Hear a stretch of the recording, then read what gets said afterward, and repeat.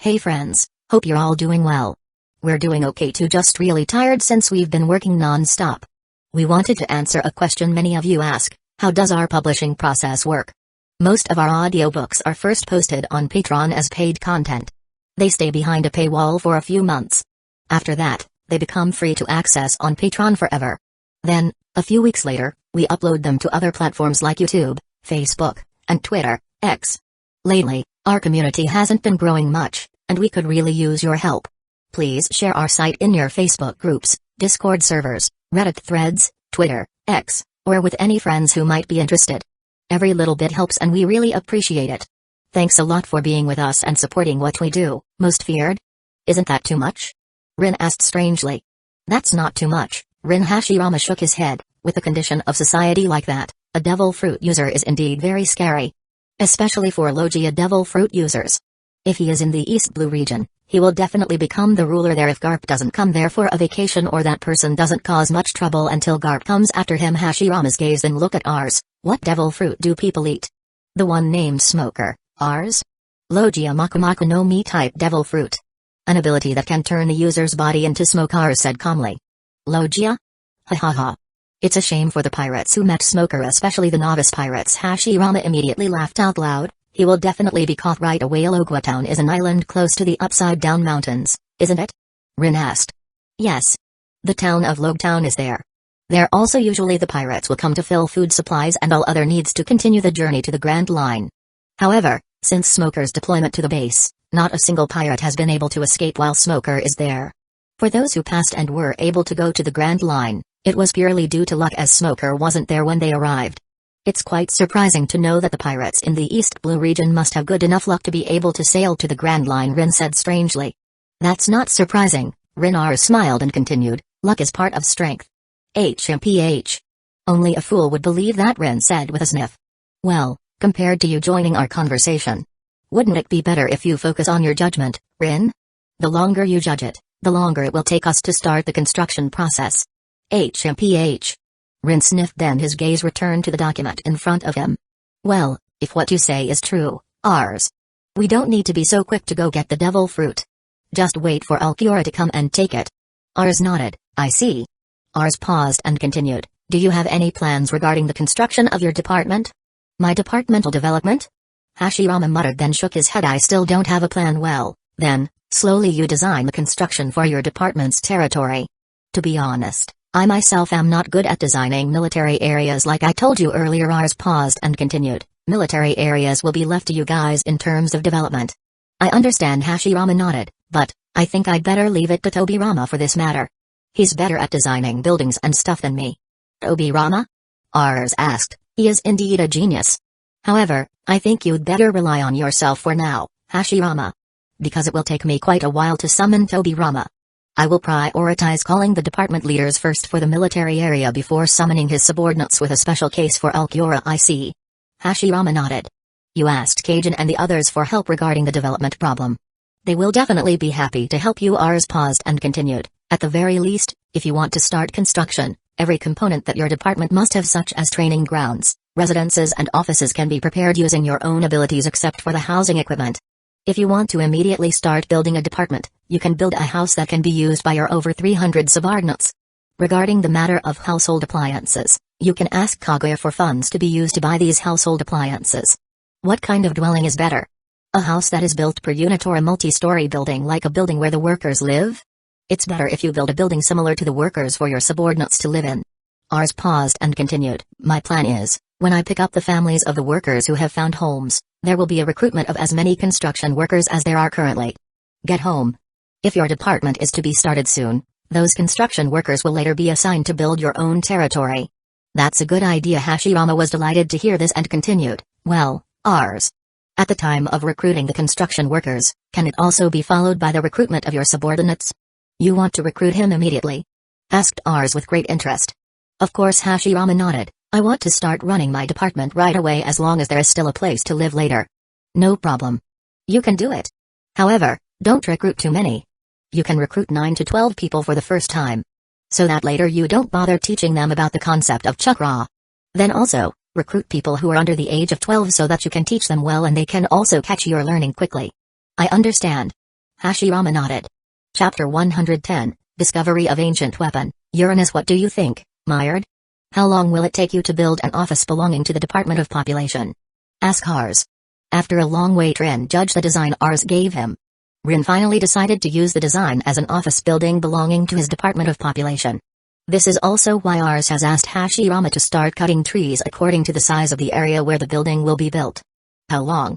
Myard muttered under his breath. The time used varies quite a bit. Myard paused and looked at Ars. If I just use the labor of the workers who build one warehouse, it will take 3 days of work. If using the labor of the workers who work in the 2 warehouses, it will take 2 days of work time. While if using the labor of all workers, at least tomorrow it can be finished with a note. I have to start today's work. Don't arrange all the workers under you to do this construction, Ars said. Let the warehouse workers do the work. As for the workers who are currently working in cages, let them stay focused on doing the work there. Myard nodded and then asked again, when can I start? When are you going to finish building the warehouse today? This afternoon can be completed, Myard said calmly. Then, after your workers have completed the construction of the warehouse, you help them to study the building of the population department so that they already know the construction design and various other things. I see. Myard nodded. You can go back and continue your work. Myard nodded and immediately left the location. Ars' gaze then turned to Rin. How many workers do you need? How many? Wait a minute. Rin thought for a while and said, 25. No, I want 50 people working within my department. 50 people? Are there too many? Ars asked while frowning. If you recruit a large number of workers, Rin, there will be workers who don't have jobs or will just be lazy. It is better to recruit the right amount so that every worker is not lazy and can do their job. Who says 50 people is too much? Rin asked while hugging her hands. That's a small amount, Ars. The building that will be used by my office has a very large size. Among the 50 workers that I want to recruit, there will be 10 of them who are tasked with assisting in building cleaning or cleaning service work, while 40 other people will work on the documents and others. 20 of them will work on the first floor while the other 20 will work on the second floor. That's the right amount in my opinion. Is that so? Ars asked while thinking for a moment. Why are you being so stingy with me, Ars? Rin asked with a frown. Kaguya, you gave her such a great assistant. Robin has a very high intelligence and also excellent work ability. Kajin and others get 125 subordinates each who are ready to follow his orders. Ishiki and others get 225 subordinates. Well, me? I'm only asking 50 people. You don't allow it. What, enough? Enough. Ars immediately raised his hand and said, all right. You can recruit him. However, only 50 people. No more additional workers. No. Rin immediately refused. What if there is a situation where my office has a lot of visitors who want to take care of documents? With only 40 workers there will not be enough to take care of all that. I will definitely ask for additional workers later, but for an office with document management like you, 50 people is quite a number, Rin. Ars said with a sigh. That's very little, Ars. Rin said again with a frown. On the first floor, which deals with documents belonging to the natives, among the 20 people will have their own duties, such as recording, shooting, filing, administration and others. They have many tasks. Also, in addition to having fees in the office, later there will also be workers who take care of matters outside the office, such as socialization and matters relating to teaching and promotion and others. Those 50 workers will not be enough if our kingdom is to be open to the public. I don't agree with not adding more employees to my department. Ars paused for a moment and said, how many additional employees do you want later? Rin's eyes immediately got excited hearing this. 50. I want to get an additional 50 people later. That's too much. Ars immediately rejected it. Reduce. At least 25 people. It still works. That's impossible, Ars. Rin said again with a frown. 25 people is too few, at least add a little. Our kingdom has an abundance of funds. In addition, later we will get an increase in funds that will be obtained through extortion against the world government. Don't be so stingy like that, idiot. Rin paused and continued, I want 50 points. Otherwise, I will never move from your house and will stay at your house even if I get mine. This will be troublesome, Ars muttered while looking at Rin. 30 people, how about? Not 50 people. It is my decision and will not be replaced. Rin refused again firmly. Ars sighed and knew the argument with Rin wouldn't end if it continued. Alright. You win. 50 extra people. Rin was very excited to hear this. However, with a note that you will recruit employees when your department really needs them. Otherwise, I will not approve the recruitment. HMPH. Don't worry, I know about it, Rin said with a smile. Well, apart from that too. The first type house for the current wave will be completed soon. You will get impossible. Rin immediately rejected him. I won't move. Besides, right now wasn't my time to get that house. There are still people who came earlier than me. I will not move. Rin suddenly realized with his face immediately reddened. Don't get me wrong, idiot. It's not that I don't want to move out of your house. It's just that, there are parties who deserve to get it first like Jin and others. You're cheating if you do that. Don't ever expect me to be happy living in your house if you're not happy. Why are you staying at my house? Ars asked with a question using logic. You stupid. That's my business. Why are you taking care of it? Rin asked with a frown. You two are like a husband and wife who are fighting. Hashirama suddenly came towards them while laughing. Who is a husband and wife couple? Ars and Rin shouted in unison. Wow, you two are even in unison. You two really make a perfect match, Hashirama said while laughing with excitement. Rin's face immediately reddened upon hearing this but was quickly concealed while shifting her gaze to the side. Ars sighed then asked, I guess your work is done? Hashirama nodded, yes. You just need to level the ground again and then take the trees to the wood department to be processed into spa wood for use. Did you bring a storage capsule? No, Hashirama shook his head. I have asked my clone to go get it. Ars nodded and immediately took out his den mushi then called one of them. Rin and Hashirama were quite interested in who this Ars contacted. Communications are quickly interconnected. Hello, Elizabeth II is here. Elizabeth too. It's me, Arzo. Ars Elizabeth II's voice sounded very excited when she found out who was calling her. What's the matter with calling me, Ars? I'm sure you've heard from Rin about the construction of our kingdom's population department, right? Yes. Miss Rin once said that before your departure. Has the population department been completed? Not yet. Only the area that has been determined for construction. Tomorrow the construction of the department building will begin and will probably be completed within 2 days of work. 2 days? That's pretty fast, Elizabeth II said. Do you need help with recruiting? Yes. That's what I wanted to call you. Can you help me spread this information? Ha ha ha ha. That's a very easy thing to do, Elizabeth II said with a smile. When are you going to recruit and how many workers does your kingdom want to recruit? Arrange recruitment on February 22nd. You have things to do tomorrow, don't you? Together with the Ryugu Kingdom and the Amazon Lily Kingdom. I don't want to disturb that time. Help me to arrange the recruitment on 22 February and the number to be recruited is 50 workers. 40 people will be recruited by assessing their academic ability while the other 10 people will be judged on home-based ability in terms of cleaning things. 40 people? Isn't that too much? Elizabeth II asked strangely. I don't think it's much. I thought so too before.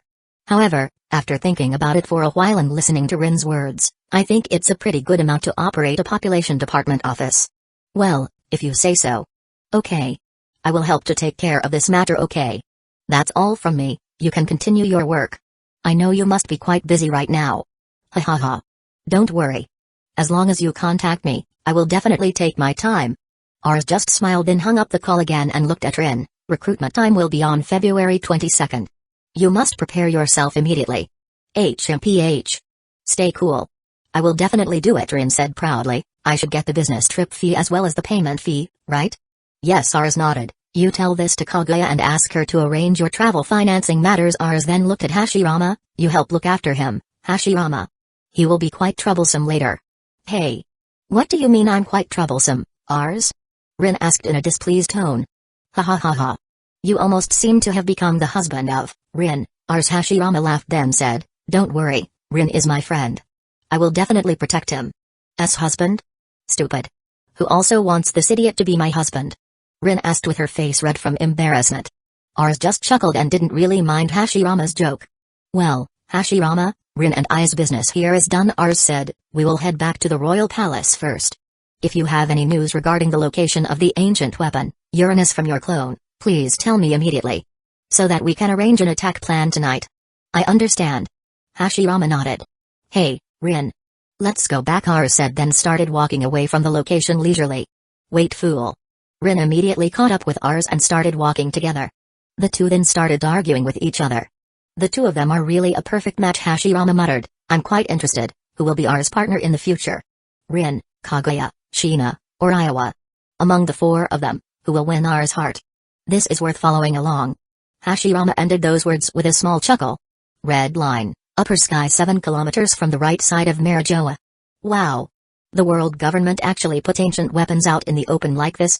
Are they really not afraid that this weapon will be discovered by the other party? I don't think that's possible. Because the world government will definitely not allow anyone or any group to go on adventures down this red line area other than them, said Hashirama's clone while staring at the front where there was a very, very large iron object. The iron object has a length of about 1,500 square meters with a width of 500 square meters, and the height of the iron object reaches 750 square meters. The iron object was like a large space warship. Is this really the ancient weapon, Uranus?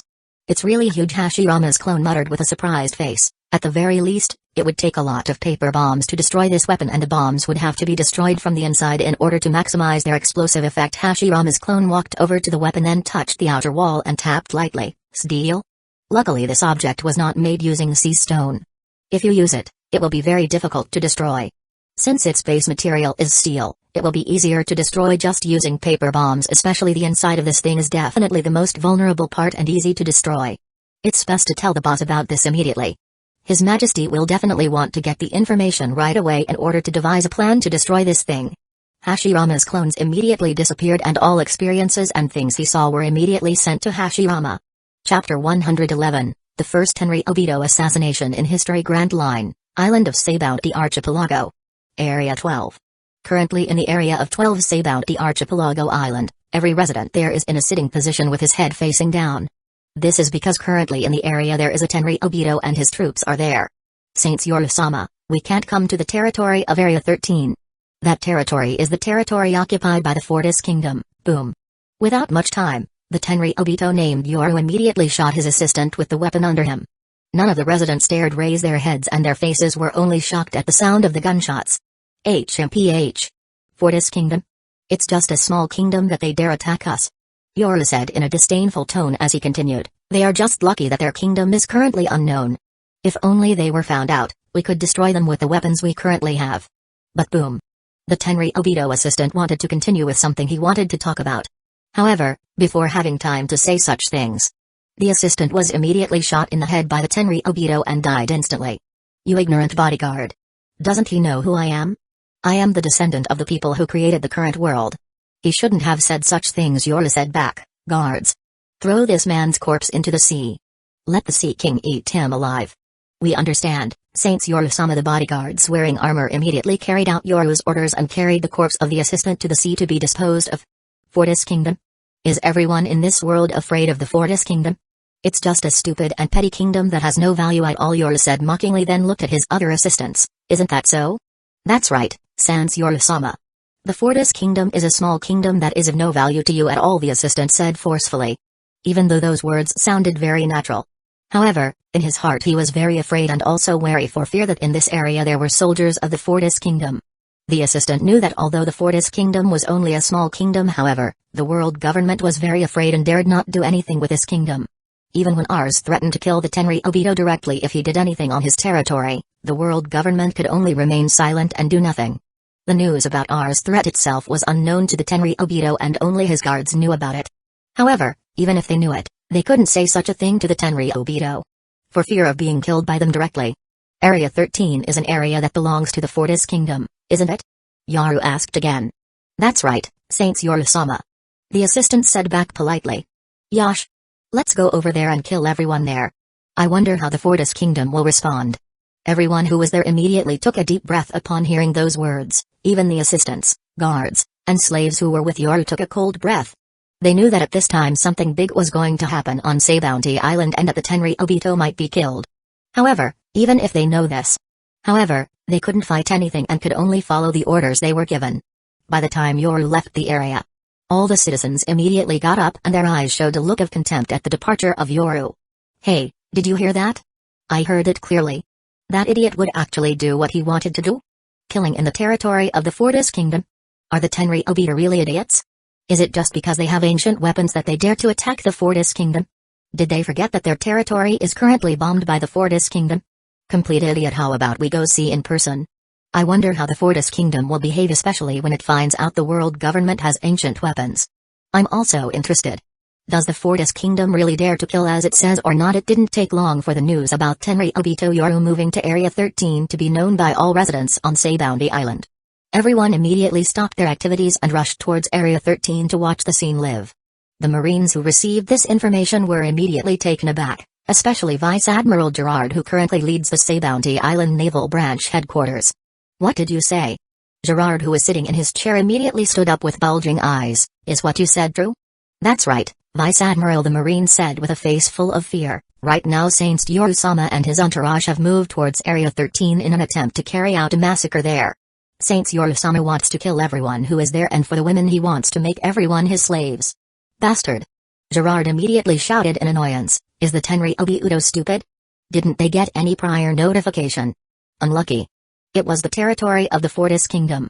As long as they take action, the Tenryubi Udo will surely die there, especially there is Boa Hancock. What shall we do, Vice Admiral? The soldier asked nervously. Fast. Send the entire army in the region. Secure the territory and don't let any civilians get hurt. I will tell this to Fleet Admiral Sengoku. He should know about this. I understand. The soldier immediately left the location. Gerard then immediately contacted Sengoku very quickly. Hello, Sengoku is here. Fleet Admiral Sengoku, it's me, Gerard. What's calling me, Gerard? Did something big happen in the Sei Bounty area? Yes, Fleet Admiral. This is something very big, Gerard said seriously. Right now there is a Tenryubito named Saint Yoru-sama who is going to Area 13 to carry out mass killings there while also capturing all the women as slaves. What? A loud scream immediately rang out from behind the Den Mushi. Gerard, that Area 13. Is not that? That's right. Gerard said in a deep voice, that is the territory of the Fortis Kingdom, god damn it. Sengoku shouted angrily, didn't the world government notify the Tenryubito of the previous threat issued by the Fortis Kingdom?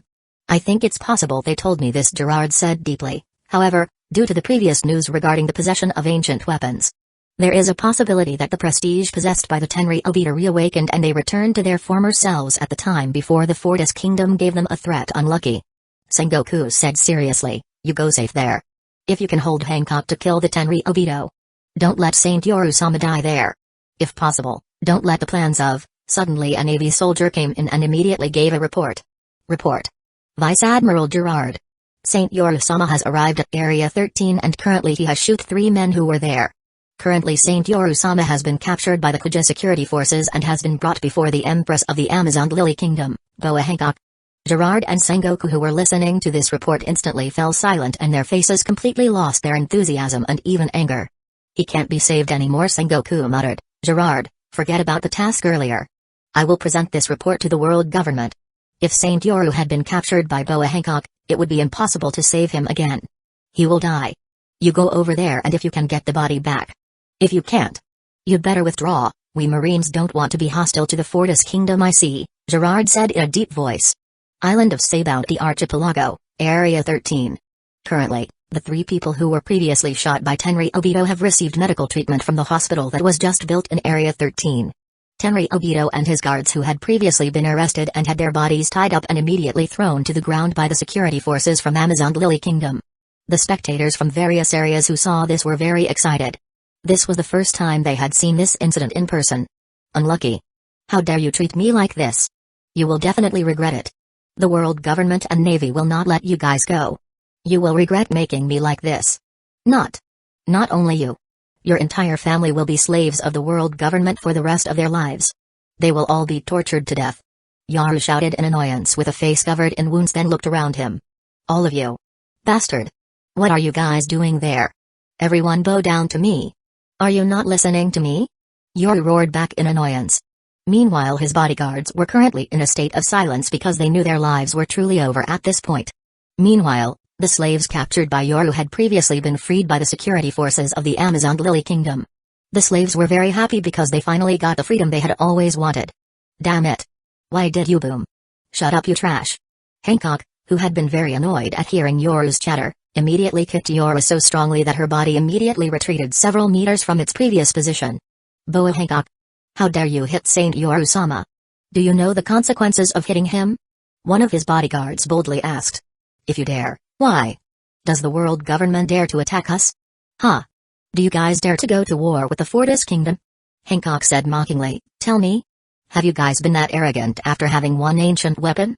The Kingdom of Fortis has some ancient weapons, but they are not as arrogant as your attitude. If you dare attack me, go ahead. However, I wonder, will the Fortis Kingdom remain silent after knowing this? The guard immediately fell silent hearing this. Simultaneously the sound of Den Mushi was heard, and it was Hancock's Den Mushi. Hancock frowned and immediately raised it. Who? Asked Hancock coldly. It's us, Goro Shimasato said coldly. Hancock, release the Saint Yoru you captured. Impossible. Hancock immediately rejected him. "Why should I let him go when he himself is the one who violates the rules in our territory?" asked Hancock coldly. "He still hasn't broken the rules. He just shot him. But not to the point of killing him. The rule of the Fortis Kingdom is kill and not shoot." "Nonsense," Hancock said angrily. "Yes, it is true, King Fortis set the killing rules.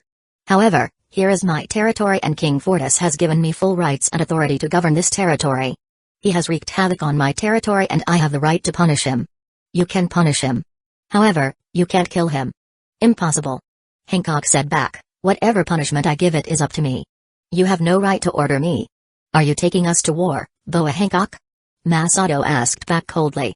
"Do you dare to do that?" Hancock asked coldly. "If you guys dare, please come. Do you think I am afraid of the threats you give me? Ha! Just came cowards, old fools."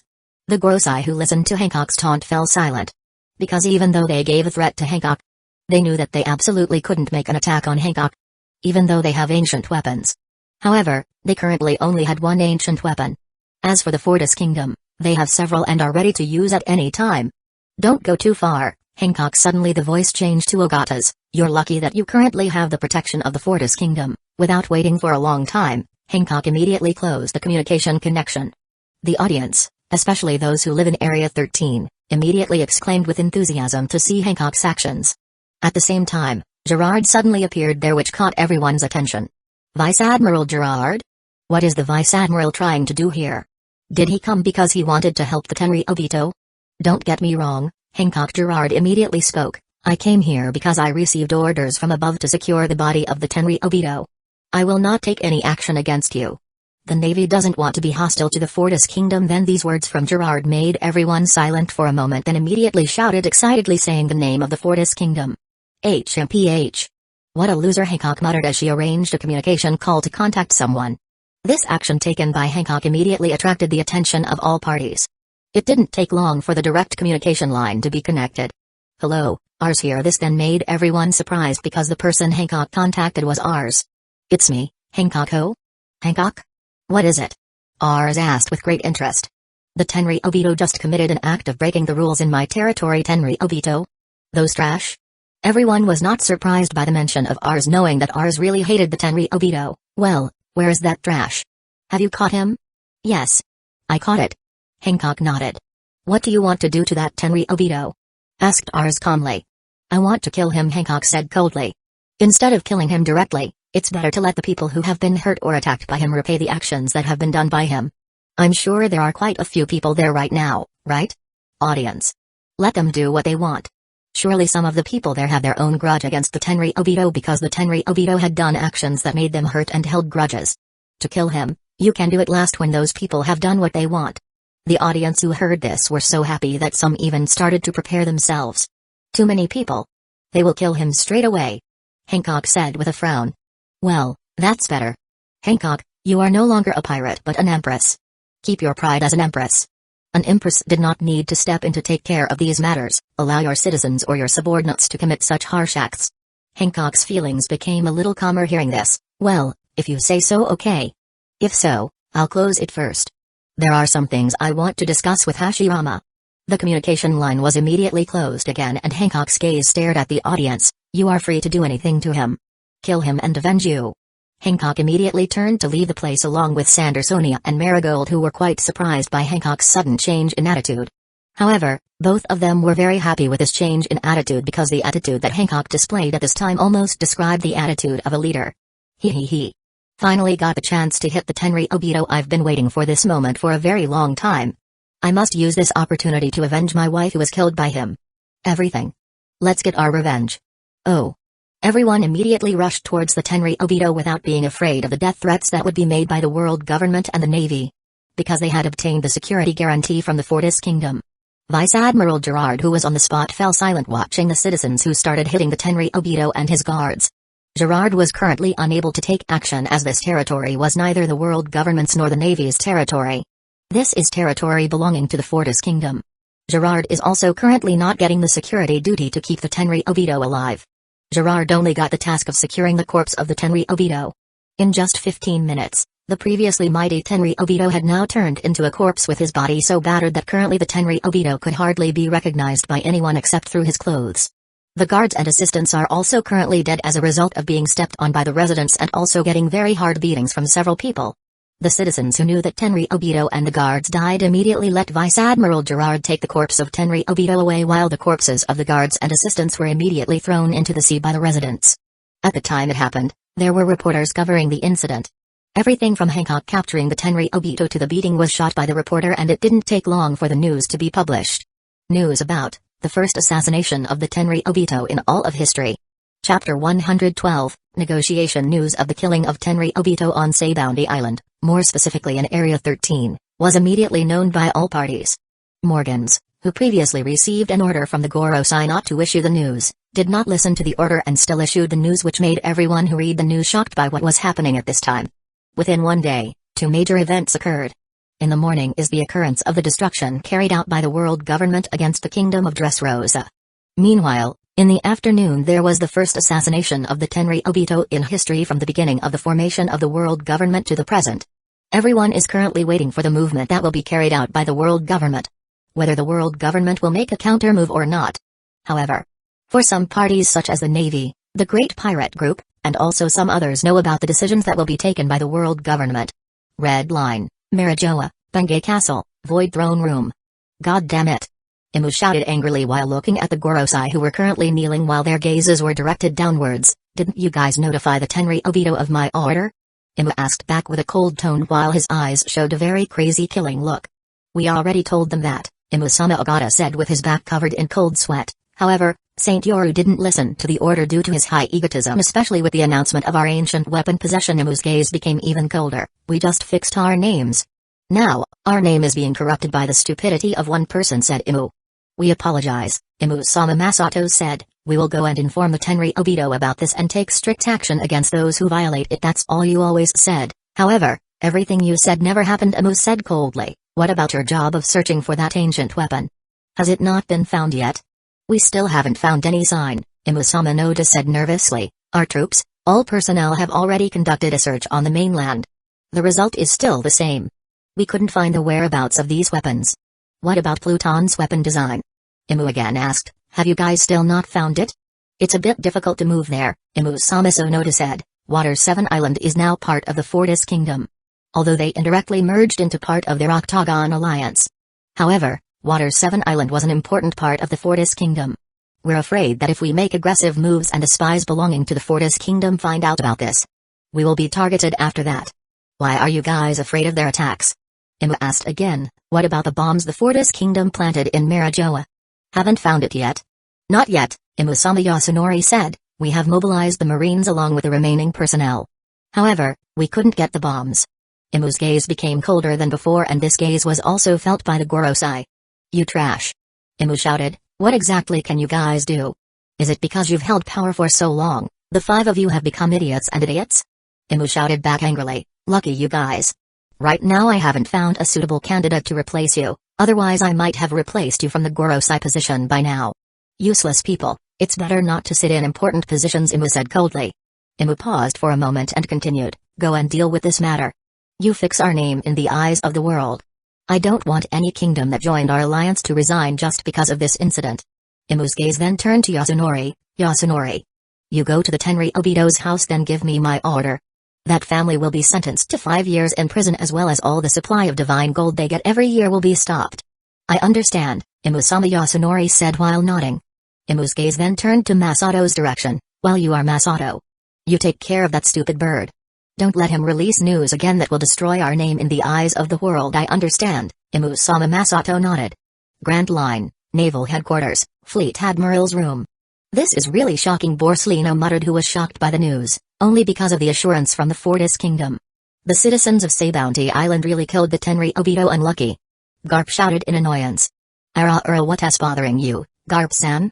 Aokiji asked with great interest. I'm annoyed that I wasn't there at that time, Garp said with an angry face. If I was there, I would definitely get a chance to hit those idiots in the face. Shut up, Garp. Sengoku shouted in annoyance while looking at Garp. Watch your identity. You are the Navy. You have no right to say such things. HMPH. Not entitled to what? That trash has shot someone there.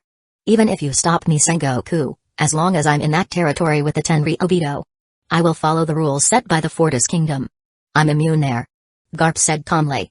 You're invulnerable there, you won't be outside, Garp Tsuru said calmly. If you do that, you'll be immediately hunted by the world government just being hunted. What's the problem? They won't even dare to arrest me. Garp said calmly, then started to continue eating his snacks quietly. Tsuru sighed, then looked at Sengoku. Is there an order from above? Sengoku nodded. The Gorosei side wants us Marines to set up a blockade in the area that will be the entrance to Area 13 blockade. Aokiji frowned. Isn't that the same as provocation to the Fortis Kingdom? That's not what the blockade was for. Sengoku shook his head. It was just a precaution for the Tenri Obito to enter the territory.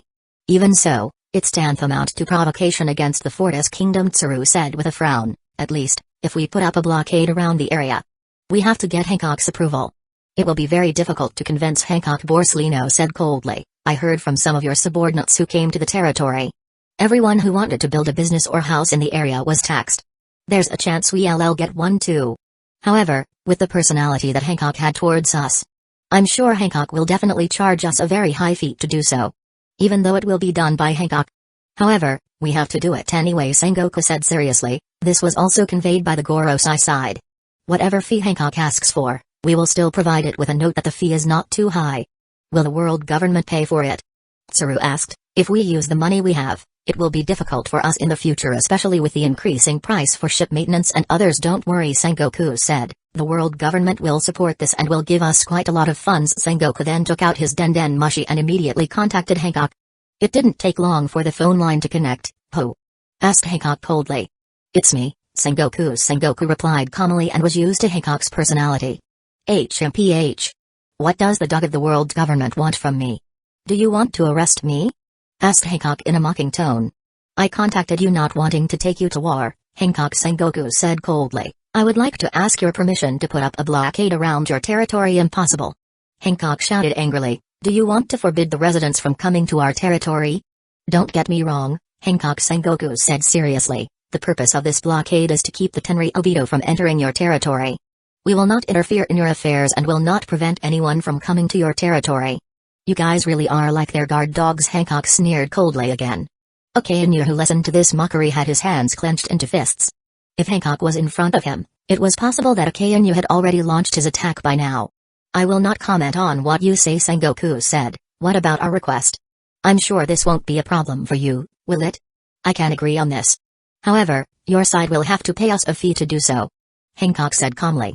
No problem, Sengoku nodded. How much do you want? 1 billion for 1 month, Hancock said directly. Impossible. Sengoku immediately rejected it. That's too high. Too high? Are you kidding? I know you have been funded by the world government. 1 billion for 1 month is not a difficult thing for you guys. That can't be, Hancock, Sengoku said back seriously. 1 billion for 1 month is too high. Sengoku paused for a moment and continued. 1 billion for 1 year.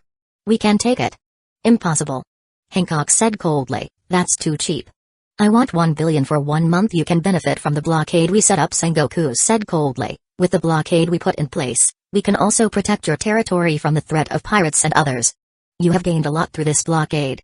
Do you think my troops can't guard my territory? Asked Hancock coldly. Don't get me wrong, Hancock. We are only helping to reduce the pressure from your troops only. Sengoku said again and continued. 1 billion for 1 year. If not, I will try to negotiate with the King of Fortis regarding this. He's better to negotiate with than you. HMPH. Do you think ours will be easy to communicate with, especially regarding the Tenri Obito matter? Hancock said in a mocking tone. Even though. However, negotiating with King Fortis is better than negotiating with you, Sengoku said coldly. Are you saying I am not a worthy person? Hancock asked again. I didn't say that. You said it yourself, Sengoku said back. What about my offer? 1 billion for 1 year. Otherwise, we will not continue this negotiation. 1 billion for 1 month. Nothing less or more. Hancock still remained firm in her stance. In that case, there is no way we can continue this discussion. Sengoku immediately closed his communication line. How much funds can be used, Sengoku? Garp asked calmly. The Gorosei didn't tell me, Sengoku shook his head. Only, the Gorosei asked me to make an offer regarding this. Then why not just accept Hancock's request? Garp asked strangely. It's harder to have a discussion with King Fortis than it is with Hancock, Notsuru said. There is a possibility we can still get a lower price if we negotiate with King Fortis. King Fortis is more reasonable compared to Hancock. He will also know the advantages that Hancock will get from this. Then how do we contact King Fortis? Asked Takeanyo. We don't have his Den Mushi number at this time. We can call Hashirama, then let Hashirama help us to talk to him, Sengoku said, then started typing Hashirama's number he memorized. The communication line was connected very quickly. Hello, Hashirama here. Hashirama-san, it's me, Sengoku. Oh, Fleet Admiral Sengoku. This is someone who is rare. Is there something? Does the Navy want to order wood from us back? Hashirama asked in a friendly tone. No, Sengoku said, my aim is not for that. Then what for? Hashirama asked confusedly. Hashirama-san, are you currently with King Fortis? Your Honor? Hashirama asked confusedly, is there something you want to talk to him? Do you want to speak directly? Okay, Sengoku and the others who heard this were a little confused until a very familiar voice sounded. What does the Navy Fleet Admiral want to talk to me about? Asked Ars calmly. Sengoku was very happy because he got the chance to talk to Ars. Sengoku's gaze suddenly became more serious. King Fortis, I'm sure you know the events that just happened in your territory, right? Tenri Obito assassination? I do know it. Ars nodded. What's with that? Does the Navy want revenge or? No. Sengoku shook his head and replied, my purpose for contacting was not because of that. However, we would like to negotiate with your side. Negotiations? Ars asked in confusion. Sengoku then immediately explained about his purpose. Why don't you guys talk about this with Hancock? Ars asked in confusion. Shouldn't you guys talk to him about it? We already discussed this with him. Sengoku sighed. However, the demands are too high? How much did Hancock ask for? Ars asked with great interest. 1 billion for 1 month. 1 billion for 1 month? How could it be too high? Ars asked strangely. This order was asked by the world government for you to carry out, right? Sengoku nodded. Yeah. If the world government asked you to do this, 1 billion is too little. The finances of the world government are numerous. I will not interfere in this matter. I will leave everything to Hancock. I also agree with Hancock's policy of setting a price of 1 billion berries for a month's blockade. Ars paused and continued, even though there are advantages on Hancock's side. However, the gain was not great. Because I'm sure, apart from stupid people, reasonable people would definitely not dare to attack the territory. Is there really no price drop? Sengoku asked back. No, Ars said, all business in the Seibounty Island area is Hancock's business. I'm only here to help secure the territory for him. Just follow Hancock's current wish. I remind you, women are the most difficult people to negotiate with and also the most difficult people to deal with. It's better if you accept his request now, then Hancock will ask for more. This is very surprising. Your Majesty's words seem to imply you have a hard time dealing with women, Borsellino said, which was heard by Ars. These words immediately received stares from everyone there because of Borsellino's impolite attitude. You said the right thing, Admiral Kizaru. Ars sighed. To be honest, I myself am quite difficult to deal with women, especially the higher-ups of our kingdom. They are difficult to regulate and control. Ars paused for a moment and continued, well, my advice, after this, call Hancock back and accept the offer right away. If you hold on any longer, the bid that Hancock was asking would definitely be higher than it is now. I am sure that the world government will not have a problem with it. Okay, Sengoku nodded. The communication line was finally cut off. We went back to the early stages just now, Okiji said. What now? Keep up with the previous negotiations? That's all we can do, Sengoku said with a sigh. Before that, Sengoku, you better contact the Gorosei and tell the offer requested by Hancock. Do they agree or not? Sengoku nodded and immediately contacted the Gorosei. Chapter 1, Questions. Hello everyone. I want to ask you guys. If in One Piece the Paradise area becomes a region like the New World, which 4 emperors do you think is suitable to rule the region? Besides the New World 4 Emperors. Chapter 114, Announcement. Hello fellow readers. Revisions to this work are available on the Patreon page. The name of this work itself is One Piece, Kingdom Development System. The revision of this work has reached 50 chapters. It is different from the work written by me before, or in other words this work of mine. This revision has many battles presented. My previous question was related to the formation of a 4 emperors in the Paradise region, as well as one of the arcs that will be compiled by me and is currently still under consideration as to who will ascend to the throne. Excluded people summoned by Shiryu. They have to be people from the world of One Piece, and those people, even though they are weak, will later be assisted by Shiryu to ascend to the throne by handing over their weapons. Currently, the discussion regarding the work had reached where the era of evil had begun. Please accept my apologies in advance. Currently there is no intention to upload to this place. But, maybe in the future it will be uploaded soon. Still need to wait some time. The plan for this work was uploaded at the time when all the chapters for this work have been uploaded by me that have already been written. In total there are 150 chapters. Oh yes. Regarding the schedule for uploading works, I will also postpone it, which is usually 1 day for every 1 chapter, with the exception of Fridays, holidays. I will change it to 1 week 1 chapter. Regarding the issue of discussion for the outline itself, please see the title of the chapter which I will write here. Chapter 1, Kingdom Development System. Chapter 2, The First Summon. The Strongest Ninja of the Sengoku Era, Hashirama Senju. Chapter 3, Beginning of Development. Chapter 4, The First Outer Duty. Chapter 5, Vice Admiral Momozuki. Chapter 6, Head of Finance Department, Shinigami Kaguya. Chapter 7, Solar Panel Power Plant. Chapter 8, Head of the Department of Foreign Affairs, Lo Ilmina. Chapter 9, Say Bounty Archipelago Island. Chapter 10, Alberto Chamber of Commerce. Chapter 11, Movement of the World Government. Chapter 12, Building Future Plans. Chapter, Evening Talks and Reports. Chapter 14, Deputy Head of Intelligence Department, Northwest Region, Obito Uchiha. Chapter 15, Plans to conduct transactions with the world government side. Chapter 16, Hashirama's Regret. Chapter 17, The Absolute Ruler of the World Government, Imu. Chapter 18, Obito's Blatant Provocation. Blackmailing the World Government. Chapter 19, The History of the Forgotten World. Chapter 20, Birth of the World Government's #1 Enemy. Chapter 21, Creating False Information. Chapter 22, News that Shakes the World. New Enemy of the World Government. Chapter 23, Movement of All Parties. Historical Information Search 5,000 years ago. Chapter 24, Get It All Out. Hashirama. Be Free. Chapter 25, Four Emperors, King of the Beasts, Kdu. Chapter 26, Arrival of the Marines. Illusion, Sharingan. Chapter 27, Hashirama's Full Power. Kdu's Awful Defeat. Chapter 28, The 7 Warlords of the Sea Meeting Invitation. Chapter 29, What a Tough Decision. Chapter 30, Order Taking. Preparation to Start Construction. Chapter 31, Riverfall Royal Palace. Chapter 32, Meeting. Future Development Plans. Chapter 33, Marine Headquarters. Chapter 34, Anticipate All Parties. Chapter 35, Preparations before the 7 Warlords of the Sea Meeting. Chapter 36, Meeting of the 7 Warlords of the Sea. Chapter 37, World-Shaking News. Internal Feud within the Beast Pirates. Chapter 38, The Beginning of the World Change. Chapter 39, Impel Down. Chapter 40, Head of the Department of Health, Anohana Retsu. Chapter 41, Saru's Bad Premonition. Big Mom's First Wound. Chapter 42, The Legend Returns. The Destruction of Logue Town. Chapter 43, All Element 6 Prisoners Free. Impel Down is in a bad state. Chapter 44, The Strongest Man in the World. The War between Pirates and the World Government and Marines. Chapter 45, Sky Battle of Logue Town. Kijishi no Shiki vs Monkey D. Dragon. Chapter 46, The Battle for the Title of the World's Best Swordsman. Yunana Yachiru. Against Dracul Mihawk. Chapter 47, Minazuki. Chapter 48, Battle of Impel Down. The Beginning of Impel Down's Destruction. Chapter 49, The Despair of the Marines and the World Government.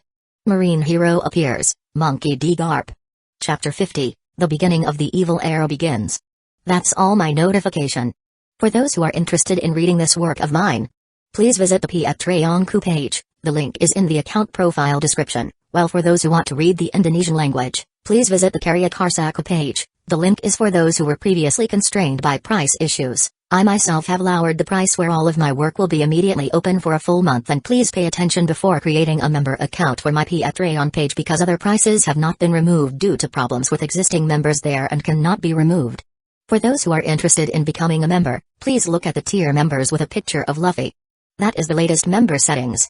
That's all my notification. Sorry, today I can't upload new works because today is Friday and this is my day off. I will upload again tomorrow. Oh yes. For my other work, One Piece, Dungeon System. It was discontinued. I will not continue that work anymore. Just that. Thank you. Chapter 115, Various Parties Response. New World, Moby Dick. Gorura. This is a very big incident. Whitebeard, who just got the news about the killing of the Tenri Obito by the people on Say Bounty Island, laughed excitedly. Oi Aji. Ace suddenly called out, what do you think? Will the world government retaliate for this? No, Whitebeard said while shaking his head. The world government will definitely not take countermeasures even if they have ancient weapons at this time. Whitebeard paused for a moment while narrowing his eyes. The world government is afraid of the backlash that the Fortis Kingdom will carry out if they really dare to do that. Although the current world government has ancient weapons that can increase their combat power. However, the Fortis Kingdom also has ancient weapons. Marco immediately added, the Fortis Kingdom has more ancient weapons than the world government. Besides, I'm also not sure if the ancient weapon belonging to the world government can attack more than once or not. Because with a fairly strong attack power as described, the weapon should take quite a long time to charge. Marco's right Whitebeard nodded. With that kind of attack power, at least it takes quite a bit of time to charge. Meanwhile, in contrast to the Fortis Kingdom, the ancient weapons they hold are ancient weapons that humans can use freely. Charging power also only uses energy. The world government will definitely consider that. Whitebeard paused. Besides, I'm also sure there must be some other considerations. Other considerations? Aizen asked while frowning. Did it hit the bomb, Oyaji? Marco asked with great interest. Bomb? Jaws asked confusedly. Did you forget, Jaws? Marco asked strangely. The Kingdom of Fortis has planted a bomb in Marijoa and I'm sure they haven't lifted the bomb. With Hashirama's power, Hashirama could have hidden the bombs using the illusion of being difficult for the world government to find.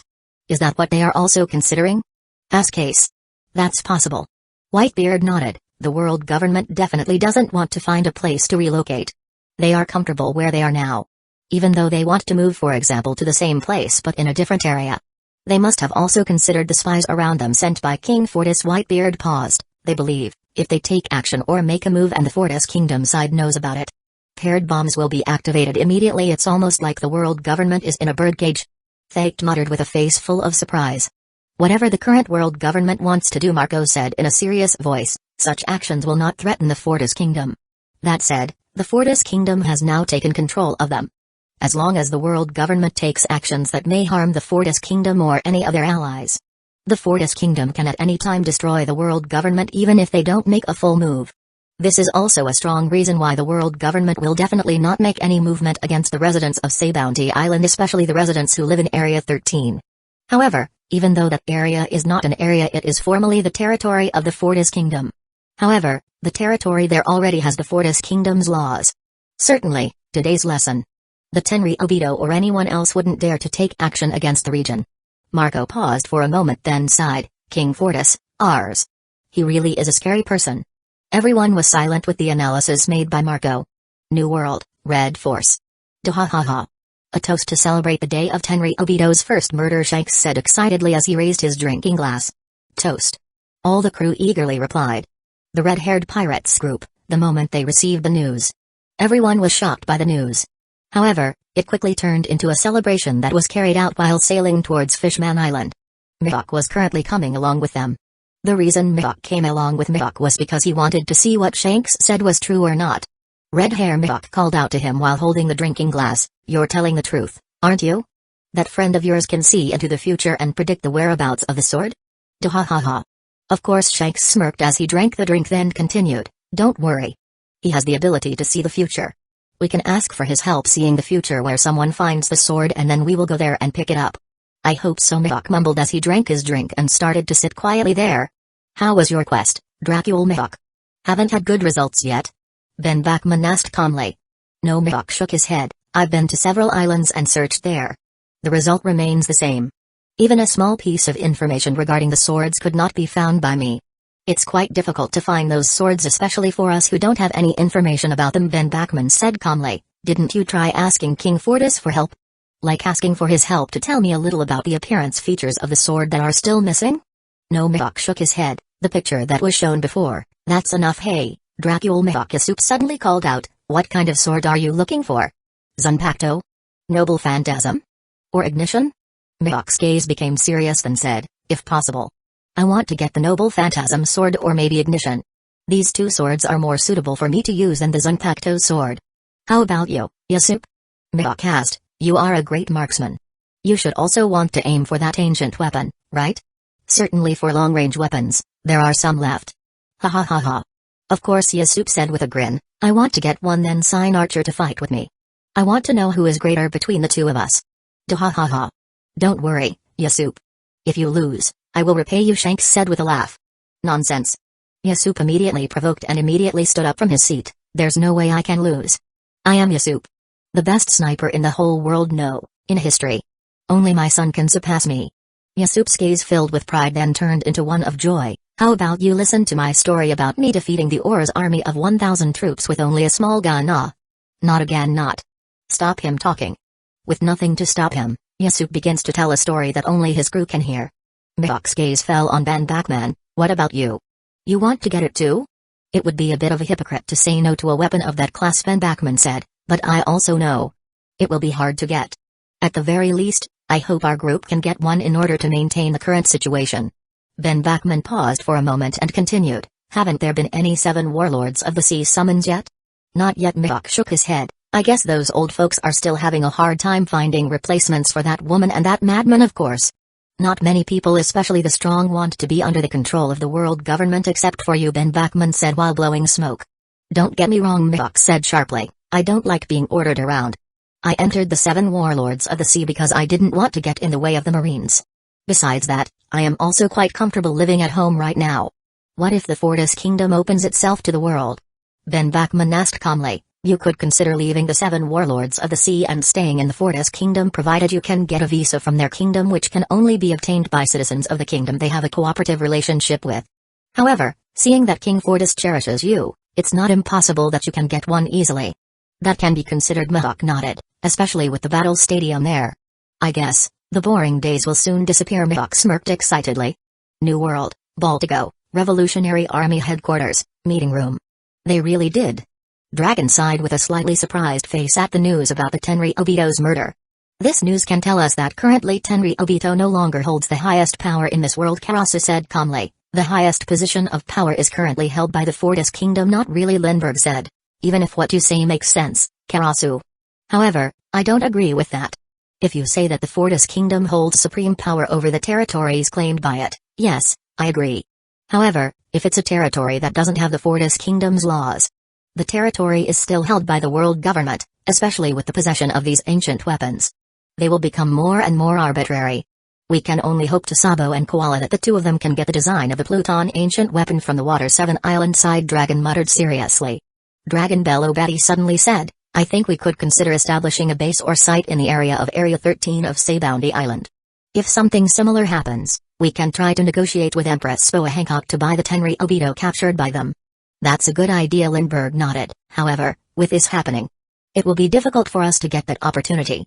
The world government will definitely take precautions and will not let the Tenri Obito fall into the same hole. Besides that, Karasu added, the building tax in Area 13 itself is quite expensive. If we build a base there, our funds will be cut a lot. We'd better not do that. No, Dragon suddenly said, the plan that Betty put together was a pretty good plan. We can build a base there. Besides, we were able to get a chance to catch a Tenri Obito. We can also see the movement of the Kingdom of Fortis and even meet the King of Fortis there. Because as a king, he will definitely visit a location at certain times to do monitoring. Visit? I think it will be difficult for the Fortis Kingdom to do at this time, Dragon Lindbergh said. Right now the world government is holding the ancient weapon of Uranus. If news is heard that King Fortis is visiting Sabounty Island, it is not impossible that the world government will do whatever it takes to kill him. Yes. That's a reasonable answer, Dragon nodded. However, do you think the Fortis Kingdom will allow that? What do you mean? Bello Betty asked, frowning. We've seen how King Fortis moves and rules.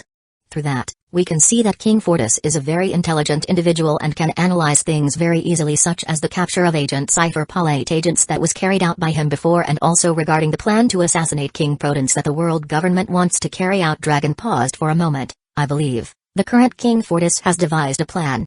Plan? You mean? Lindbergh muttered. Yes, Dragon nodded. If what you think is correct, King Fortis and the higher-ups of the Kingdom of Fortis have probably now devised a plan to destroy the ancient weapon, Uranus, without the world government knowing about it first. Dragon paused for a moment and continued, I'm sure King Fortis will make the most of this time.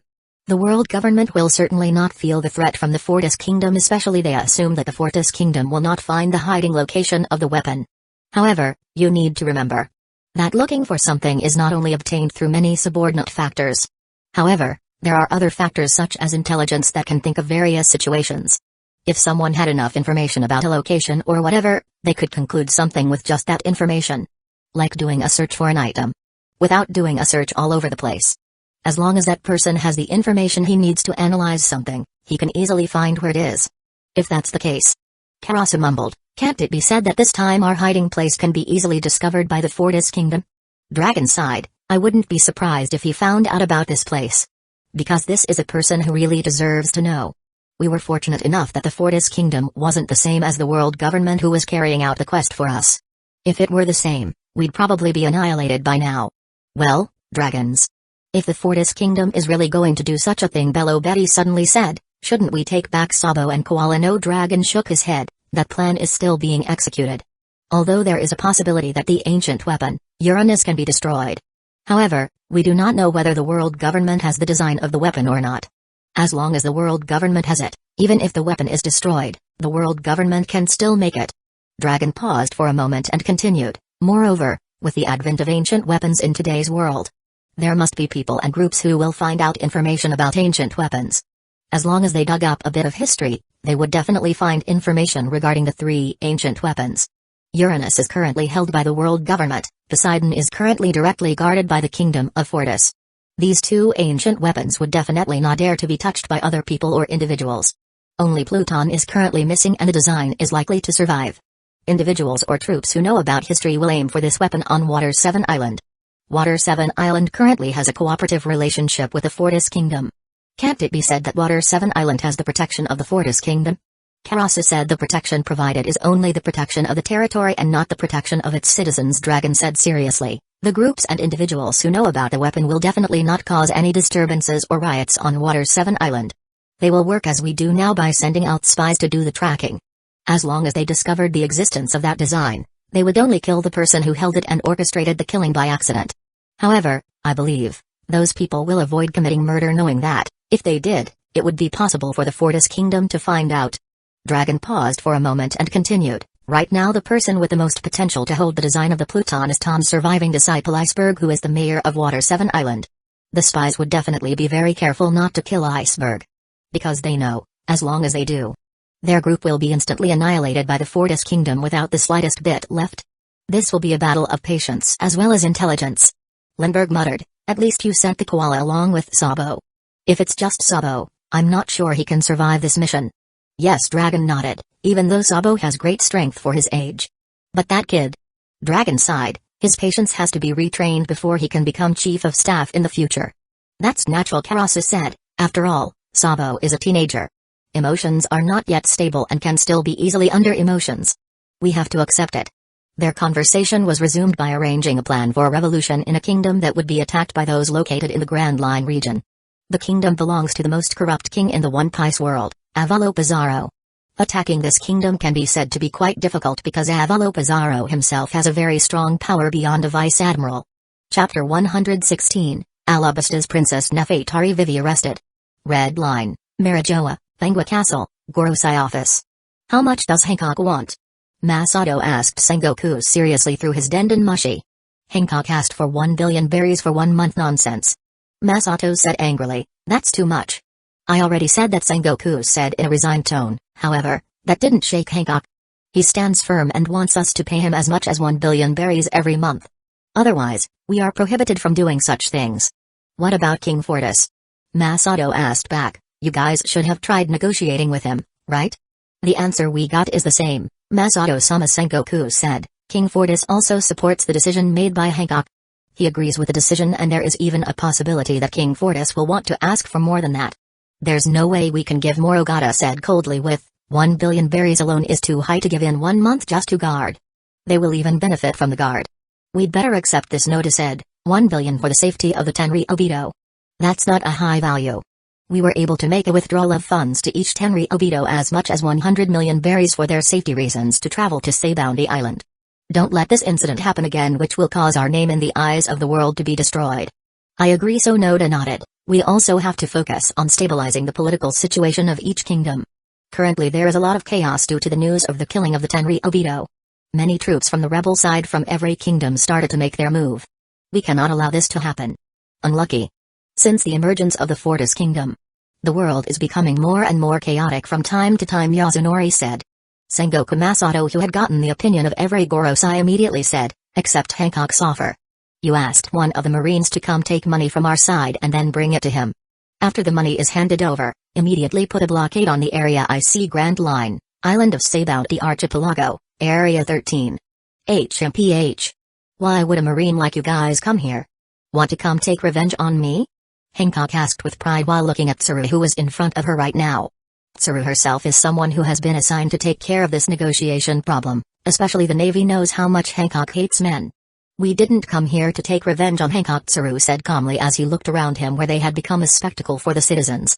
Tsuru sighed. I am here to continue the previous negotiations regarding the construction of the blockade. I still stick to my decision, Hancock said back seriously. If you can't afford it, please get out of here and don't interfere with my business. We will pay for it, Tsuru said quickly. Put in front of Hancock the money we brought. All right, Vice Admiral. 2 female Navy soldiers immediately brought some suitcases containing large sums of money and handed them over to Hancock. Everything in that briefcase is worth 1 billion berries. As you wish. 1 billion berries? The audience who heard the amount of money was then very surprised. I didn't ask for 1 billion berries, Hancock said coldly. I want 2 billion berries for 1 month. Tsuru immediately frowned. Don't play games, Hancock. That's not the deal we got before. The deal you wanted earlier was 1 billion berries. That was the previous deal and not the current deal, Hancock said calmly. After thinking for a while, I feel 1 billion berries is too little and I want to get 2 billion berries for every month. If it is not met, we can stop these negotiations. That's cheating the Empress. One of the Marines said with a gloomy face. Shut up. Hancock immediately looked at the Marines coldly. Who let you talk to me? Stop, Hancock. Tsuru said in a high tone. We've got a deal with King Fortis, huh? Deal? Hancock was suddenly surprised to hear this and looked at Tsuru. What do you mean? We have had previous talks with King Fortis. King Fortis has agreed to a 1-month payment of 1 billion berries in this territory. When did ours agree to this? Why didn't he tell me? Hancock muttered grimly. Wait a minute. I want to ask him about this. I think we should finish this negotiation soon, Hancock, Tsuru said with a gloomy face. Tsuru herself knew that until Hancock spoke to ours at this time, the possibility of this negotiation will increase in price to be higher than before, especially ours previously said all these negotiations will be given the decision to Hancock. You have no right to order me. Hancock said coldly. Why? You are scared? Did the Marines just fabricate the talk you guys had with King Fortis to get a chance? Do you think I can be fooled so easily? Hancock immediately took out her den mushi and then contacted ours. Communication links are quickly connected. Hello, ours here, it's me, Ares. Hancock, what are you calling me again, Hancock?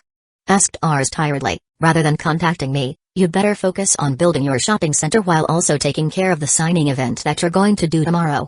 Ours. Do you really hate me that you can't make time for me? Hancock asked while gritting her teeth. Ours sighed then said, alright. Well, what do you want to talk to me about? Is it related to the Navy? You know? Hancock's emotions immediately changed and looked at Tsuru. Yes. They did talk to me before through Hashirama. So, how was the negotiation? Have you received it? Not yet. Hancock shook her head. Now the Navy has come to send money. They agreed to a previous deal of 1 billion berries per month. Isn't that the deal with you? Ours asked in confusion. Tsuru, who heard this, immediately breathed a sigh of relief. It was like that before. However, this time was different. I want to get a price increase of 2 billion berries for every month. They don't agree with this and they say that they have your approval for this negotiation. I didn't say that, Ours said, frowning. You didn't say it? Hancock frowned then looked at Tsuru, whose face already looked gloomy. I just told them to accept your offer. Whatever happens there, as long as it doesn't harm the area or the people living there, we won't interfere. All decisions regarding the territory will be yours. You have the right to decide how much money you want to ask from their side. That's good. Hancock said with pleasure. Also, tell them not to use a person's name or the name of a group in an act that could tarnish our name, Ours said seriously, because if they do that again, we won't stay silent. I know, they have heard this too well. Then, whatever the business there, I leave it to me. Okay, I'll close first, see you later. Hancock, without waiting for a long time, Ours immediately closed the communication connection.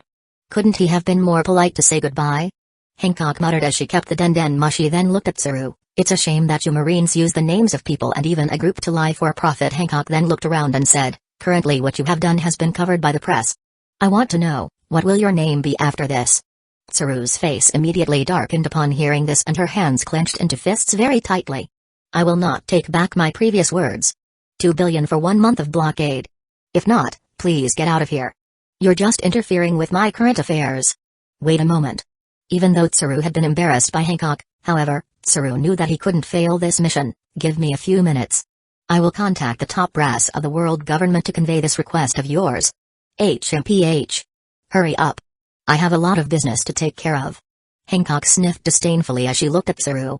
Tsuru immediately walked away a little while, taking out his den mushi to reconnect with the world government. Although Tsuru is only a vice admiral, however, Tsuru has the same authority as an admiral. Even Tsuru's status was several times higher than that of an admiral on the side of the Navy.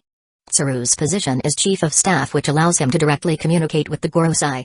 Grand Line, Kingdom of Alabasta, Rain Base Island, Baroque Work Office. By this time all the higher-ups from Brexwork had been gathered by Crocodile. Starting from Mr. 1 to Mr. 10. Everyone has gathered. This also applies to their partners who are currently there. Among the higher-ups, only Mr. 8 and Mr. 9 along with their partners were not there. Mr. 8 or Agram is currently being treated at the Royal Palace of Alabasta while his partner has been killed by Mr. 3.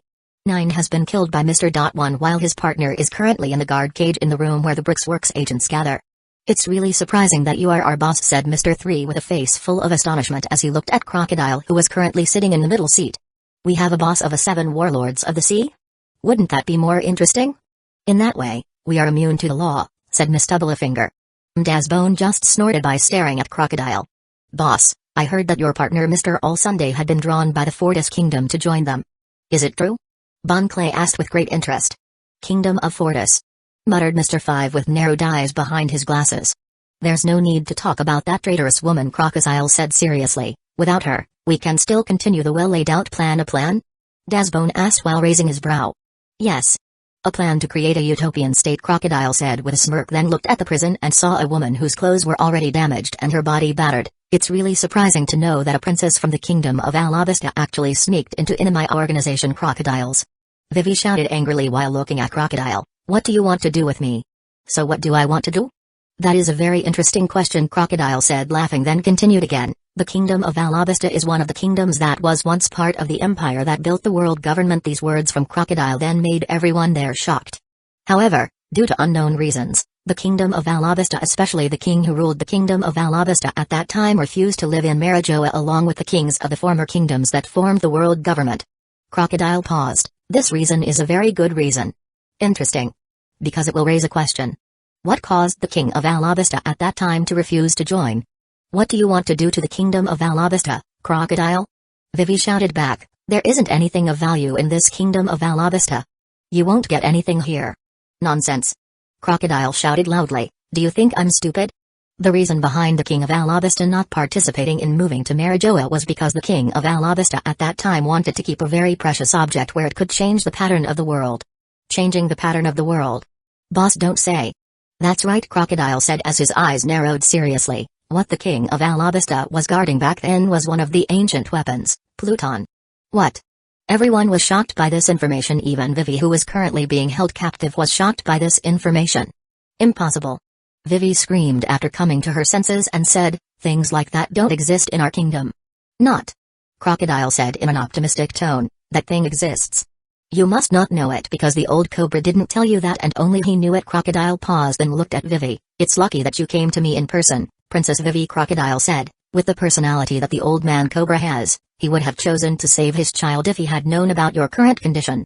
This is the best object to use for negotiating information regarding the location of the weapon. What? Vivi, who heard this, was very surprised. He did not expect he would later be used by Crocodile as a transaction material. Ha ha ha ha. Boss, is it true that Pluton's ancient weapons really exist in this kingdom? Hey, that means, if we get it, wouldn't we be one of the top powers in this world? We might even be able to compete with the Fortis Kingdom. Don't talk nonsense, said Crocodile. Even if we can get that gun later, our strength is still not on par with the Fortis Kingdom. How is that possible, boss? We already have island-destroying weapons. We should be on par with them, Mr. 3 said. Are you stupid? Crocodile asked in a cold tone. Have you noticed the current world government? Did they take action after finding out that the Tenri Obito were killed on Say Bounty Island, especially in the area of Area 13 where the area has been claimed by the Fortis Kingdom? This. Everyone fell silent hearing this. Even though the world government currently has one of the ancient weapons, they didn't dare to attack. That means the Fortis Kingdom's strength is more terrifying than you think, Crocodile said seriously. If we get that weapon, the first thing we did. Oh, no, Princess Vivi. Don't try to do anything that will trouble me. Crocodile immediately disappeared from his seat and suddenly appeared beside Vivi, who was currently trying to commit suicide by biting his tongue. Vivi herself does not know about Pluton's ancient weapon. However, by listening to the narration that Crocodile had said earlier, Vivi could be sure that the Alabasta Kingdom was really hiding it. Crocodile quickly stopped Vivi's suicide by hitting the base of the neck, which immediately knocked Vivi unconscious. Crocodile's gaze immediately turned to Miss Golden Week. Miss Golden Week, use your abilities so that this woman doesn't do something idiotic like before, okay boss, said Ms. Golden Week calmly, then immediately got up from her seat and started painting clothes from Vivi to hypnotize her. After finishing hypnotizing Vivi, Miss Golden Week finally returned to her seat with Crocodile. Then Crocodile started discussing the discussion related to the plan she wanted to carry out, while also asking to find a new assistant for her who was qualified. Chapter 117, Deal Reached. Ancient Weapon Destruction Plan, Uranus. Sometime before. New World, Fortis Kingdom, Royal Palace, Study Room. What's wrong, Hashirama? Ars asked with interest while stopping the work he was doing, then looking at Hashirama who had just entered his study. I just got information from my clone.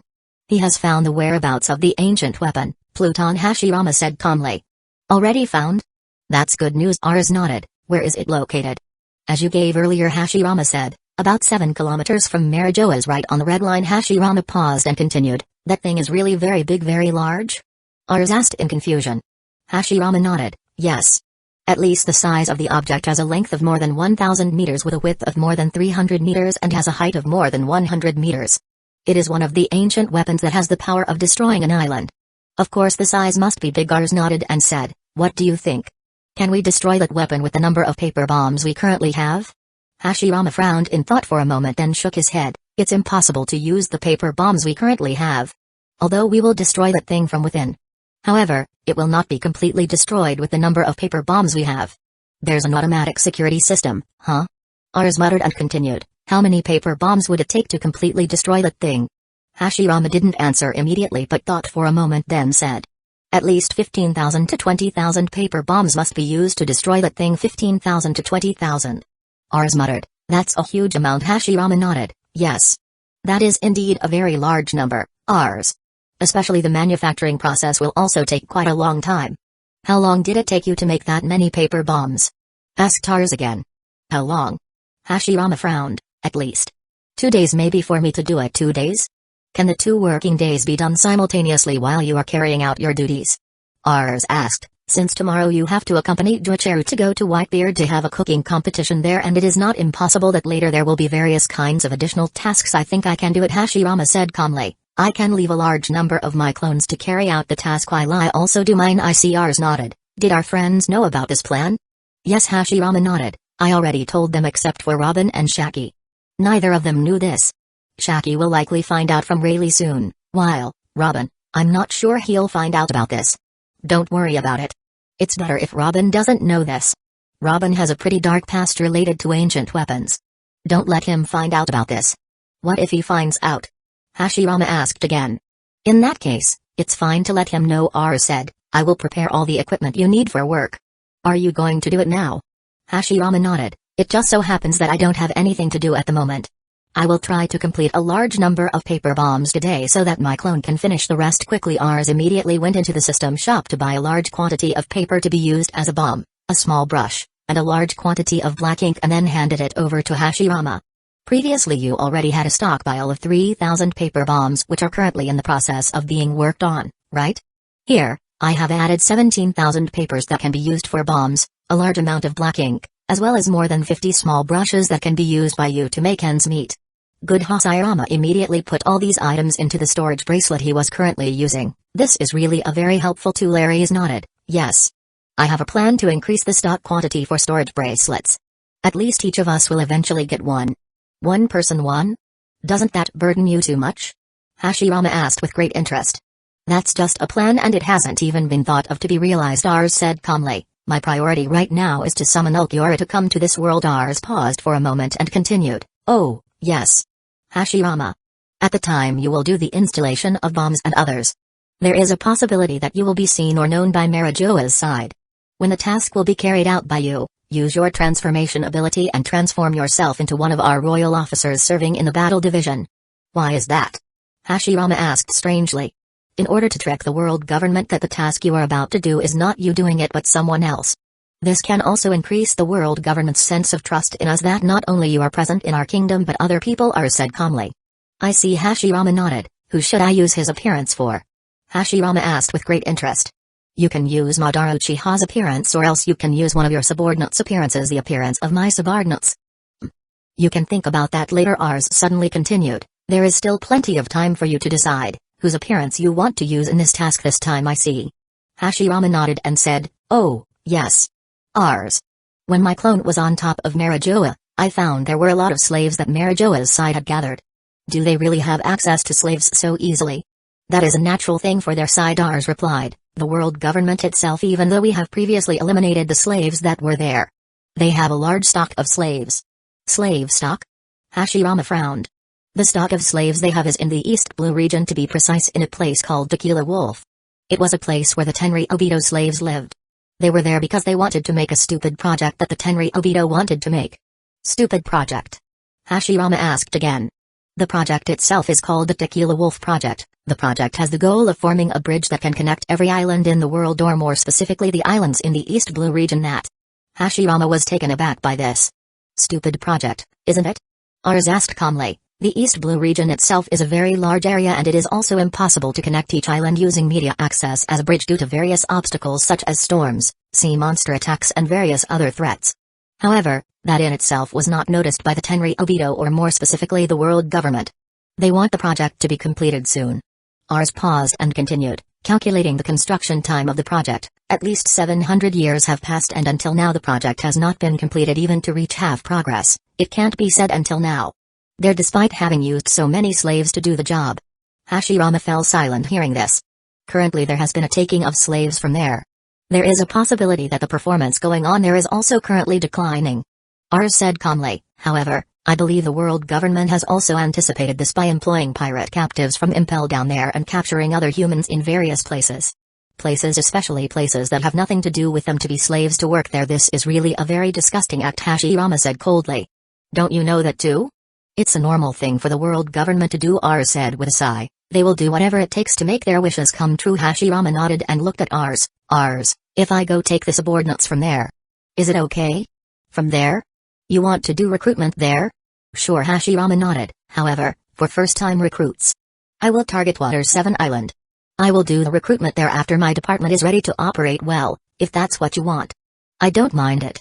There were quite a number of talented people there as well. It will be lucky for us if we get children with talent like you. The power of our kingdom will definitely increase, and by saving them, they will fully devote themselves to our kingdom." "That's what I thought," Hashirama said with a smile. "Well, you continue your work. I will go finish my work too." Ars nodded as he watched Hashirama leave the room. Ars then immediately resumed his work. Grand Line, Island of Sabaudi Archipelago, Area 13. "This is the 2 billion you want," Hancock Tsuru said seriously as she handed Hancock a large number of suitcases totaling 2 billion berries. "This 2 billion is according to your previous wish." "HMPH." Hancock sniffed then said, "Sonia, Mari. You two take this suitcase and go and store it on our ship." "Okay." Big Sister Sander, Sonia and Marigold happily carried the suitcases filled with cash with great joy. They didn't expect to gain this big of an advantage just by establishing a cooperative relationship with the Fortis Kingdom. The current Amazon Lily Empire had many sources of income that they previously had none at all. The first source of income was the business of selling products owned by those whose products were obtained from the Fortis Kingdom. The second source of income is taxes from residents who build houses or businesses in their area. The last source of income is from the Navy. You guys can build a blockade. However, don't disturb the people who want to come to visit here or who live here," Hancock said coldly. "If that happens, our agreement will be cancelled. You have to get out of here." "I will remember," Tsuru said, then immediately turned to leave Hancock there. Hancock also, without wasting much time, went straight back to the ship to continue the work she currently has. The residents who witnessed this incident became very excited, especially for residents who had built houses and businesses in Area 13. Because by joining the Navy, they built a blockade around the area. Their security will be doubled compared to before. The news about the construction of the blockade was immediately known by all parties on Sabaudi Island and also several surrounding areas. Currently, many people have plans to build houses and businesses in Area 13, especially for people who have very large assets. Even though they have to pay high taxes, they will still pay them to get a guarantee of safety. Meanwhile, the Navy is also moving very quickly. They immediately built a blockade surrounding Area 13 by opening the blockade at the entrance while all other areas were closed. The person in charge of the blockade was Admiral Kizaru. This made the news about the construction of the blockade from the Navy even more surprising with the involvement of an admiral. Chapter 118, Turning a Rumor. New World, Fortis Kingdom, Royal Palace, King's Study Room. "Do you need anything from us, Your Majesty?" Kaguya asked calmly while smiling at Ars, who was currently sitting in front of her. Robin was also currently with the two of them in the room. This was because Ars had summoned both of them to meet him when their work had been completed. "There is something I want to discuss with you two," Ars said calmly. "Kaguya, I want Robin to join the cruise on the 27th to the 28th of February cruise." Robin muttered in confusion. "Take a cruise?" Kaguya asked while raising her eyebrows. "What is the reason for Robin to join the voyage?" Ars sighed. "Water 7 Island is currently in a dangerous state." "Dangerous?" Kaguya immediately frowned. "If it's dangerous, why does Robin have to come along on this voyage? Wouldn't it be better if only Hashirama went there?" Water 7 Island is also located close to an ice lobby which is full of world government people. You should know how dangerous Robin is in there. Robin, who heard this, became more and more interested. However, she couldn't speak because right now wasn't the most appropriate time. "I know," Ars nodded. However, Ars sighed again. The condition experienced by Water 7 Island itself is due to the appearance of the ancient weapon currently held by the world government. "Ancient weapon?" Robin's eyes immediately widened upon hearing this and immediately, "Your Majesty, I apologize. However, what do you mean by the ancient weapon you said earlier?" Robin immediately opened his voice. Ars' gaze stared at Robin. "Since you came here, the world has gone through a lot of changes this morning," Kaguya suddenly continued. "The island of Dressrosa has been destroyed, and the mastermind behind the destruction of Dressrosa Island is the world government, which uses one of the ancient weapons, that is, Uranus, to destroy the island." "What?" Robin shouted with a face full of surprise. "The pattern of the world that you knew before has also changed significantly at this time. Previously, this world had 3 power patterns: Navy, Emperor of the Ocean, and 7 Warlords of the Sea. However, Boa Hancock had already left the 7 Warlords of the Sea. Doflamingo, who is indicated to have died due to an attack carried out by the world government. That means that currently there are only 7 Warlords of the Sea left." Ars paused and continued. "With the world government showing possession of the ancient weapon, the world government, in addition to using the ancient weapon to improve their name, they have also contributed to the pattern of this world's power." "Destroyed?" Robin muttered under her breath. "Isn't the Dressrosa Kingdom part of the world government alliance?" "How could it be?" "That's right," Ars nodded. "However, recently the king of Dressrosa, namely Doflamingo, contacted me and wanted to establish a cooperative relationship with us, or it could be said that they wanted to join the Octagon Alliance. I accepted it on the condition that he had to complete the 5 things ordered by me in 1 month. There is a possible reason behind the destruction of the Dressrosa Kingdom, because the people of the world government, especially the Gorosei side, know the news. Of course, the world government doesn't want a kingdom that has a cooperative relationship with them to retreat, like the Protense Kingdom and the Ryuga Kingdom, where it will bring down or cross their name back into the eyes of the public, while the name of our alliance will increase compared to before. Not only is the percentage feared by the world government, but the strength of our alliance will increase compared to before with the joining of the Dressrosa Kingdom. The Dressrosa Kingdom under the leadership of Doflamingo is a kingdom that is very worthy of attention by the world government due to relational issues." This. Robin fell silent hearing this. Ars' gaze then looked at Kaguya. "I want Robin to come along on this cruise because I want him to be able to talk to Iceberg to convince Iceberg that she is not dangerous." "Dangerous?" Robin woke up again in his thoughts. "As we both know, Kaguya, Robin is known to the world as a devil child who as a child could destroy Navy warships while aiming to destroy the world. But that's just a rumor made up by the world government." Ars paused and continued. "The current world government has shown the world's possession of ancient weapons. The group that is their enemy, the Revolutionary Army and the pirates, will definitely not remain silent about this, and they will find a way to fight it." Ars stopped back and continued. "How to fight it?" Kaguya thought for a moment and said, "Fighting him is only by having ancient weapons again." "Yes. That's right," Ars nodded. "Right now I don't know if the information regarding ancient swords has been known to large groups like the Revolutionary Army and pirates of the rank of an ocean emperor. However, we'll assume that they know it." Ars paused and continued. "However, in order to search for those ancient swords, they didn't have any information and only did an abstract search which couldn't get the best results. Compared to doing an abstract search and not necessarily able to get results due to lack of information, they will definitely go on a search for ancient weapons for which they themselves have information." Ars paused for a moment and continued. "The ancient weapon of Uranus is currently held by the world government. The Revolutionary Army and pirates would definitely not dare to attack them for the weapons. Poseidon's ancient weapon is currently on Ryugu Island and has came to this world. However, even so, the Revolutionary Army and the pirates will not dare to attack there as long as we and Whitebeard's pirate group have protection." Ars paused for a moment. Whitebeard isn't someone crazy with power. Whitebeard also wasn't interested in ancient weapons matters, especially if the ancient weapons were related to those closest to him. Whitebeard will never use it. Ars stopped back and continued. Last is Pluton's ancient weapon. Pluton's own ancient weapons, apart from the objects, still exist today and are buried in the Wokuni Kingdom. However, the blueprint for this design still exists and is currently held by one of Tom's students, who Tom is the heir or previous holder of Pluton's ancient weapon blueprints. Ars stopped back and continued, currently excluding the world government which has planted its spies on Water 7 Island from obtaining that item. There are 3 groups that are most likely to know the blueprint. 3 groups? Kaguya and Robin muttered. The red-haired pirates group, the beast pirate group, and the revolutionary army. These 3 groups who most likely know about the location of the blueprint are on Water 7 Island. Ars paused again. The red-haired pirates group currently led by Red-Hair No Shanks. Shanks is someone who once sailed with Goldie Roger. Although he himself had never been to the last island, however, he had came to Water 7 Island and also had a good relationship with Tom. In addition, his ship, the Red Force, is a ship built directly by Tom. He had the potential to find out the location of the blueprint. However, we can exclude it. Because Shanks has a very caring attitude towards his friends. Tom and his protege are already considered by Shanks as his friends, and there's no way Shanks will go on a hunt for the blueprints. Compared to hunting, Shanks will definitely keep it from falling into the wrong hands. The Beast Pirate Group is a pirate group led by Kdu. Kdu has a subordinate member who is his right-hand man. Kdu's right hand, called King, is someone from the Lunaria tribe. The Lunaria tribe?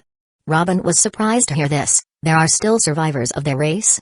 All we know at this point is that only the king still survives from the Lunarian tribe. Robin nodded and wanted to continue listening to R's explanation. As we know, the Lunarian tribe is a tribe that was previously Joy Boy's friend and joined the war 800 years ago. Even though they have now disappeared, they have even been expelled from their homes. However, King must have received various knowledge about ancient weapons from his tribe when he was little, especially about where these ancient weapons were made. Pluton's ancient weapons were made by the foreman of Water 7 Island. King must have been informed about the blueprint for the ship's design, which is still preserved today. If it comes to that, Kdu will definitely not stay silent and order his troops to enter into spies on Water 7 Island to track down the whereabouts of the blueprints. Ars paused and continued. Water 7 Island is fortunate to have a trading relationship with us. And known to the public. If the trading relationship is not known to the public, there is a possibility that the beast pirates will not only send their spies but Kdu himself will come there to get the item. If so, it will only lead to the destruction of Water 7 Island. I beg your pardon, Your Majesty, Robin suddenly said. Isn't Water 7 Island currently in a trade relationship with our kingdom? We should be able to take care of them, right? Robin Kaguya suddenly said. Even though Water 7 Island has trading partners with us. However, we will not help them in the event of a murder or an attack being carried out on a single person. For example, if the one who was attacked or killed was the person holding the ancient weapon. The Fortis Kingdom will not make a move.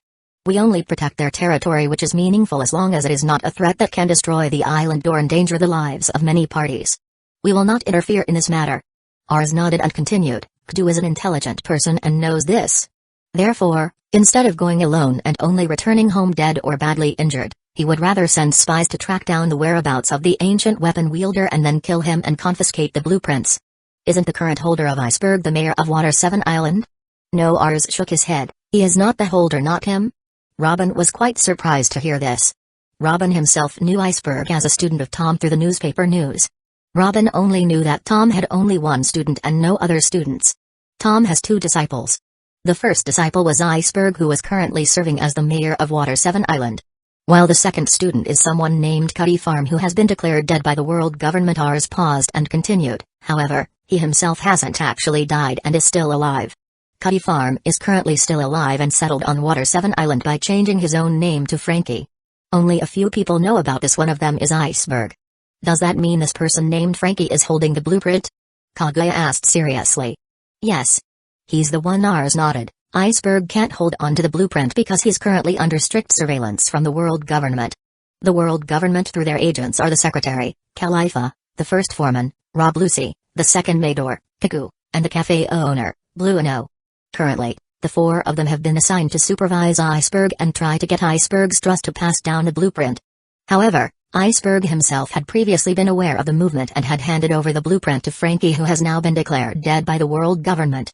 Doesn't that mean it's safe to say now? Robin asked, raising an eyebrow. No, Kaguya shook her head. If you said before, yes, you could say it's still safe. However, if the Beast Pirate Group or the Revolutionary Army will join in the search for the blueprints of the Pluton's ancient weapon design, it would be very dangerous for Frankie at this time. What Kaguya said is true. Ars nodded. If the Beast Pirate Group and the Revolutionary Army interfere in the search for the blueprints of the Pluton ancient weapons, that would be very dangerous. Frankie himself has now changed his body into a cyborg, where cyborg itself is a term for a human who has a half-robot body. I can only assume that there is a possibility that the blueprints of the Pluton ship design are inside Frankie's body. Ars paused and continued, since the design is so important, Frankie definitely wouldn't let it go where it's so easy to track down, and Frankie certainly won't. We'll take good care of the item, especially it is a relic from his teacher Tom. If people without the observation hockey ability did the quests, they could be safe. Because no one will be able to conclude that the item is stored in a person's body. However, it would be different if the one doing the quest was an observation hockey user. They will be able to get the item easily. Ars paused and continued, the Cypher-Pol 9 agents themselves who are currently tasked with obtaining the blueprints don't know the ability of observation hockey. Therefore, during this time, they couldn't get the items they wanted. Ars said, however, it's different with the Revolutionary Army spies and Beast Pirates. They must know about the ability of observation hockey and can do the tracking easily. I see. Robin nodded. Ars gaze then looked at Kaguya. I want Robin to go sailing with Hashirama because I want to meet him with Iceberg and let the two talk so that Iceberg believes that Robin is not a threat to the world. Ars paused and continued. Tom passed down the blueprints of Pluton's ancient weapon said to Iceberg and Frankie just because he wanted to anticipate the news about Robin who wanted to destroy the world. As long as Iceberg is sure that Robin is not a threat to this world, he will destroy the blueprint which will not pose a threat to Water 7 Island. How did you get Robin and Iceberg together? Isn't Iceberg always followed by his secretary, Khalifa? Kaguya asked back. We can leave that to Hashirama. Ars said, before the ship will arrive at the port, Hashirama will meet with Iceberg to change positions. Hashirama will make room for Iceberg to talk to Robin by taking Iceberg's place in his place. I see. Kaguya nodded. If it is Hashirama, it can be done. Kaguya looked at Robin. What do you think, Robin? Do you want to do this task? Robin thought for a moment then nodded. No problem. I'll do it. Robin paused for a moment then smiled. I also want to correct my name to some who see me as a threat. I'm sure you can do it. Robin smiled then looked at Kaguya. Arrange about the matter of travel funds that will be used later. Add Robin on the trip. How much money needs to be arranged for him? Kaguya asked calmly. She holds the post of deputy department head, right? Ars asked with great interest. Kaguya nodded. Didn't I tell you before? I'm sorry, I forgot about that. Ars laughed embarrassedly then said, in that case, arrange travel funds for Robin according to the fees earned by the deputy department head. 75 berries for each person. Kaguya asked back. Sure. Aries nodded. I see. I'll arrange it. Kaguya nodded. Chapter 119, Planning an Iceberg Stealing Activity. Some time passed. Evening. New World, Fortis Kingdom, Royal Palace, 2nd floor, dining room. Hashirama Juichiru suddenly stopped eating then looked at Hashirama who also stopped eating after listening to Juichiru's call. What about tomorrow's plans? Have you informed the Whitebeard pirates? Don't worry, Hashirama said with a smile, I already told them that. We can come to meet them tomorrow. Good. Juichiru nodded enthusiastically. There's finally a time when you're not here anymore, Kojiro muttered quietly as he ate the food in front of him. Ha ha ha. Take it easy, Kojiro. I'm only gone for 1 day.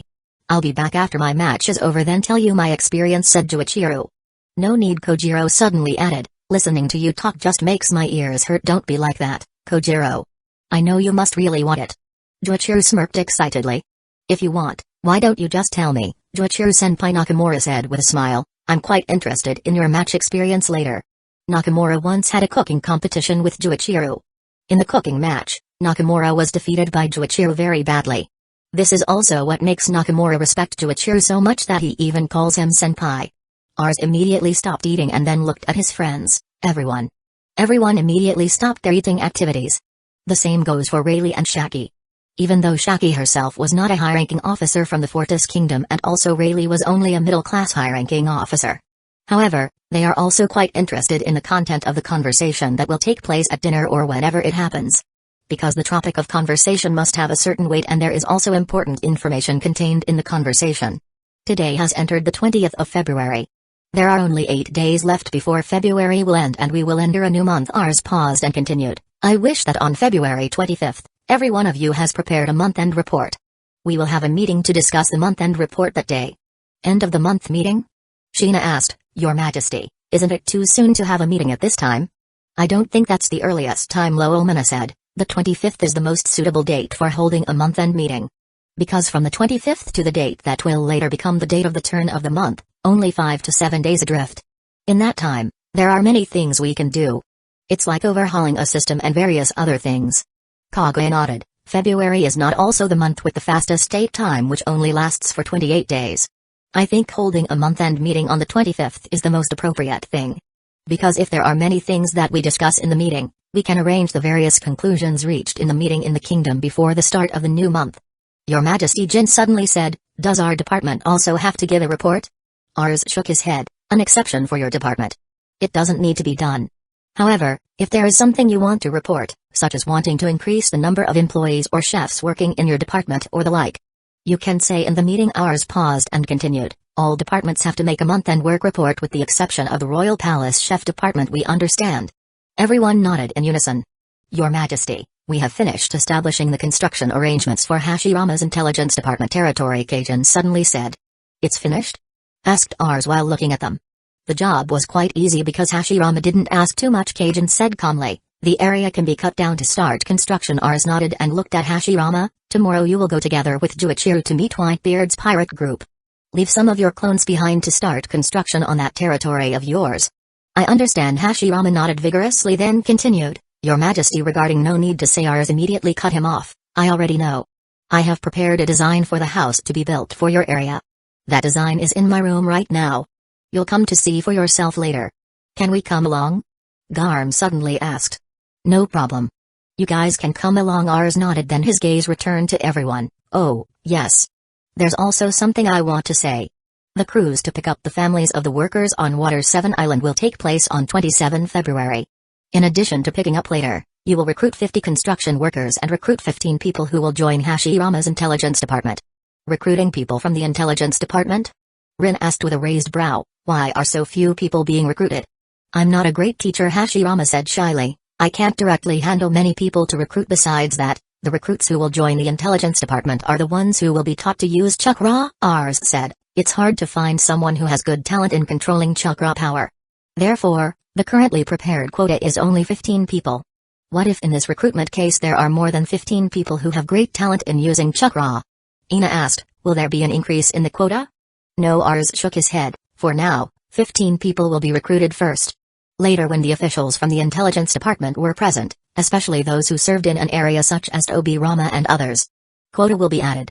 Each of them will be in charge of 50 people. Later, let them do their own recruitment for their subordinates so that a strong relationship can be established between leaders and subordinates. Who will go on this voyage, Your Majesty? Ikami asked. People who are leaving. Ars looked at everyone, Hashirama, Myard, Kojiro, and also Nico. Robin? Suddenly everyone was surprised by the mention of Robin's name who took part in the voyage. Even Rayleigh and Shaka were surprised by the appearance of Robin's name. Why can Robin take part in this cruise, Your Majesty? Nezuko asked calmly. Ars sighed, then started to explain the reason behind Robin's participation in this task. Everyone listened seriously and there was a change of expression on their faces. Your Highness, Ishiki suddenly said, rather than letting Iceberg and Frankie destroy the blueprints without everyone knowing, we'd better bring that blueprint to our side, then destroy the Pluton design blueprint in public by some means. Do a live broadcast. That way, the spies sent by the Revolutionary Army, the world government, and the pirates will withdraw the spies. That's a good plan. Loelmina nodded. However, if you want to use this plan, we had to be able to convince Iceberg that we were really going to destroy the blueprint. Because, if you can't convince him, it will be difficult for us to carry out that plan. The plan that Ishiki gives depends on how Robin makes Iceberg believe it, Kaguya said calmly. As long as Iceberg believes that Robin will not cause any harm to this world, Iceberg can definitely be invited to cooperate, Your Majesty. Megumi suddenly said, Iceberg is the mayor of Water 7 Island, and as we know he currently has a secretary who is a spy agent sent by the world government. Megumi paused for a moment and continued, how do we get Iceberg to communicate with Robin? If we summon Iceberg directly to the ship, Califa will definitely come along, Sheena added. If we forbid or Iceberg forbids Sheena to come along, there is a possibility that Califa will become suspicious and report this to the world government. If that were to happen, Water 7 Island would have a problem that would likely have an impact like Dressrosa Island.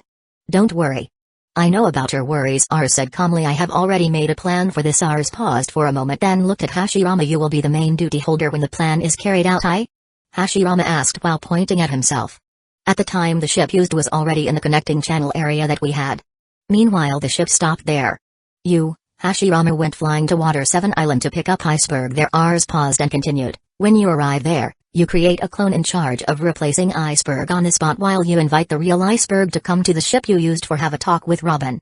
If you want this plan to go well, we need to have a sync with Iceberg, Ina said calmly. At least, Iceberg should know about this so he can create a space where Hashirama can use that space to take Iceberg while swapping places. I have plans to contact Iceberg later to discuss the matter of this plan, Ars said calmly. However, I have to confirm this with you first. What do you think about this plan? Is it going well? On our side, I don't think it's a problem, Lowelmana said. The only problem is how Iceberg can convince Khalifa to be able to get him alone in a room in enough time for Hashirama to take advantage of the momentum. I don't agree with this, Nakamura suddenly said. We can't say that our side doesn't have any problems. Khalifa is a great Cypher Pal 9 agent. Surely he had received a lot of training from the world government regarding the nature and characteristics of a person. Khalifa, who has been Iceberg's secretary for a long time, must be very familiar with Iceberg's personality.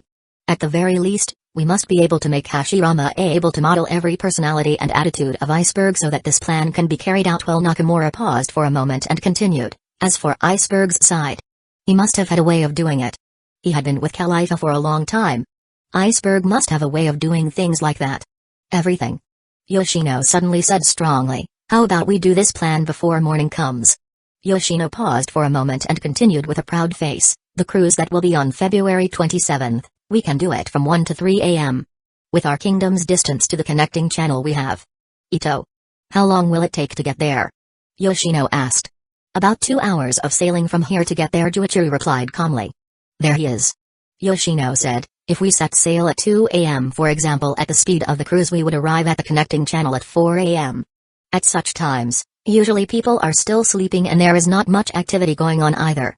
I'm also sure that the Cypher Pal 9 agents who are tasked with monitoring Iceberg will certainly not guard him for 1 by 24 hours. They are human and need rest, especially after doing a lot of work the previous day. If we use that morning as the time to make a place swap, we wouldn't have to worry about how Iceberg built the space. Besides that, we also don't have to worry about Hashirama having to learn the attitude and personality of Iceberg. Because usually the working time itself takes place from 07:00 a.m. to 08:00 a.m. If Hashirama managed to get hold of Iceberg by 4 a.m., and traveling to the connecting channel, it would only take a few minutes. We have plenty of time to convince Iceberg of destroying the ancient weapon blueprints. Yoshino paused for a moment and continued. However, we also have to leave the clones that are in the house or residence of Iceberg just in case.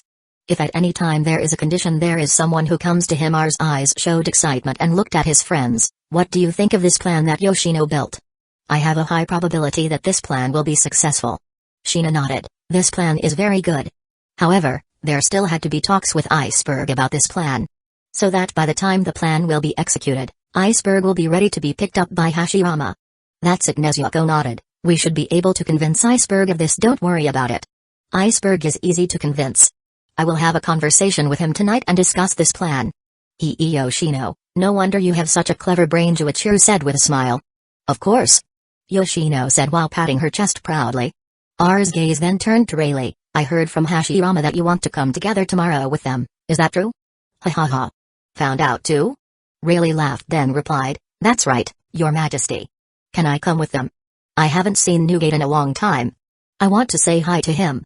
Let's just say you just want to show off your new abilities, Ars said flatly. Ha ha ha ha. Rayleigh laughed with a slightly embarrassed face for getting everyone's attention. You old man, Shaki sighed, even at this age. You're still like a child. No problem. You can come with them, Ars nodded. Are you used to using your spiritual energy freely? Yeah, Rayleigh nodded. That's great. I never expected that spiritual energy that is normally only used for offense and defense would have this kind of usage manifestation. It's only natural for you to not know it, Ars said calmly. After all, there aren't many in this world who want to experiment and develop the spiritual energy they have. These people think that only limited spiritual energy can be used to attack and defend. They never thought that spiritual energy still had other ways of using it. Ars paused for a moment and continued. By the way, Rayleigh. Later when you are on Whitebeard's pirate ship, you will definitely meet the child of your best friend. Child? Rayleigh and Shaki were shocked by this news. Does that person really have children? Rayleigh asked with a face full of surprise. Sure, Ars nodded. Portgas da Sars said calmly. I think this name is familiar to you, right? Portuguese and Ace really thought for a moment then sighed, I see. Therefore, when I first heard his name, I felt a little familiar. Who are you guys talking about? Asked Loilmana. Portuguese d'Ace Ars replied calmly, he is the son of former captain. Really, former captain? Everyone was shocked by this news. Doesn't that mean? Sheena said. That's right, Ars nodded. Ace is the son of Goldie Roger, the previous pirate king. However, due to the problems Ace experienced as a child, Ace did not recognize Goldie Roger as his father and only recognized Portuguese d'Vogue as his mother. This is also why Ace uses his mother's name as an expression of gratitude for bringing him into this world. Ars' gaze stared at Rayleigh, it's best when you meet him. Don't talk about Roger's problem. Ace hates him because Ace knows that Roger left Rogue when Rogue was pregnant. This is also what causes Ace to hate Roger so much. Ars paused and continued, Ace has never felt the love of a father since childhood. Therefore, after feeling the father figure of Whitebeard, he has now recognized Whitebeard as his father. Rayleigh nodded, this is quite a shock to me. However, I understand. This is the path taken by Ace. I will always respect him. Rayleigh took a sip of his drink then said, that bastard Roger. Why didn't he tell me about this? Rayleigh sighed again then looked at Ars, Your Majesty, who took care of Ace before. Hero of the Marines, Vice Admiral Garp. Ars said calmly. Garp? Then this took everyone by surprise, even Rayleigh. Is this a joke? Juichiru asked, did Garp really take care of Ace where Ace is the son of his former enemy? That is fair thing. We've always met on the battlefield and already know each other. Rayleigh nodded, Garp is a different Marine than the others. Surely before Roger was executed, Roger entrusted Ace to Garp. Roger knows that Garp will definitely not allow a child who is still holy to be killed by the world government or the Navy. Instantly the atmosphere immediately changed when the topic of conversation changed. Though it's quite sad. The good thing is that Ace is still alive and well and living the life he wants, Ars said, which helped to break down the current sad mood. Okay. Let's continue eating. Pity the waiters. The longer we finish eating, the longer they will also get a break. The maids who heard this had their faces red with embarrassment. They themselves knew Ars quite well, because all the time if there was a leisure time, Ars would usually do some jokes that made them laugh to relieve their tiredness. This is also what makes them very fond of and also dear to Ars. Chapter 120, The Encounter Between Two Disciples. Grand Line, Water 7 Island, Suburbs, Former Tom Workers Building. Well, why did you call me to come to a place like this? Frankie asked seriously while looking at Iceberg in front of him. You must have something very important to discuss with me that you called me to speak here, right? Frankie and Iceberg are currently in Tom's former workplace, which is named Tom Workers. This place is usually used by Frankie and Iceberg if the two of them want to meet and discuss something very important. What about the blueprint of the ancient weapon, Pluton? Still safe with you? Asked Iceberg seriously. Why do you ask that? Frankie asked again with a frown. I just want to make sure, stupid. Do you think I can't keep one of Master Tom's relics? Frankie said angrily as he took out the blueprint inside his body and placed it on the table in front of the two. This is it. You can check it too. No need. Iceberg shook his head. Well, say it. What is your purpose for calling me here? Frankie asked again as he kept the blueprint back. Your goal isn't just to make sure, is it? You must have other goals that you want to talk to me about.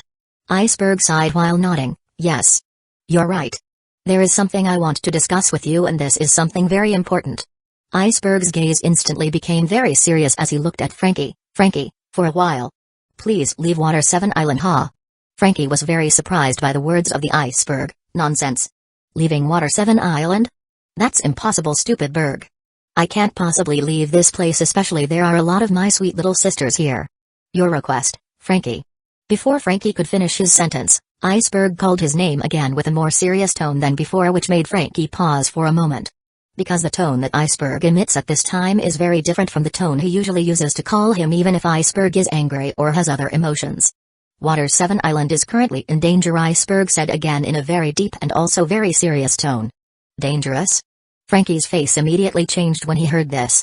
I just got a communication line with King Fortis this afternoon, Iceberg said calmly. Currently Water 7 Island has been infiltrated by various spies sent by various powers such as the Revolutionary Army, the Emperor of the Ocean, as well as the world government.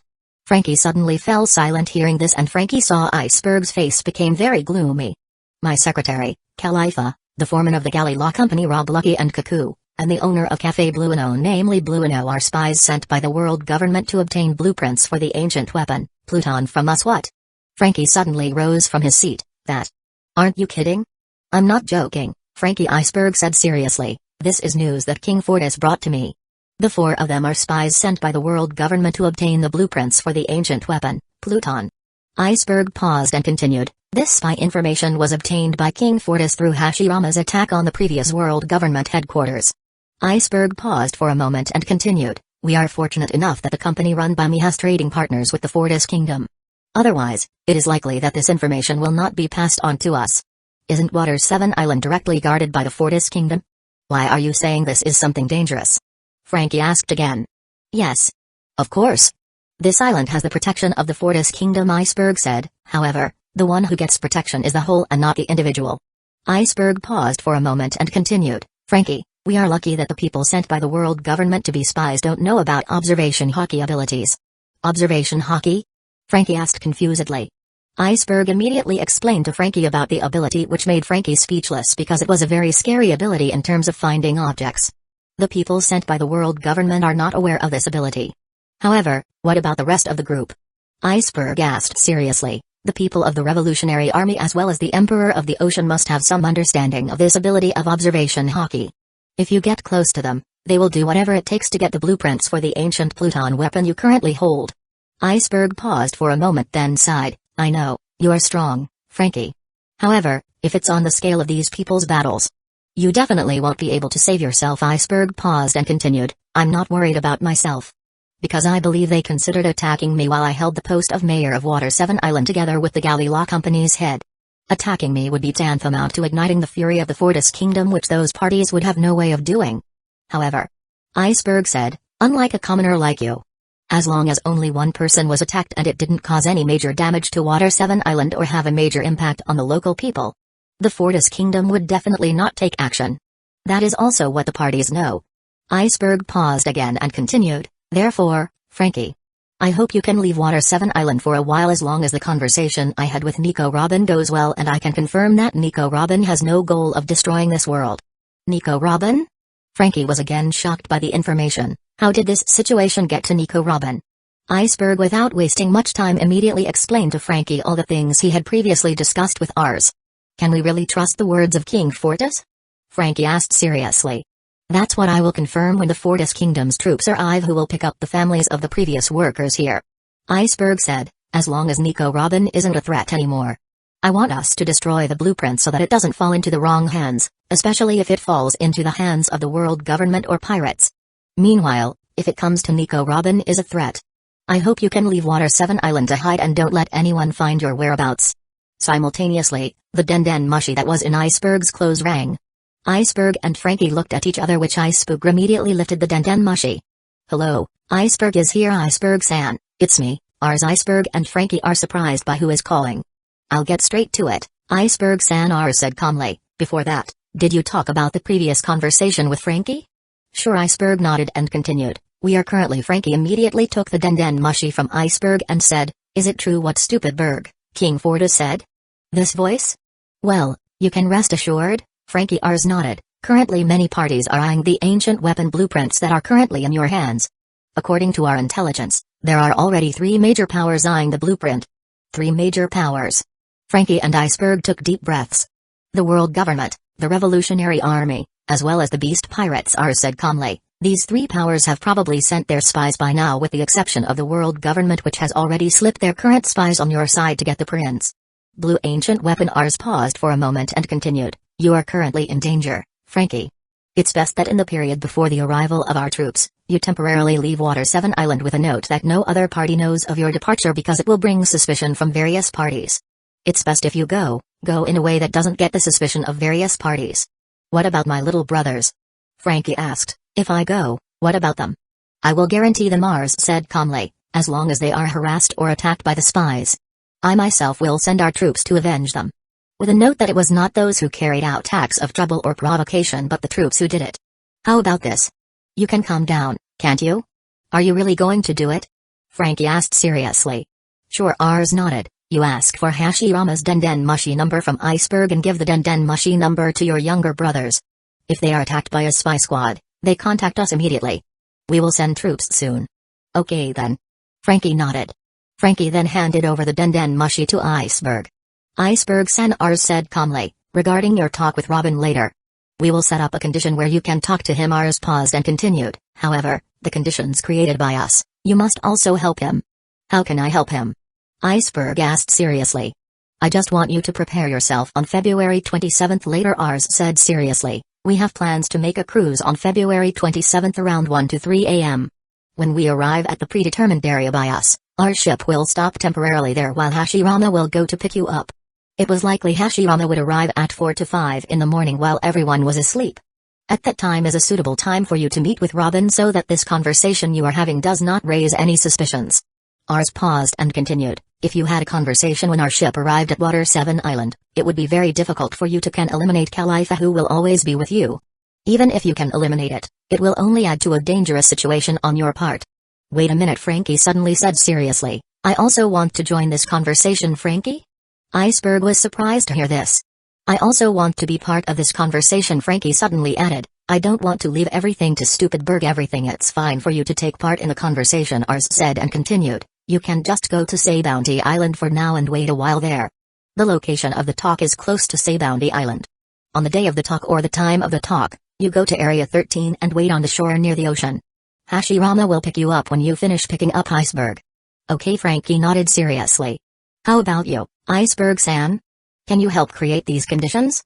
You just need to get ready and wait quietly in your office from 3 to 5 a.m. I understand. Iceberg nodded. I will definitely do it. Okay. That's all from me. I hope you both get ready soon. I have also told this to Nico Robin beforehand, and he will assure you both that he is not really a threat but just a girl who wants to live in peace without any coercion from the world government. Ars paused and continued, well then, let's wrap it up. There are still things I want to do. See you later. The direct communication line is closed. Iceberg immediately put the denden mushi back in his pocket. Iceberg immediately looked at Frankie. You better tell this to your younger brothers and ask them to shut up about this plan. Don't let it be because of their actions. This plan is known by the spies. Stupid. Do you think my little brother would do such a thing? Frankie asked angrily. It's possible, Iceberg said as he took out a paper containing the denden mushi number. This is Hashirama's denden mushi number. Give it to your little brothers and don't let them use this number to play with. I know. You don't need to say such things. Frankie immediately took the paper containing the denden mushi and then left the place quietly. I hope this is the right decision, Iceberg muttered as he watched Frankie leave. Chapter 121, Meeting of the Three Kingdom Leaders. The next day. New World, Kingdom of Prudence. The Prudence Kingdom is currently in a state of excitement. The citizens are currently gathering all over the city streets to welcome the representatives of the Hyuga Kingdom and Amazon Lily Kingdom who will later came to sign a cooperation with them. In addition, the Prudence Kingdom was also used as a place for signing and not the Fortis Kingdom. This is because the three leaders of the three kingdoms, especially for Elizabeth II and also Neptune, do not want to make ours difficult, especially the Fortis Kingdom is currently under construction. At this time in the port of the Prudence Kingdom, Ru and his troops who were already there lined up neatly to welcome the arrival of the representatives of the Hyuga Kingdom and the representatives of the Amazon Lily Kingdom. How was all the preparations? No problems at the moment? Ru asked his subordinates. Ready. Everything is under control now. All residents have also been arranged neatly. Good. Ru nodded. Keep monitoring the situation and also direct the troops to stay on guard. We don't know who will have the bad intentions that will attack the representatives of each kingdom later. It will only lower our percentage in their eyes and will also experience problems during the signing process. Ready. The subordinate immediately carried out Ru's orders. It didn't take long for the previously calm sea to suddenly surmount with great surging. The ocean also raises bubbles that rise to the top. Ru, who has a fairly good ability of observation hockey, can feel the changes that occur, and he can also feel that there is a group of people under the sea. Everything.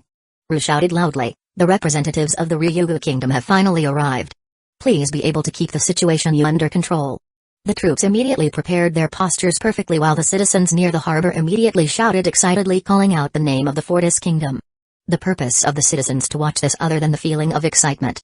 Another goal is to see the Fishman Princess, Shira Hoshi. They got word that the Fishman Princess was coming and her beauty could even compete with Boa Hancock, Lo Ilmana, and the others. This is also what causes many men who currently occupy the area near the port, and some even bring cameras to capture the moment. Buzz. Finally a large ship appeared, which was followed by a large whale with Neptune standing on the whale carrying his trident. Finally. One of the residents exclaimed excitedly. Look! It's King Neptune. He's so cool. The whale carrying Neptune slowly approached, followed by the ship carrying Genbi and the others, until they all stopped right at the dock that had been prepared.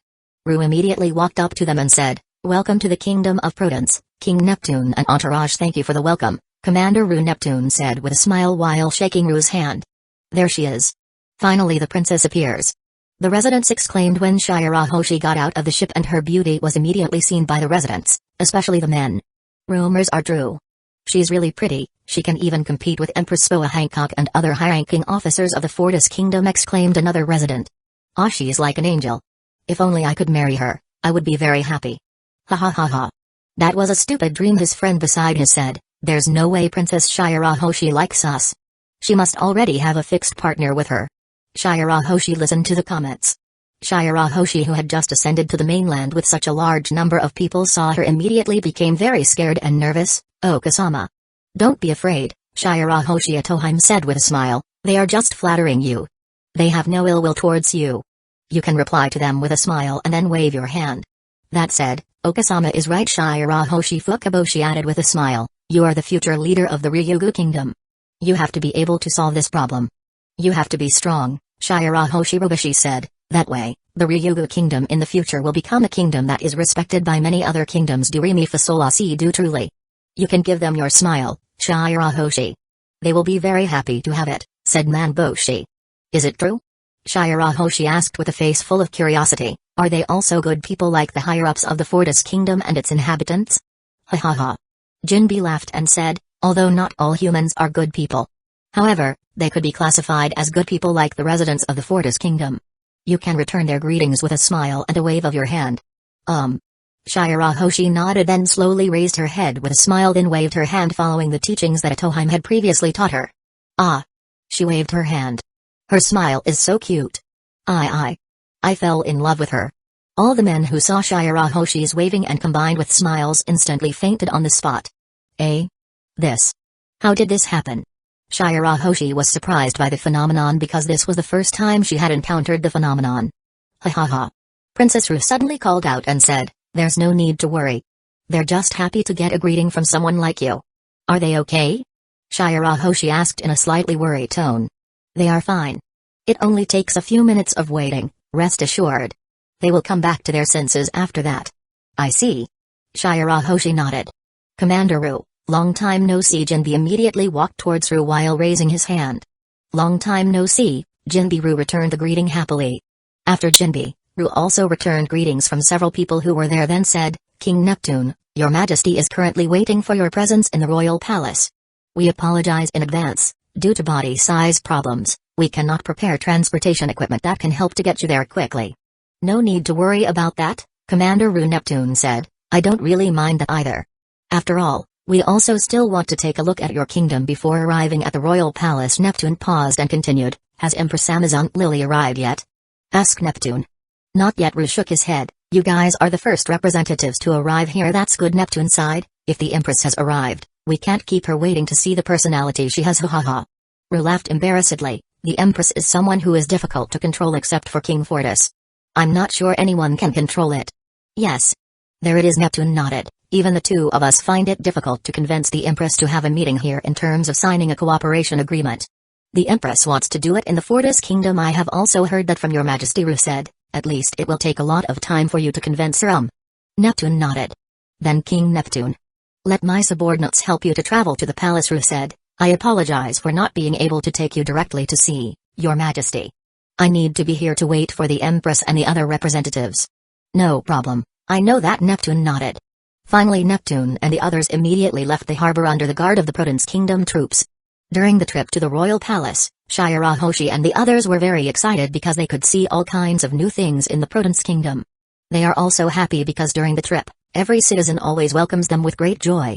There were even some residents who even gave some gifts, especially to Shirahoshi. All the gifts were immediately held by the troops from the Ryugu Kingdom who had come along with them. "One representative is coming," Ru muttered. "Only one more left, and this one will be a bit more difficult." Ru sighed and started to think about how to deal with Boa Hancock's attitude and personality. Even now Ru and his troops have prepared a carriage that will later be used by Hancock and also the people who will come with her to the royal palace. Finally, after waiting 15 minutes, the ship belonging to the Amazon Lily Kingdom has been spotted from the harbor. All residents, especially the men, immediately cheered with enthusiasm. "Everything!" Ru shouted again. "Don't do anything stupid. The representative who came at this time was Empress Amazon Lily, who was famous for her temperament. If you don't want to be turned to stone, don't do stupid things. All the residents did not care about this and continued to shout excitedly.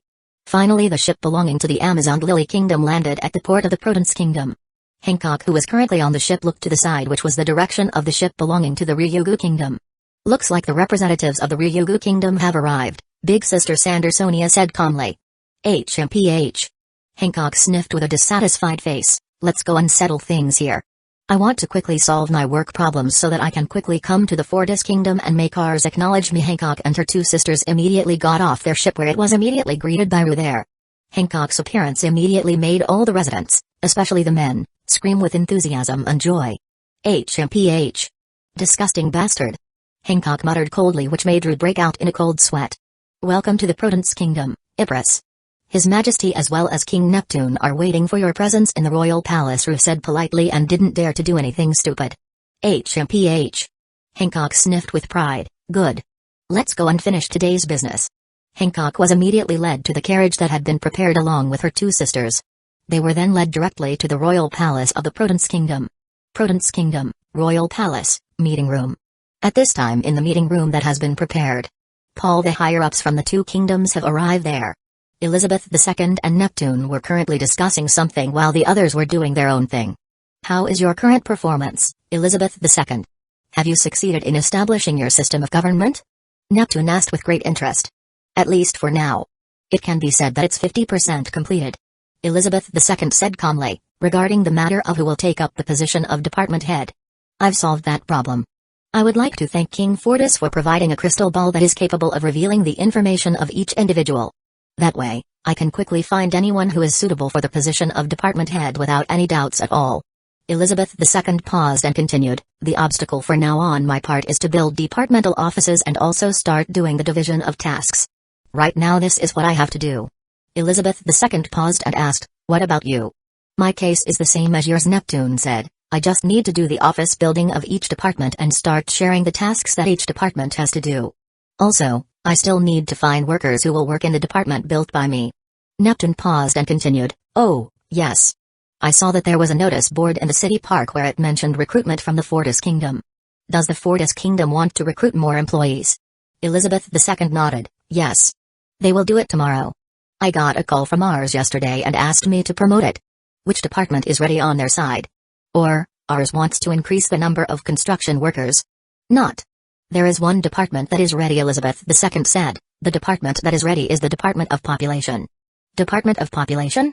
Neptune became interested in this. Looks like we will soon see a document called a visa and also a residence card as explained by ours earlier to us simultaneously. The meeting room door finally opened and Ru was seen walking into the meeting room followed by Hancock and her two sisters. The representatives of the Amazon Lily Kingdom, Empress Boa Hancock and her two sisters have finally arrived. HMPH. Hancock sniffed as she looked around her. Everyone has gathered. How about we start signing this cooperative relationship? Elizabeth II and Neptune looked at each other then sighed. Both of them knew by the attitude and personality of Hancock, who was very proud of himself. Only ours can control Hancock. Both immediately agreed to Hancock's request and immediately started signing the cooperation relationship. However, before the signing occurs, each party looks at the documents that have been given to them to ensure that the contents of the cooperation agreement are still the same as previously determined. After seeing that the contents of the cooperation agreement were the same as from the previous talks that had been determined, the three of them, namely Elizabeth II, Neptune, and Hancock, immediately signed the document which they were tasked with signing. Finally, 3 kingdoms. Ryugu Kingdom. Kingdom of Prudence. Amazon Lily Kingdom. Build a cooperative relationship. After successful signing, everyone enjoyed the banquet prepared by the Prudence Kingdom. Although the banquet was still lacking compared to the banquet prepared by the Fortis Kingdom. However, they still eat it. Meanwhile, on the port side of the Prudence Kingdom, there was a passenger ship that finally landed at the Prudence Royal Harbor. This passenger ship contains people who have plans to move to the Prudence Kingdom because they want to be able to get the right to be able to get a visa from the Fortis Kingdom. One of the passengers on the ship was Belle, who is the representative who was sent to meet the King of Prudence in order to ask him for help in contacting the King of Fortis, ours. It's finally here, muttered Belle with a feeling of excitement. Now, all you have to do is go to the King of Prudence and ask him for help. Belle muttered and his gaze became very serious. Your Majesty, please wait a moment. I will definitely bring good news to you. Bell muttered seriously, then he started walking towards the royal palace with a stern look. Chapter 122, The First Cooking Match. Spajuichiru vs. Fake New World, Sphinx Island. On the outside of the Sphinx Island, it can be seen that all members of the Whitebeard pirate group have made various preparations related to the cooking match that will be held today, which will be carried out between the Fortis Kingdom's chef, Spajuichiru, and also the chief chef of the Whitebeard pirates group. The preparations they did were quite complete because there were 2 places that would be used for cooking along with various kinds of fresh ingredients that had been collected, which would later be used as food ingredients for the party that would be held after the match was over. How are you preparing, boy? Marco asked with a smile. Fake is currently preparing all the equipment that will be used by him in today's match. Don't worry, Fake smiled as he stopped his work, then turned to Marco and the others who were currently coming at him, even though Hashirama said that Juichiru's dish was really great. However, I will definitely win. You really have to, Fake said with a grin. We have to prove to Hashirama that we also have great cooks, and not only them. Fake Namor called out to him, you have to make your best dish in this match. I heard Jinbi tell me several times that the dishes made by Royal Chef Fortis, especially the dishes made by Hashirama, are amazingly delicious. Ha ha ha ha. Fake laughed then said, amazing dish? Hearing this, I became even more excited to compete with him. Too bad, Harut sighed. At a time like this, Vista can't come along. Forget about that sword maniac, Jaws said calmly. That guy, after hearing about those ancient swords. Apart from Oyaji who called him to come, or there is news regarding the Fortis Kingdom, there is no way anyone can summon him to come back here. Gorora Whitebeard, who was there, then laughed at Jaws' words. Let Vista do what she wants. Vista is a swordsman. It's natural for him to pursue anything related to swords, especially those are swords that existed from ancient times and can become one of the deadly weapons of today's times, Whitebeard said excitedly. How's Vista? Has he given the latest news? Whitebeard asked again. Yesterday he gave the news, Oyaji, Marco said calmly. He is currently in the South Blue area to do a search there. South Blue? Curium asked, how did he get there? Vista did a search of the New World region and found no sign of the swords. This is what makes him widen his search to the South Blue area, and his plan is also to want to go to North Blue, Marco said. Instantly all the people who have the ability observation Haki, their eyes immediately turned to the sky. This was because they all sensed that 3 people were approaching them. Did they finally come? Asked Ace excitedly. Even though Ace can't use his observation Haki yet. However, seeing the actions of his friends, Ace knew that Hashirama and the others had finally arrived. Gorora, finally they came, Whitebeard said excitedly. Really, I didn't expect to meet an old friend again, ha ha ha ha. Laughter immediately sounded strong. Long time no see you, Nugate said, really, who appeared together with Hashirama along with Juichiru, who is currently being carried by Hashirama. Yo. This is a very cannonball welcome for us, Hashirama said excitedly and slowly descended from the sky. Did we keep you guys waiting long? Juichiru immediately got off Hashirama's body and looked around with a look of interest, especially for the place that would later be used to compete. No, Marco shook his head. We just finished preparing everything. Marco's gaze then looked at Juichiru, whose gaze was on the cooking place. Wait, Hashirama, looks like your friend can't wait to be able to compete. Juichiru suddenly woke up hearing Marco's words, then looked at Marco and the others while laughing. Ha ha ha. Sorry. I'm just really looking forward to being able to compete against the chefs from your group. Hashirama once told me that your chef is really great and it made me want to compete with him immediately. Fake to heard Juichiru's praise became very happy in his heart. You, the first division commander of the Whitebeard pirate group, Marco the Phoenix, aren't you? Juichiru asked with a smile. First meeting, I am Spajuichiru. Just call me Juichiru, my friends call me that. Nice to meet you, Marco returned the hand from Juichiru with a smile. Meanwhile Juichiru got to know each other with the commanders of the Whitebeard pirates. Rayleigh and Whitebeard also spoke to each other. This is really quite a shocking thing, Rayleigh, Whitebeard said with a sigh. I didn't think you would make a move again after choosing to retire since Roger's death. Haha. Rayleigh laughed excitedly. There are many things that King Fortis has to offer that I cannot refuse. Another thing is, Shaki asked me to get a house there because he wants to build a business in Fortis Kingdom. That woman still has a great ability to see an opportunity. Whitebeard's comment then sneered. You really have become a love slave. Really, I'm not that kind of person. Newgate Rayleigh pursed his lips. If it weren't for the debt I owe him, I really wouldn't want to do it before previously. Whitebeard raised his brow. If it was before, I might not be that interested. Rayleigh then smirked. However, there's a lot of interesting stuff in the Fortis Kingdom, Newgate. What the world knows right now.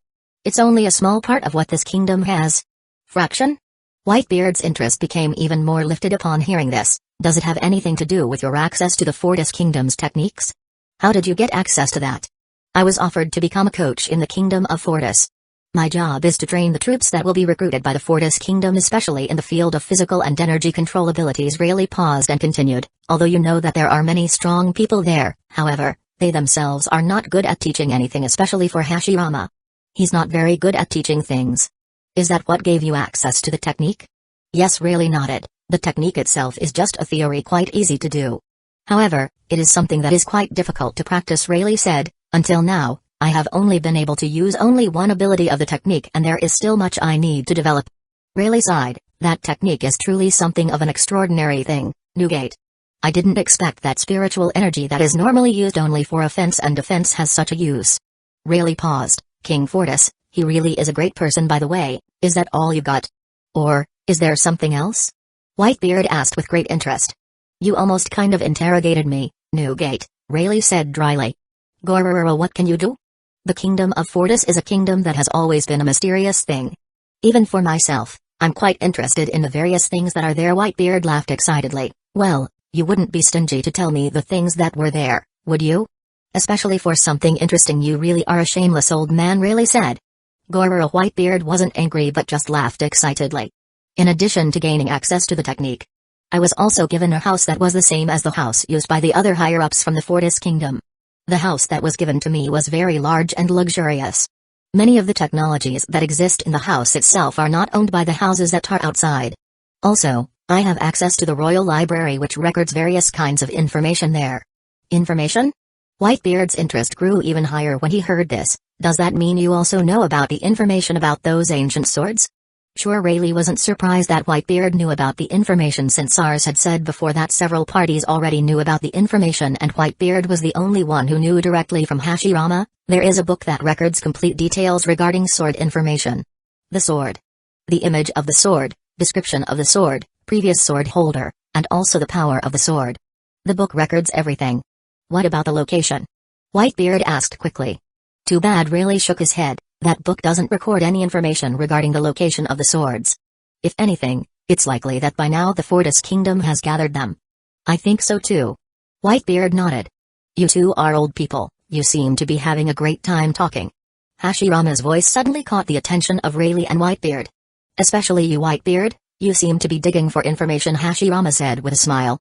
Gorororo, don't get me wrong, Hashirama. Whitebeard smiled shamelessly. I was just asking an old friend a few questions. What a shameless old man, Rayleigh muttered with a sigh, then looked at Juichiru. How was the cooking match?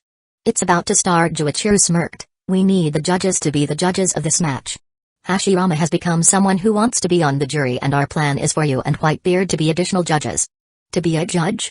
Rayleigh immediately shone upon hearing this. No problem. I can do it. What about you, Whitebeard? Juichiru asked without any fear towards Whitebeard. Are you willing to be the judge? Oh yes. I hope you can be neutral in judging. Don't take sides with anyone, even for Thake, who incidentally is your son. Don't take sides with anyone because this is a sacred match for us chefs. That's right, Oyaji. Thake nodded seriously. I want Oyaji to be neutral and not take sides with anyone. I hope Oyaji can do something like that. Gorororo Whitebeard laughed at this, especially when he heard that it was neither Hashirama nor Rayleigh but Juichiru, who incidentally was an ordinary human being who could be easily defeated by him. Of course. Do you guys think I'm a jury siding with someone? Whitebeard asked with great emotion. You don't have to say that, Newgate. Everyone knows that you love your children very much.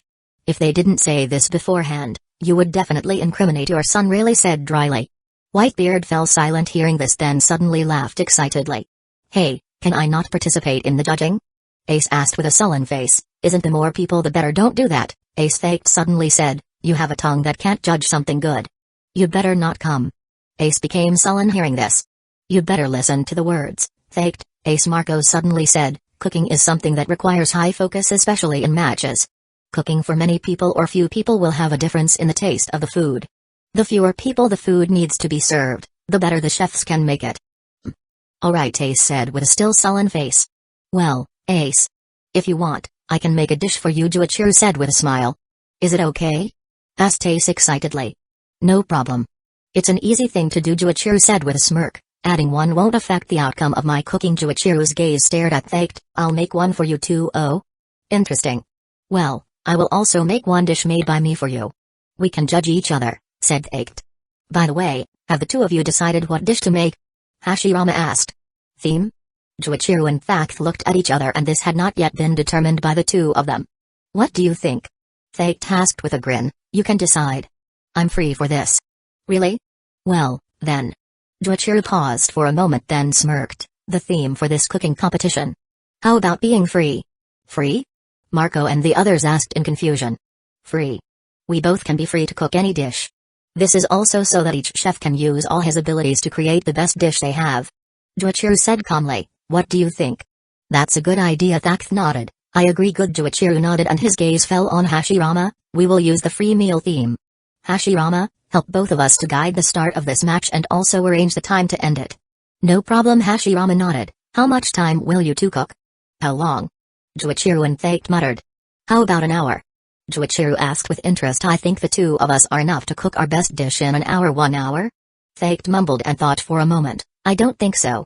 I can do it. Juichiru's gaze stared at Hashirama. The duration of the match is 1 hour. Okay. Hashirama nodded. Well then, please go to your cooking place and prepare all the things you need, such as food ingredients and cooking utensils. Juichiru and Thact nodded and immediately went to their respective places. The Whitebeard pirates immediately cheered excitedly. Even though this is just a cooking match and not a fighting match. However, it's still fun to watch, especially this match has to do with the Fortis Kingdom. When he arrived at the cooking place, Thact had already started to prepare all the food ingredients that would later be used for temporary cooking. For the cooking utensils, he had prepared beforehand. While Juichiru himself took out all the cooking utensils and food ingredients that he had previously used with the storage ring and then started to prepare everything. That ring really is a very useful item, Marco said with a sigh. If only the Fortis Kingdom would sell the item. Whatever the price, I will definitely buy it. Hey, Hashirama, Whitebeard suddenly called out. Is your kingdom really not going to sell the thing? It's hard for that to happen. Whitebeard. Hashirama shook his head. The storage ring is a unique item in our kingdom. His Majesty would definitely sell such an item to anyone, even for a kingdom allied with us. Those items will only be used by the higher-ups of our kingdom. Will Rayleigh get it too? Whitebeard asked with great interest. Rayleigh's focus was instantly shifted in this direction and he was also curious about this. Sure. Hashirama nodded, even though Rayleigh doesn't belong to the ranks of the higher-ranking higher-ups in our kingdom. However, Rayleigh belonged to a mid-level higher-up. He will later get those items that can be used by him. How lucky you are, parents, Whitebeard commented. Ha ha ha ha. Rayleigh laughed excitedly and was also happy that Whitebeard had feelings of envy towards him. At least, Rayleigh in the future, if he met Whitebeard, there was something he could be proud of. Hashirama, I'm ready. Juichiru shouted. Hashirama's gaze immediately turned to Juichiru, who had put all the ingredients needed by him and all the cooking utensils in their place were ready. Hashirama's gaze then looked at Thact. What about you? Ready? Of course. You can start at any time, Thact said. Okay. Hashirama immediately stepped forward, then turned to look at the audience watching the cooking match. Everyone. Today is a special day for us. Because today we are going to have a match between Fortis Kingdom's chef, Juichiru, and Whitebeard Pirates' head chef, Thact, with the theme of this match being free. They are both free to cook whatever they want within 1 hour. All the audience immediately cheered with enthusiasm. With this, I declare that the cooking match between Juichiru and Thact starts. Hashirama shouted at the end of his sentence. At the same time the screams started. Juichiru and Thact immediately started preparing all the food ingredients that would later be processed into a dish, while Hashirama went to an empty place and then created a table and chairs that would be used as a judging place using his wood elemental abilities. This cooking match between Juichiru and Thact itself is not only Whitebeard's side who knows about it. However, the Navy knows the news. They knew this news from the spies they stationed on an island guarded by Whitebeard's group. The news of this cooking match between Thact and Whitebeard has become a byword for all members of Whitebeard's pirate group. This is also what makes the Navy know this. This is why at this time a Navy ship led by Vice Admiral Garp is heading to the Sphinx Island with the aim of being able to taste Juichiru's homemade dishes. Chapter 123, Vice Admiral Garp's Arrival. The New World, Vice Admiral Garp's naval warhead. Garp. You bastards.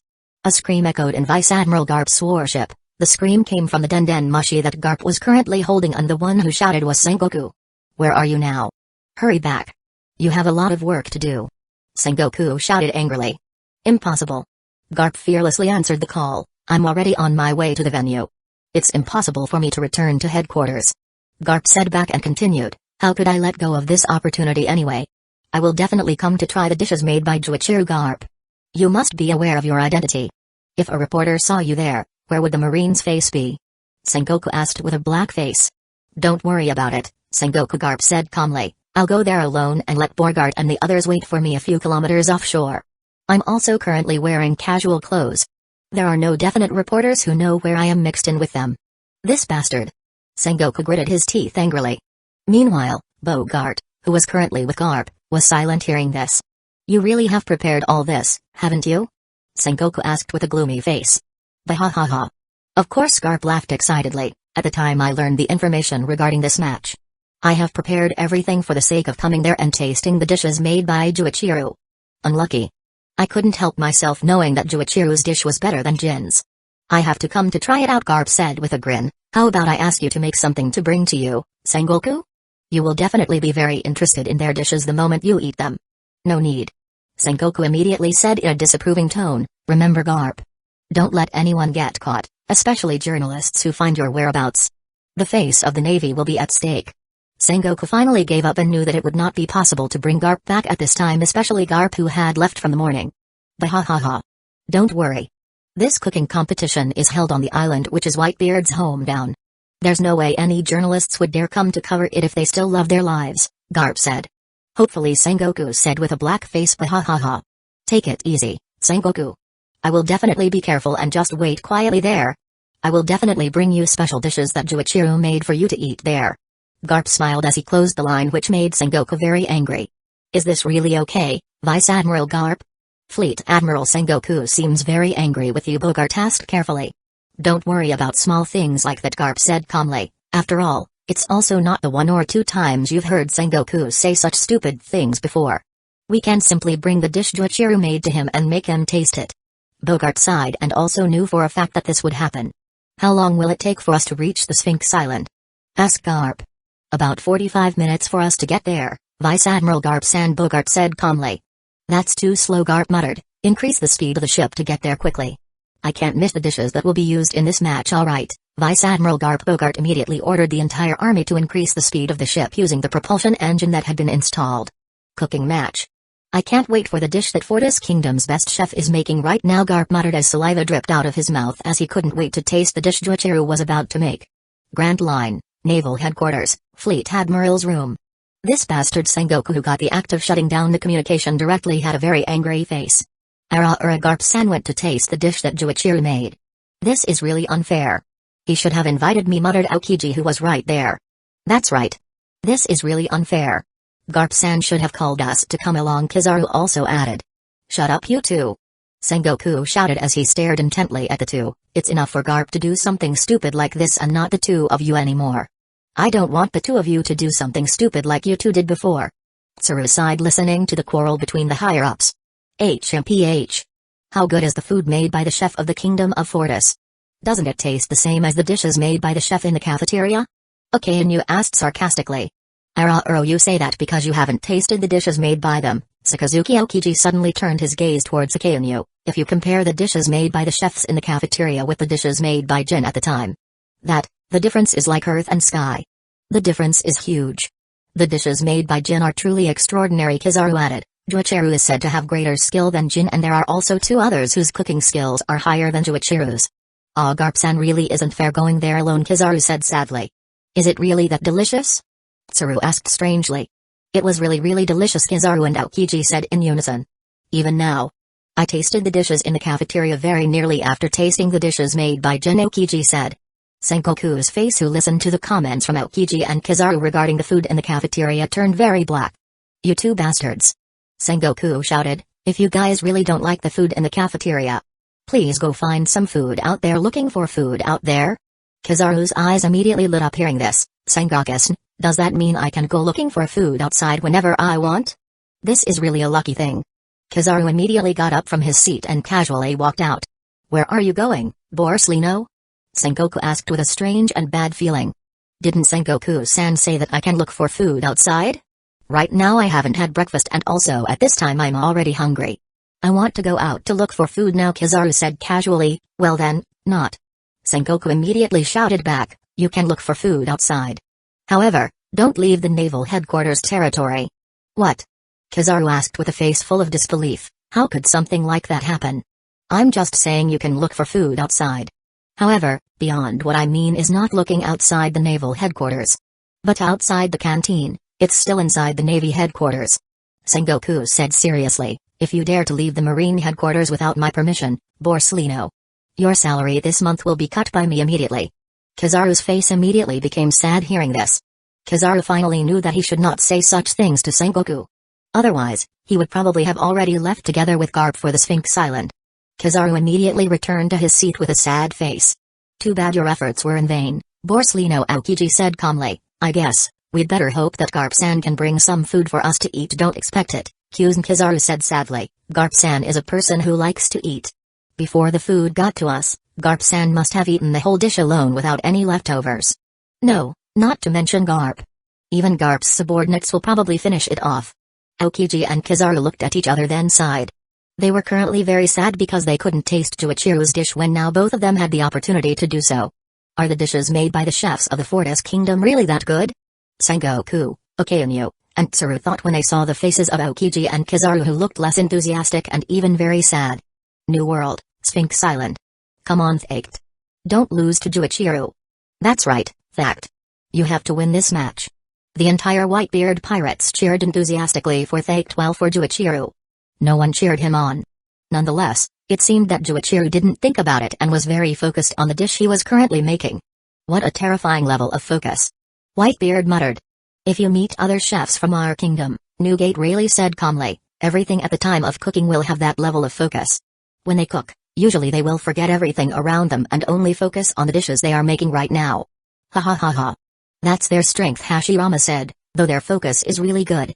However, if you call them or talk to them, they will definitely repay you. Whitebeard nodded and continued to watch the cooking match. Thact, who was currently preparing the ingredients for making the sauce for his dish, also felt the level of focus from Juichiru, this guy. Thact's face smirked excitedly. The dishes made by him must be really good. At the same time as this comment was issued, a very fragrant aroma immediately came out of Juichiru's cooking oven. The aroma came from the meat that had just been taken out by Juichiru from the oven, where the meat was beef of the highest quality covered with various kinds of spices specially made by Juichiru. The aroma of the meat instantly covered the entire area, which was added by a small breeze carrying that scent. All members of the Whitebeard pirates could clearly smell the fragrance. This scent. This is really a must. This scent. It came from the meat that Juichiru just expelled. Coming from Juichiru. Everyone's gaze immediately turned towards Juichiru's place, where everyone could only gulp when the meat that Juichiru had just removed from the oven was placed on the table, where the smell of the meat always came out every time, which made the surrounding area have a very strong aroma. The smell of the meat. This scent. It really is a must, Marco muttered with an expression full of surprise. Compared to the smell of food, I think it's almost like the smell of perfume, Izo muttered with a face full of surprise. Unlucky. I can't wait to taste the dishes made by Juichiru, Ace said excitedly. Hey, Ace, Jaws immediately said, you got your share, didn't you? You should share it with me too. What? Ace, who heard this, was very surprised and looked at Jaws along with the other commanders. Zahahaha. Captain Ace. I want it too. Teach, who was there, also said, could you share us a bit? The dish must have been very good. It would be a shame if you were the only one who got the share. That's right, Ace. You should share it with us too, Haruta said. Marco saw that all the troop commanders had gathered around Ace and started asking for a share. Marco intelligently remembered that later Thact would get a share and immediately walked up to Thact. Unexpectedly there, already joined Speed Gyru, who wanted to participate in asking for Thact's share. Gyru? He. I didn't expect you to have the same idea, Marco Gyru said. Ace will definitely be their share to squeeze. They must have forgotten that Thact would also be getting a share. Don't say it out loud, Marco said. We better know. Only Gyru nodded and immediately went to where Thact was currently focusing on cooking. Thact's focus point is currently at its highest because Thact is currently feeling tremendous pressure from Juichiru, especially just through the meat made by him. Hey, Thact, Marco called Thact in a fairly low voice. Thact, who heard this voice, immediately looked at Marco and Gyru. Marco, Gyru? Thact, give you your share later for Juichiru's dish, Gyru said with a grin. What? Thact was surprised to hear this. How is it possible that you guys prefer his dish to mine? Thact asked sadly. Don't worry, Thact. We will definitely continue to love your dishes. It's just, we want to try the dish made by Juichiru, Marco said. Besides, you'll definitely get a pretty big portion. At least give us one too. Only reason you say that, Marco. Thact rolled his eyes and said, okay. I'll give it when I'm done tasting the dish. Good, Marco and Gyru nodded excitedly. Bahahaha. What a delicious scent. Sure enough. It's not wrong for me to came to this place instantly. A voice full of excitement immediately rang out from the east. Everyone immediately stopped their work except Juichiro. Even Faked, who was currently very focused on his work, also stopped his activities and immediately turned his attention towards the voice. Garp. Instantly the faces of all members of Whitebeard's pirates immediately changed when they saw the person who came was Garp. Parent? Ace, who saw it immediately, was very surprised and indirectly hid behind Jaws. Damn it. How could that person have came to this place? Gororo, what is an old marine like you doing in this place, Garp? Did you came to arrest us? Whitebeard asked excitedly. I don't think that's the point, Newgate really said as he looked at Garp, especially his clothes. Look at the clothes he is wearing. It doesn't reflect someone who wants to catch someone. More like someone who came for a vacation, Hashirama continued. Really? Garp, who heard Rayleigh's voice, was immediately surprised by Rayleigh being there. How can you be here? Yo. Garp, long time no see, Rayleigh said with a smile. I have currently joined the Fortis Kingdom and become a trainer there. Join the Fortis Kingdom? Garp was immediately taken aback by this information and looked at Hashirama. Is that true, Hashirama? Yes, Hashirama nodded. His Majesty invited Rayleigh to join us with the post he held was trainer for our troops. The training given by him is regarding physical training and spiritual energy control. Spiritual energy control? Wait, don't say. Yes, Hashirama nodded. His Majesty has granted Rayleigh access to this study. This is really very surprising, Garp said with a face full of surprise. Hey, old man, Whitebeard called out to Garp with an annoyed face. What is your purpose in coming here? Did you come to cause trouble? No. Don't get me wrong, Whitebeard, Garp said calmly without any fear. I came here because I wanted to come to taste the dishes made by Juichiro and also wanted to came to see my stupid grandson. Ace immediately broke into a cold sweat hearing this because he could feel it even though Garp wasn't looking at him. Ace senses Garp has found his whereabouts. Garp, Whitebeard's face immediately darkened. If you want to catch Ace, I will never let that happen. Whitebeard's entire pirate army immediately became serious upon hearing this. Who wants to catch him? Whitebeard, Garp's face became strange. I came here because I just wanted to came to see. I haven't seen that stupid boy in a long time. Garp paused and continued, wait. How do you know that my grandson is Ace? Ace told us that, Garp, Marco suddenly said calmly. Ace said it? Garp was instantly excited to hear this. Bahahaha.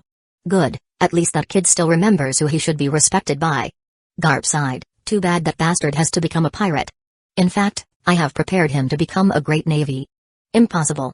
Ace, who was previously hiding, immediately stood in front of Jaws. I'm not going to be a marine, old man. I want to be free like a pirate. Garp, who saw Ace, immediately used instant transmission and suddenly appeared in front of Ace, which made everyone shocked, and without waiting for long, Garp immediately hit Ace very strongly. Bastard. Was that the first time you met your grandpa? Also, don't call me old man. Call me grandpa. Boom. Ace immediately lay down with a small round head nestled above his head. Sick. Ace immediately shouted loudly while holding the head that was hit by Garp. Bahahaha. Ace, you're still 100 years easier to fight me, Garp excitedly laughed after hitting Ace. Everyone who was there immediately fell silent at this. Garp, Whitebeard suddenly called out, didn't you say you don't want to cause trouble here? Whitebeard asked with a dark face. Whitebeard, Hashirama suddenly said, I don't think it's a mess. All Garp did was educate his grandson. After all, it's a possible thing. The trouble is when Garp attacks your group or attacks the island using a warship. However, he didn't do that. I agree with what you said, Hashirama. Newgate really nodded. Didn't Garp say his goal too? He came here just to come to taste the dishes made by Juichiro and to see his grandson. Bahahaha. You two really know me, Garp said with a laugh. And also, Whitebeard, you recognize Ace as a boy. Doesn't that mean you are my son? Everyone fell silent hearing this. While Whitebeard, who heard Garp's words, immediately blackened his face. Hey. Get used to being calmer. Suddenly Juichiro, who was previously calm and didn't speak, suddenly spoke. There is currently a match here. If you want to cause trouble, do it somewhere else. Everyone fell silent again hearing the words said by Juichiro. While Juichiro himself did not lift his gaze and remained focused on the work he was currently doing. Thake, who heard this, smirked. Really interesting person. I think I should also continue my work. Thake then started working again. Gororo, what a cocky kid. Whitebeard just laughed hearing this, then his gaze turned to Garp. Garp, you probably won't have a chance to taste this Juichiro dish, huh? How could it be? Garp asked with a face full of surprise. That's right, Garp really added. Juichiro will only make 5 dishes in this match. 3 of them will be served to me, Hashirama, and Newgate, who are currently the judges of this match. As for the other 2, The dish will be given to Thaked and also to Ace. To Ace? Garp's gaze immediately filled with excitement. Then it's an easy thing. The part that belongs to Ace will be mine. What?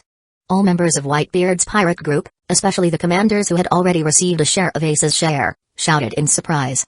Meanwhile Marco and Gyru heaved a sigh of relief that their share was safe for now. Parent, are you still not satisfied with my one hit, Ace? I still haven't forgotten that you didn't say goodbye to me earlier. Garp's gaze was full of threats which made Ace and the other Whitebeard pirate commanders down. You really are a quirky old man, Garp Hashirama said and then laughed. Bahahaha. I finally got to taste the dishes Juichiro made.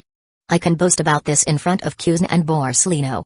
Both of them must be very jealous. Garp excitedly walked towards Whitebeard and the others. Hey, Whitebeard, where is the other seat? You're not a guest here, Garp. Whitebeard said with a frown. Nonsense. Garp immediately denied it. I'm a guest here and I should get it. Garp's gaze then looked at Ace. Ace, quickly get this chair for your grandpa. No need, Hashirama suddenly said and immediately formed a seal using his hand. Wooden style, wooden chair. Immediately behind Garp appeared a chair which was formed by Hashirama using his ability. Wood? Garp was surprised by this. Is this the power you have?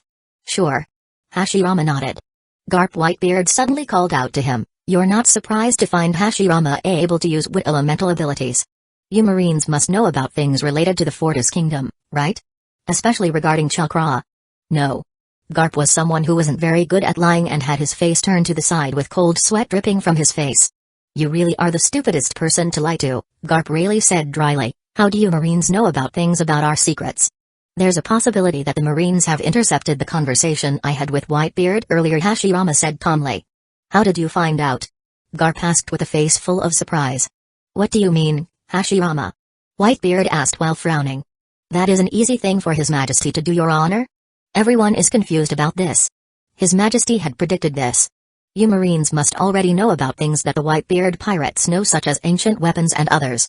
His Majesty told me that your side of the Navy has developed a technology wherein the technology can be used to intercept the conversations between the two parties without using tools such as the black denden mushi, which is usually used for wiretapping. Garp fell silent for a moment hearing this. Hashirama, how did King Fortis know about this? Whitebeard asked. Do you guys have spies on the Navy side? No, Hashirama shook his head. That is a natural thing to know because every big organization must have some kind of great technology. As for the Navy, which in fact is the organization that protects this ocean, they must have developed some kind of technology and then used it to monitor your side, which is the Emperor of the Ocean, of which you are their enemy. Hashirama paused and continued while staring at Garp. I myself previously thought it was impossible. However, after confirming this time, the prediction that His Majesty said actually came true. You Navy guys really developed that kind of technology. Everyone was silenced listening to Hashirama's explanation. Even Rayleigh was speechless hearing this. Even though Rayleigh had already joined the Fortis Kingdom. However, the period of time Rayleigh joined was still very short. There are many things that Rayleigh did not know until now, especially about ours. Did King Fortis really predict that? Garp asked with a serious face. Hashirama nodded. Yes. He said so. What a terrifying king. Garp muttered, to which Whitebeard agreed. Oyaji Marco suddenly called out, in the future, we should start to be careful about summoning each other, especially talking about the plans we are going to do. If possible, it is better to have a direct conversation than to talk about it indirectly, namely through denden mushi. Whitebeard nodded and looked at Hashirama. Thanks for the information, Hashirama. Whitebeard's gaze then looked at Garp and then mocked him. I don't think it would be a bad thing for you to came to this place, Garp. You bring up something very important for us to know. HMPH. I don't care about that. Even if you guys know that, it's also none of my business, Garp said calmly, and his gaze fell on Juichiro's place. Damn it. Will it take long for the dish to be served? Everyone was silenced by Garp's personality. Usually there are people who will be angry when information about matters related to the organization where he works is exposed, especially those that are confidential. However, Garp was different. Garp paid no attention to such things. Garp himself holds the principle of strength. As long as he had the power, Garp could do whatever he wanted with it being a matter of justice. Garp, shouldn't you pay attention to such things? It was an information leak, you know. Hashirama said calmly. No need, Garp waved his hand, that's not my job. Besides, I'm currently in retirement. Naval-related matters are no longer my concern. The matter regarding the disclosure of this information is Sengoku's business. None of my business, Garp said back. Gorara, you are indeed the Garp we know, Whitebeard laughed excitedly. The atmosphere there was excited again after seeing Chuichiru and Faked finally finishing their dishes and currently entering the plating process. Everyone couldn't wait for the dishes made by the two people. Chapter 124, Move Crocodile. Grand Line, Kingdom of Alabasta, Royal Palace. Crocodile Cobra, who was currently sitting on his throne, looked straight ahead with a gloomy gaze at Crocodile, who was present in front of him at this time with a face full of smiles. Try at this time together with Chaka while Agram is currently still being treated because the wound he received is still not healed. What do you want to do here? Asked Try again. Long time no see, King Cobra Crocodile said calmly. Is that your welcome to a man who has helped secure your kingdom from pirate attacks? Nonsense. Chaka immediately shouted angrily, securing from pirate attacks? You alone destroyed this kingdom with a single act of yours. Crocodile exhaled the smoke, then looked at the two calmly without feeling angry at all. That's right.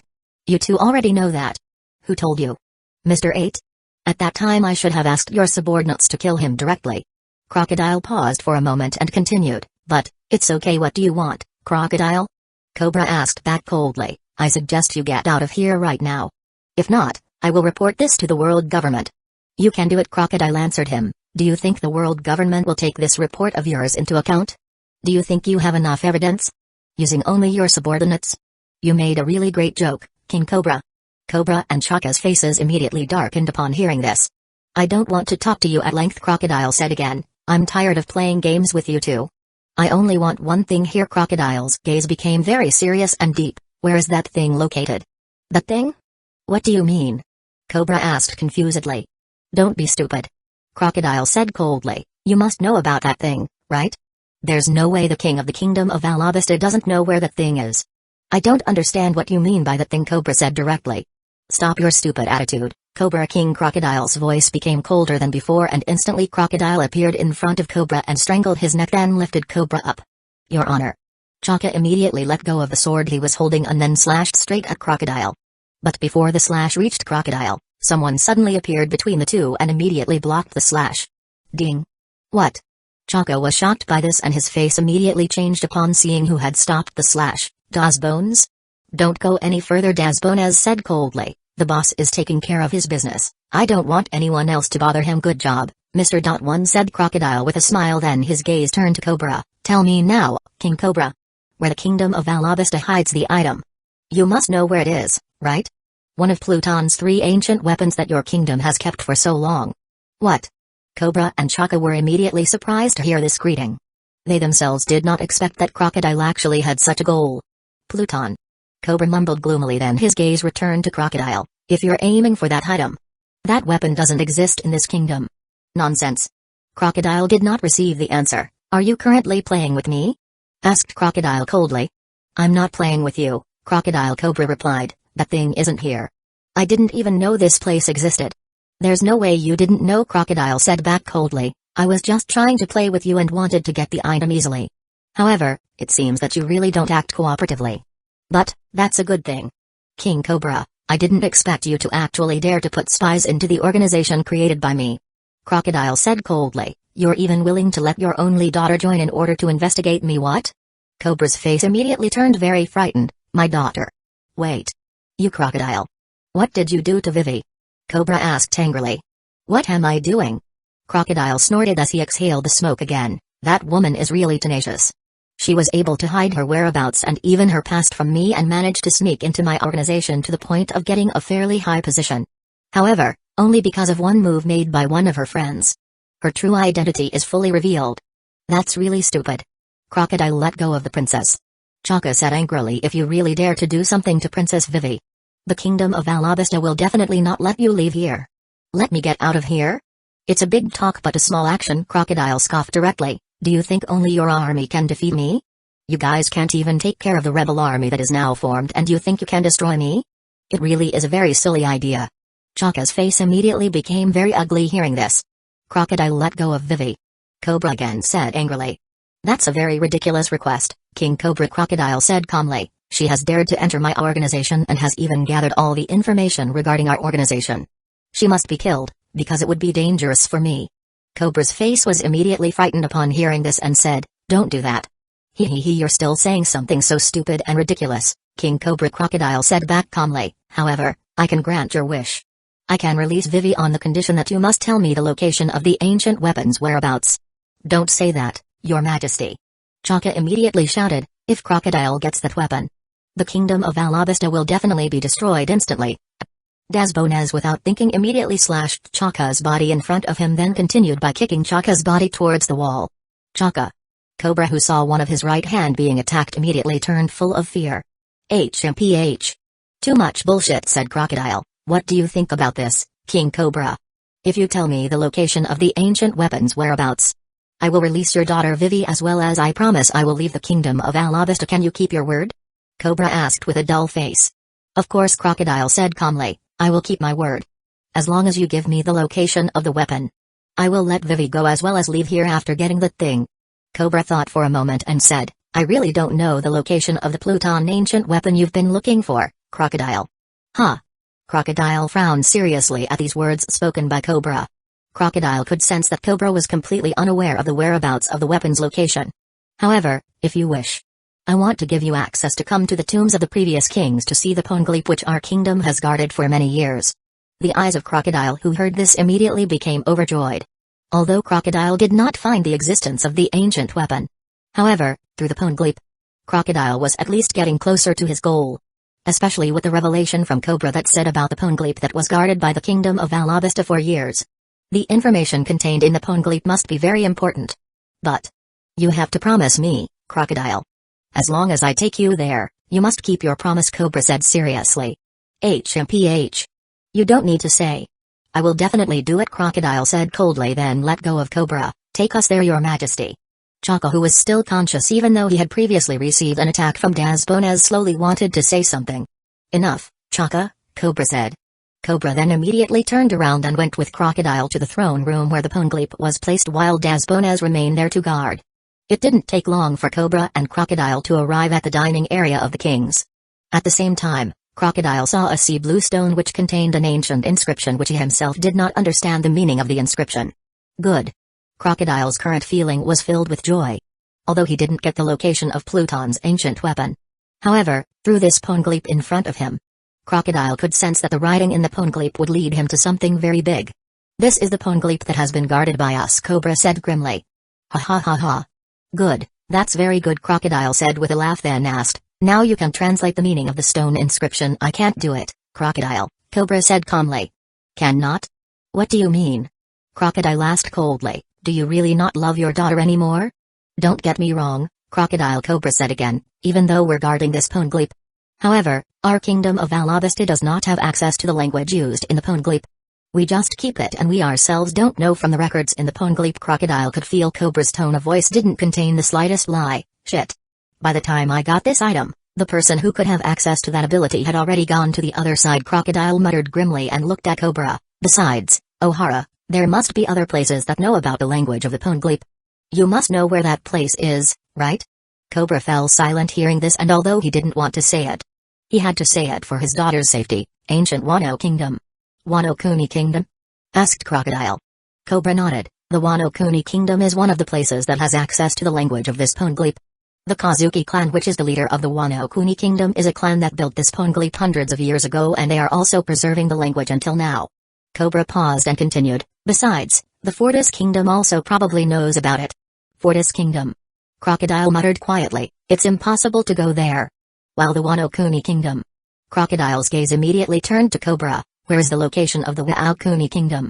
New World, Cobra answered him. It is located in New World, New World. I think it's time to travel there again, Crocodile muttered, then looked at Cobra. Where is the paper that can copy these notes?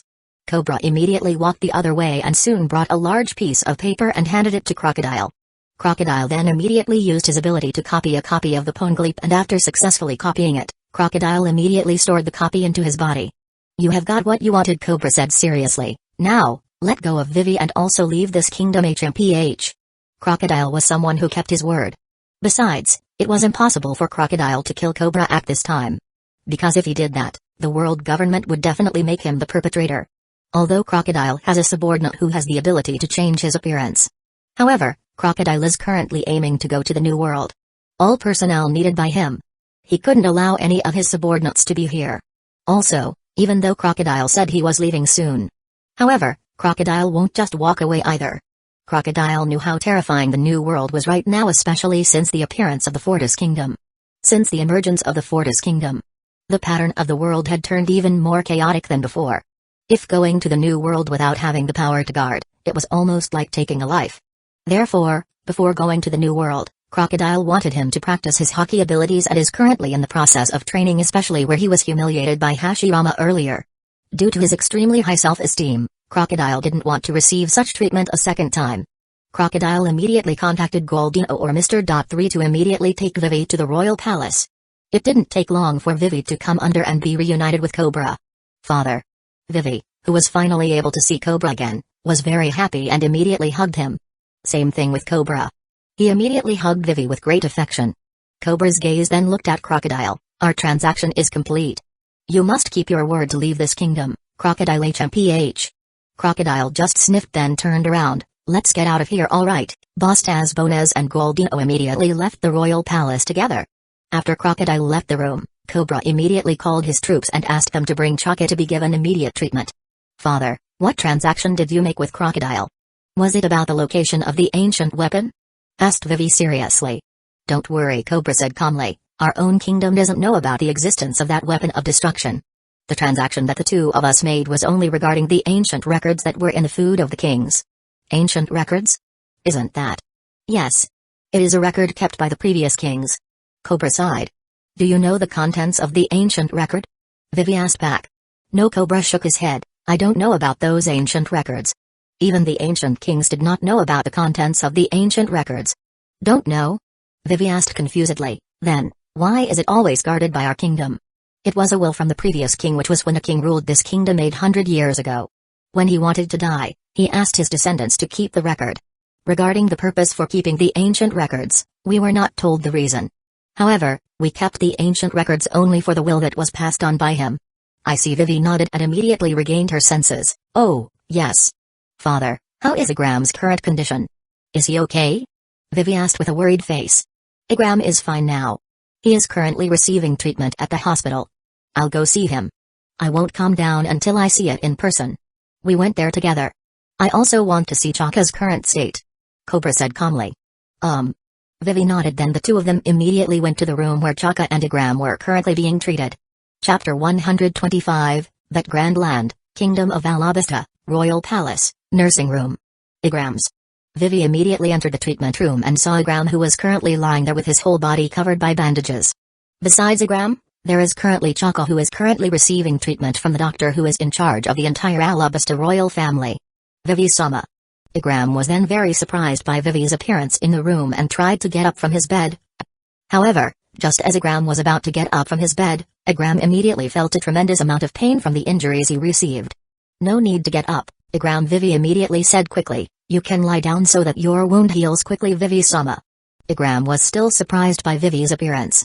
Even though he had received news about Vivi from Chaka, who was currently receiving treatment, Igram was still very surprised by Vivi's appearance. Are you alright, Vivi-sama? Didn't that bastard Crocodile do something to you? Asked Igram quickly. Vivi immediately shook her head. No need to worry, Igram. I'm fine. Vivi paused for a moment and her face was very sad seeing Igram's current condition. I'm sorry, Igram. Because you don't need to apologize, Vivi-sama. Igram immediately said seriously, I am doing this because of my duty that I should have done. I'm very happy to see you in good health as you are now. Even so. Vivi sighed, I still thank you. How is Chaka doing, doctor? Asked Cobra, who immediately came to the place from Chaka. Chaka-sama is not experiencing any serious problems, Your Majesty. The doctor said calmly, his condition is improving now, Your Majesty. Luckily, he came here quickly and was immediately able to get treatment. If only the wound he received was wide open. His condition will be even worse than it is now. Your Majesty, there's no need to worry about my current condition. Chaka said with difficulty and tried to get up. Chaka-sama, please don't get up just yet. If you do so, there's a chance your wound will open again. Listen to the doctor's words, Chaka. Cobra said seriously, you should be able to get your condition back to normal, Your Majesty. How is it from Bell? Igram suddenly asked, have we still not heard from him? I received it this morning, Cobra said calmly. Bell said he had just arrived in the Province Kingdom and at this time he might be trying to get a chance to talk to the Province King regarding our intentions. Bell's? Province Kingdom? Vivi mumbled in confusion and suddenly she recalled the plan she had previously drawn up with Igram. Igram, you mean Bell at this time? That's right, Vivi-sama. Igram nodded. Bell has been given an assignment by His Majesty to go to the Prudence Kingdom to meet the Prudence King to ask him for help so that our side can contact the Fortical Kingdom to ask them for help. Asking for help. Vivi's gaze became very excited hearing this. The business with Crocodile can be said to be over for now, Cobra said seriously. However, we still have to take care of the rebellion troop problem, Cobra said. Right now the rebellion army's strength is increasing. If you let it continue like this, the kingdom of Alabasta will be destroyed due to the internal conditions that occurred. Dad, Vivi suddenly said. Let me go see Koza. Vivi-sama? Chaka, Cobra and Igram were surprised by Vivi's suggestion. Koza is my childhood friend and I'm sure he will definitely listen to everything I say, Vivi said seriously.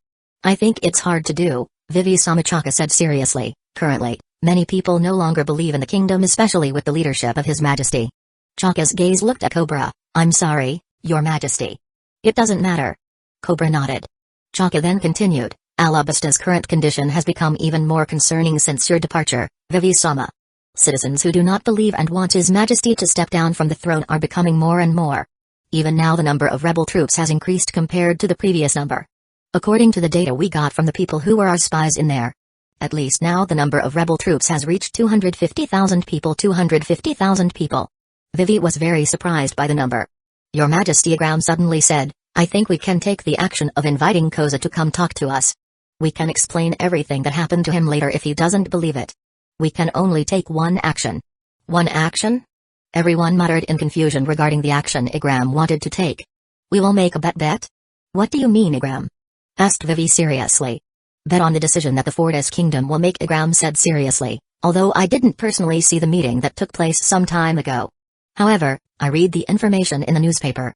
According to this information, I came to the conclusion that the Fortis Kingdom is a kingdom that is unlikely to build a cooperative relationship, especially with a kingdom that oppresses its citizens, which can be seen with King Fortis, who hates gambling, slavery and others.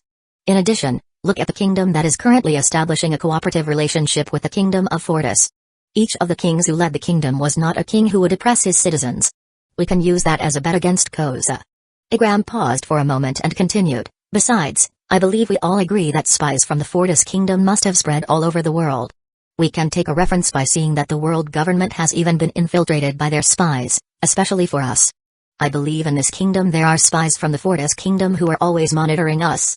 Igram stopped back and continued, we can use this conversation that Bell is about to have as our bet on Koza. If we can really establish a cooperative relationship with the Fortis Kingdom, that means all the accusations leveled against His Majesty are false. Meanwhile, if the Fortis Kingdom does not accept a cooperative relationship with our side, it means that the accusations leveled against His Majesty are true. Igram's gaze stared at everyone. What do you think about this? If you want to make such a bet. Chaka mumbled softly, then looked at Cobra. His Majesty must risk his position, no problem. Cobra said seriously. Father Vivi was very surprised by the decision made by Cobra. I have no problem with that. If I really am the one who did that, and also because of the problems of my government many citizens of my kingdom are suffering till now, I am willing to step down from this throne and let a better person to rise to the position to replace me. Cobra said seriously, I'd better step down for the sake of my citizens can be better than now. I believe you are a king who would not commit such an act, Your Majesty. The previously silent doctor suddenly said, as long as I follow the government that you are currently leading. You never do anything that actually oppresses the people. You don't even collect taxes from the citizens, which is very different from the government carried out by other kings, said the doctor. I believe too, Chaka suddenly said. Father. Vivi suddenly called out, let me have a hand in knowing this. I will go to see Koza and invite him to come. I'm sure if I do this, he would definitely accept it. Koza, there's no way that person will forget me as his friend. Cobra thought for a moment and said, you can go. However, you must be accompanied by some bodyguards. Even though I trust Koza. However, there are some people who are his subordinates who won't necessarily take action against you. No problem. Vivi nodded and felt it was a natural thing. New World, Prudence Kingdom, Royal Palace, Throne Room. The meeting between the three leaders finally came to an end, and the Ryugu Kingdom's representative and the Amazonian Kingdom's representative Lily had finally returned after eating the dishes the Prudence Kingdom had prepared for them. Every royal representative didn't stay too long. They have a lot of work to do, as well as they want to announce a cooperative relationship to their citizens. Currently in the throne room there is Elizabeth II and also several other higher-ups along with Belle, who has received permission to meet him. Thank you for allowing me to meet you, King of Prudence, Belle said in a polite tone as he bowed. I know you. You are the one who can take part in Reveries meeting with the Cobra King. Elizabeth II said calmly. It is an honor to be known by you, King of Prudence. Bell said, my name is Bell, I am the personal bodyguard serving as army commander of the Kingdom of Alabasta. Elizabeth II nodded and said, what is your purpose in coming here, Commander Bell? Did King Cobra ask you to send me a message? Elizabeth II and Cobra have a pretty good relationship. Because of that, the thing that Elizabeth II asked about was a letter or something. That's not my job, King of Prudence. Bell shook his head and continued, the purpose I was sent to see you was to ask you for help in contacting King Fortis. Contacting the King of Fortis. Elizabeth II was slightly surprised to hear this. King of Prudence, the territory of the Kingdom of Alabasta has now been claimed by one of the 7 warlords of the sea, namely Crocodile, as his territory. After claiming the territory as his territory, Crocodile has built the casino business in the Kingdom of Alabasta, which is to the detriment of the citizens of our kingdom. Many citizens from our kingdom have an addiction to gambling which is actually detrimental to them and is causing many of them to suffer from hunger today. Bell clenched his fists tightly as he explained this and continued, besides, since the appearance of Crocodile in our kingdom, His Majesty always gets slander starting from the exploitation of resources and also various other things. This is also why at this time in the Kingdom of Alabasta there appears an organization called the Rebel Army, where the goal of this organization is to overthrow the leadership of the Cobra King and replace him with the new king. This. Elizabeth II fell silent hearing this. This situation is really very bad, Dagama said seriously. If this situation is not handled properly, it won't take long for your kingdom to slowly crumble. That's what we've been thinking at this point, Bell said, feeling full of emotion. We have no way of dealing with Crocodile. Currently Crocodile has been considered a hero by the citizens of our kingdom because it has helped in dealing with the problem of pirates who often do trouble in our kingdom. But on the other hand, indirectly Crocodile himself is also slowly destroying our kingdom by making the citizens addicted to gambling. Bell took a deep breath and said, previously we had discussions with His Majesty regarding this matter and also asked His Majesty to ask the world government for help. However, His Majesty said as long as there is no solid evidence, Crocodile will destroy our kingdom. The world government will not interfere in this matter, especially with the current status of Crocodile, who has been considered a hero for our kingdom. It's hard to take down Crocodile. Bell paused for a moment and looked at Elizabeth II. I came here because I wanted to ask the King of Prudence for help in contacting King Fortis. Our kingdom would like to ask for help from their kingdom to resolve this matter. Bell immediately bowed. King of Prudence, please help us. Elizabeth II and Dagama fell silent hearing this. Elizabeth II sighed. I can help you contact the King of Fortis. Bell immediately raised his head and his face was full of joy. However, regarding the decision of King Fortis, it was his decision. Will it help you or not? I'm just going to tell you, King Fortis will only help if in the kingdom he's helped has a benefit to his kingdom. Otherwise, it's hard to get him to move to help. Elizabeth II paused and continued, our kingdom received help from the Fortis kingdom earlier only because the Fortis kingdom needed something in our kingdom. If at that time the Fortis kingdom did not have what it needed, it is likely that by now our kingdom would have been destroyed by the 2 kingdoms that previously fought with us. The same was true for the Hyuga kingdom and the Amazon Lily kingdom. These 2 kingdoms can establish a cooperative relationship with the Fortis kingdom because the Fortis kingdom needs something from these 2 kingdoms. Dagama suddenly continued, it's not just the 3 kingdoms that are currently establishing cooperative relations with the Fortis kingdom. The 2 kingdoms that King Fortis was told that King Fortis wanted to establish a cooperative relationship with. These 2 kingdoms also have something the Fortis kingdom wants. Excuse me. If I may ask, do you know the 2 kingdoms that the Fortis kingdom wants to establish a cooperative relationship with? Bell asked expectantly. No. Elizabeth II shook her head. At the banquet after the Octagon meeting, the Empress asked about this matter. However, King Fortis didn't answer and kept it to himself. I see. Bell nodded, and there was still hope within him that the Kingdom of Alabasta was a kingdom that became one of the 2 kingdoms. Because if the Kingdom of Alabasta to establish a cooperative relationship with the Kingdom of Fortis, it can be said that the Alabasta kingdom will become a safe kingdom, and also they will get a lot of help from the Fortis kingdom, which can help them develop their kingdom. I'll be in touch, King Fortis. Elizabeth II said, however, I hope you can strengthen your heart. Because it's possible that your request was rejected, or maybe this call was not picked up by him. Not pick up? Bell asked in confusion. King Fortis is a very busy person, Dagama said. Usually at this time of the day he is doing work, so he rarely focuses on the person who contacts him. I see. Bell nodded and looked ahead seriously while praying for the communication line to be picked up by King Fortis. Chapter 126, Proposal. Elizabeth II immediately contacted Ars. The sound of den mushi sounded in a room with the current atmosphere quite tense. Slowly, the connection finally did not get an answer at all. Bell, who looked at the den mushi, His face was full of disappointment and sadness. Dagama then sighed, "You are out of luck, Commander Bell. King Fortis is probably busy right now and doesn't have time to pick up his denden mushi, or maybe he's doing something outside his office right now and forgot to bring his denden mushi." "What, is there no other way?" Bell asked nervously. "There are two ways," Elizabeth II said calmly. "The first is to wait until lunch or dinner breaks. Usually at times like that, King Fortis is easy to contact. It's still 10 in the morning, you need to wait at least 2 more hours before the lunch break from the Fortis Kingdom. As for the second method, we can contact Miss Loelmina and then talk to her about what you want." "Is Miss Loelmina easy to contact?" asked Bell hopefully. "Unlike King Fortis, Miss Loelmina is easier to contact," Elizabeth II said calmly. "In that case, please help, King of Protons. Please contact Miss Loelmina." "All right," Elizabeth II nodded and immediately contacted Loelmina. Elizabeth II himself can be said to have memorized all the denden mushi numbers belonging to the Fortis Kingdom officials who are currently present. Not only him but Dagama and also the people who got the denden mushi numbers belonging to the higher-ups of the Fortis Kingdom. They all memorized it. This is because if there is a situation that requires assistance from the Fortis Kingdom, they can quickly contact anyone without searching the books that record the numbers. In contrast to ours who did not answer the call. Elizabeth II's denden mushi call was quickly answered by Loelmina. Loelmina is head of the Department of Foreign Relations. Loelmina must always be ready at work for anyone who will contact her. Because of that, she always brought and put his denden mushi nearby at work.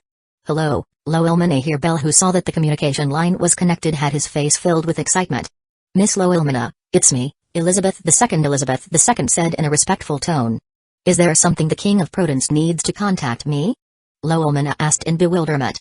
Because normally if Elizabeth II contacted the Fortis Kingdom, Elizabeth II will contact ours soon and rarely to them. This. Elizabeth II immediately explained the ins and outs of the problem that was currently happening. "I see." Loelmina nodded. "Miss Loelmina, what do you think?" Elizabeth II asked calmly and also full of feelings, because Elizabeth II really wanted to know the answer or the action that the Fortis Kingdom wanted to take. "King of Protons, is the representative of the Kingdom of Alabasta currently with you?" Loelmina asked calmly. "Sure." Elizabeth II nodded. "I apologize for this being rude. However, can I speak to him?" "No problem." Elizabeth II immediately handed the denden mushi to Bell. Bell nervously accepted the denden mushi immediately. "Hello, Miss Loelmina. Introduce me as Bell. I am the intended representative," Bell said in a slightly nervous tone. "Hello, Commander Bell. You don't have to be too nervous.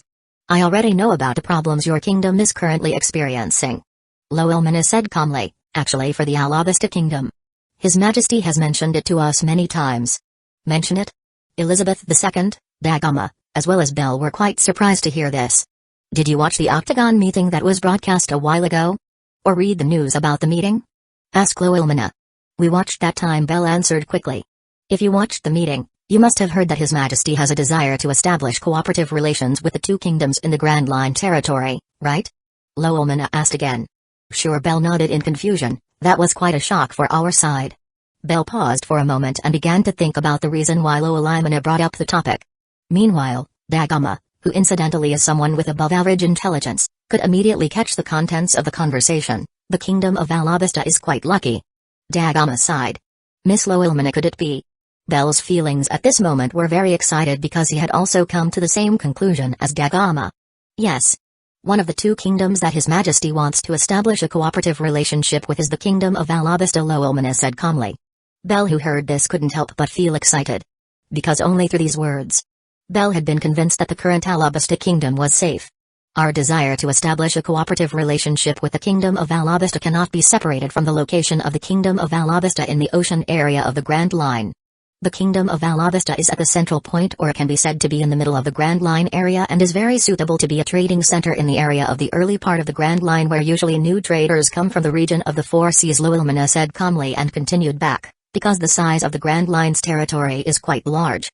The Amazon Lily Kingdom will not be able to handle the entire sale of our products or the products of other kingdoms in the New World region for sale, especially for the area at the beginning of the Grand Line, which is close to the entrance. Therefore, we need a territory or kingdom that is located close to the territory. Loelmina stopped back and continued. "We already have spies throughout the region, or you could say the whole kingdom has our spies, and from all the monitoring that is done, the Kingdom of Alabasta is the most suitable kingdom to be used as a place to sell products and other things." Loelmina paused for a moment and continued, "Regarding your request, We can help solve it. With a note, your kingdom has a desire to establish a cooperative relationship with our kingdom. As long as a cooperative relationship can be formed, our kingdom will gladly help resolve this rebellion troop problem as well as other problems. Also, our kingdom has an interesting proposal to your kingdom. What do you think? Proposal? Bell asked in confusion. The proposal is to assist in the reconstruction of the royal territory that you have. The area that you own now is known by many people is a desert where it is difficult to develop various things there such as plants and others. The proposal I'm offering is that our kingdom will help turn a large enough area into a green forest and also build clear rivers. That way, your kingdom can take advantage of this vast area to build agriculture, livestock and so on. Also, with that, the water problems in your kingdom can also be solved by building rivers and lakes. Elizabeth II, Dagama and Bell fell silent hearing this. This proposal itself is not free. Because if you accept this proposal, at least every year the kingdom of Alabasta must give 10% of the total income they get to our kingdom. This is a cost that the kingdom of Alabasta will have to bear if they want our kingdom to assist in the reconstruction. Loelmina paused and continued, please don't misunderstand the price we're offering, Commander Bell. This price alone is because the kingdom of Alabasta directly received development assistance from our kingdom. Unlike the Ryugu Kingdom, Prudence Kingdom, and Amazon Lily Kingdom where they don't need our kingdom's help in construction and reconstruction and our cooperation agreement only includes a sales agreement and others. Your kingdom is different because our kingdom is fair in the reconstruction and in terms of the area that needs to be reconstructed it is also very large in size. We also need to get a result from our work. I see Dagama nodded, 10% of the total annual income? That's a very small amount compared to the assistance provided by the Fortis Kingdom. Yes, Elizabeth II nodded. The territory of the Kingdom of Alabasta is a very large region and is also famous for the deserts that exist throughout the region. If the area can be used properly. Giving 10% income is too little. Bell listened clearly to the conversation between Elizabeth II and Dagama. However, even so, he couldn't decide that on his own. Miss Loelmina regarding the wish to cooperate. Our Alabasta Kingdom can accept it. Bell said calmly. However, regarding the matter of the proposal that was offered earlier, I need to discuss and get His Majesty's approval. I see. Take your time to discuss this with the King of Alabasta. I also need to convey this to His Majesty. Loelmina said calmly. I understand. Bell nodded then handed the denden mushi to Elizabeth II. King of Prudence, my apologies for troubling you back. Later, when Commander Bell had the answer. Please feel free to contact me back or perhaps directly to His Majesty. I will be with His Majesty after this. I understand. Elizabeth II nodded. The communication line was immediately closed again. Commander Bell, please take this time to discuss the proposal put forward by the Fortis Kingdom with the Cobra King. Elizabeth II said calmly, I hope you will carefully consider the proposal given by the Fortis Kingdom. Although your kingdom has to pay as much as 10% of your kingdom's total annual income to the Fortis Kingdom. However, the impact received is greater than that. I see. Bell nodded and immediately took out his denden mushi to contact Cobra. Grand Line, Kingdom of Alabasta, Royal Palace, Nursing Room. Cobra sighed. I hope Vivi can be fine. Don't worry, Your Majesty. Agram said with a determined look. The current Vivi-sama is no longer the careless woman she was when she was a child. Vivi-sama now knows what is important to do and not to do. She can definitely do this job well. Hopefully. Cobra nodded and simultaneously the denden mushi under his shirt sounded. Cobra immediately picked it up and said, Hello, Cobra is here. Your Majesty, it's me, Bells. Cobra, Chaka, and Agram, who found out who contacted Cobra, were then very surprised. How are you there, Bell? Are you alright? Cobra asked quickly. I am currently doing well, Your Majesty. Bell was very pleased with the question. That's great news. Cobra sighed then said, Where are you right now? Have you met the King of Prudence? I am currently in the Royal Palace and am with the King of Prudence as well as his right hand. Dagama. Bell said politely and continued, I have also previously been in communication with the Fortis Kingdom. You've done it? Cobra asked with a face full of surprise. How did it go? Chaka and Agram also with faces full of impatience waiting for the result given by Bell. Bell immediately gave the result of the conversation he had with Loelmina. Cobra, Chaka, and also Agram were both very surprised and overjoyed. They did not expect to be one of the kingdoms where King Fortis wanted to establish a cooperative relationship with the kingdom. Your Majesty, what do you think of the proposal offered by Miss Loelmina? Bell asked seriously, Are we going to accept it or not? The King of Prudence informed me for us to accept the offer. I also think to agree with the proposal. Chaka said, if indeed the Fortis Kingdom can help us in building and reconstructing the territory we have into an area of forests, rivers, and lakes, or it can be said that the area can be managed to produce something. But, Isn't that 10% too big? Igram asked while frowning. No, Cobra shook his head. If the Fortis Kingdom can really turn the territory we have into usable territory, the value of 10% is very small. If we compare it to the heavenly taxes that are usually paid by the kingdoms that establish cooperative relationships with the world government, even the taxes given to them are high and even exceed the 10% demanded by the Fortis Kingdom. The value demanded by the Kingdom of Fortis is quite small. In addition, if we compare it to the world government where they themselves only protect us from pirate attacks and that too often a problem occurs and also only gives us access to be able to participate in Reveries meetings. This proposal given by the Fortis Kingdom was very far in comparison to that of the world government. Apart from that, we got territory protection from the Fortis Kingdom. We can also participate in the Octagon meeting where we can build cooperative relationships with other kingdoms, and also our kingdom will get assistance for reconstruction. The kingdom of Alabasta that was previously a desert where it was difficult to get drinks will soon turn into a green kingdom where there is no shortage of water. Igram fell silent hearing this, and at that moment he began to think about the proposal again. He felt that the proposal was indeed worthy of acceptance even though they had to pay the Fortis Kingdom every year. Your Majesty, what was the decision? Asked Bell calmly. Accept the proposal, Bell Cobra said excitedly and filled with joy. We have to accept the proposal. This will be the turning point of our kingdom. I understand, Bell nodded excitedly. I will immediately inform the Fortis Kingdom about this. The communication line was immediately cut off. Your Majesty, I think we should immediately consider the decision to cut off our cooperative relationship with the world government, Chaka said. We will soon establish a cooperative relationship with the Fortis Kingdom. All the kingdoms belonging to the Octagon, Prudence Kingdom, Ryugu Kingdom, and Amazon Lily Kingdom. All of these kingdoms are kingdoms that do not establish cooperative relations with the world government. We also need to get rid of this immediately. Cobra nodded. Your Majesty, Igram suddenly called out, we'd better wait a bit and not now to cut off cooperation with the world government. At least wait until the Fortis Kingdom actually confirms this. That way, we will be safe from various things. Because if we do that and don't get direct confirmation from the Fortis Kingdom. Igram paused and continued, in the style of the world government. I'm afraid they will send the ancient weapons they currently hold to destroy us. Cobra and Chaka fell silent hearing this. We'd better do that, Your Majesty, Chaka said seriously. Wait until Fortis Kingdom confirms this so that we can be safe and also our kingdom will get protection.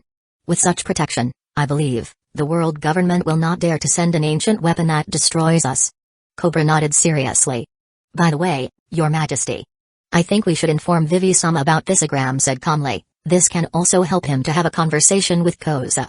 As long as Koza knows that our kingdom has established a cooperative relationship with the Fortis Kingdom as well as the proposal given by the Fortis Kingdom, the rebel army will immediately stop what they are doing. That's a good idea. Cobra's eyes immediately lit up hearing this and immediately made a call with Vivi, who was currently on her way to the main headquarters of the rebellion army. Chapter 127, Covenant New World, Fortis Kingdom, Royal Palace, King's Study Room. What do you think of the proposal I gave them, Ars? Lowellmana asked calmly as she sat on the sofa in Ars' study. Ars was also there and his location was right in front of Lowellmana right now. That proposal you gave is a very good proposal. Ars nodded and continued. We need to wait for the confirmation given directly by them. As long as they accept the proposal submitted by you, we will immediately hold a meeting for a short night to discuss the problem of the reconstruction design for the Alabasta Kingdom's territory. Meeting. Lowellmana muttered, we can include Robin in the meeting. Ars? Robin? Asked Ars, raising his brow. Although you have quite a lot of information regarding the Kingdom of Alabasta and also later you can get it through Ellie. However, this is just information. Robin is someone who has lived there and that makes her have a direct familiarity with the territory of the Kingdom of Alabasta. We can ask for her opinion and suggestions during the meeting. That's a good idea. Ars nodded. By the way, Ars, Lowellmana said back, I think we should also immediately announce the cooperation that took place between our kingdom and the Kingdom of Alabasta by inviting Commander Bell to come here and then do a live broadcast to inform the public. Although the cooperation that we have established has not been fully established due to the absence of a contract signing that has occurred between us.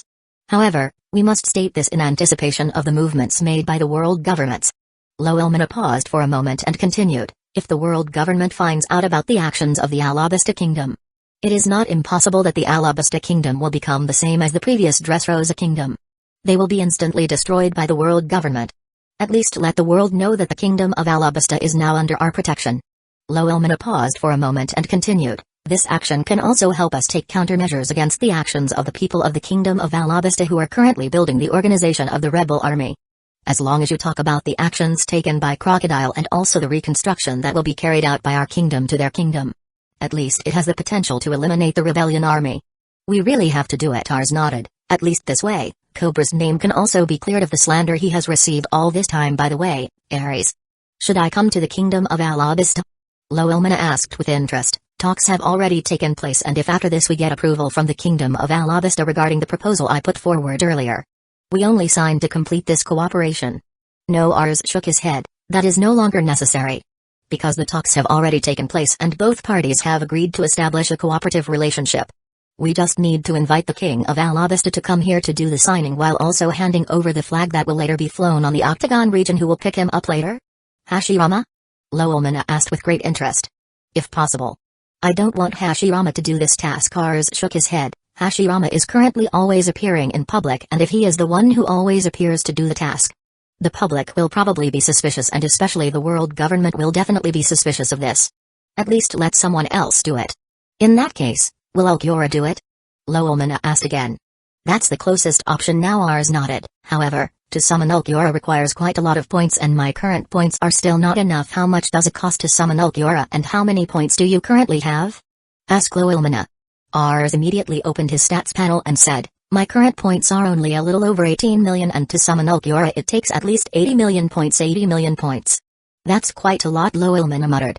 That's how it is, Ars nodded. Besides, I also just got information from Kajin that tomorrow the first 5 housing units of the first type will soon be completed, and according to the arrangements that have been set. You will later. I don't want to, Loelmina said firmly.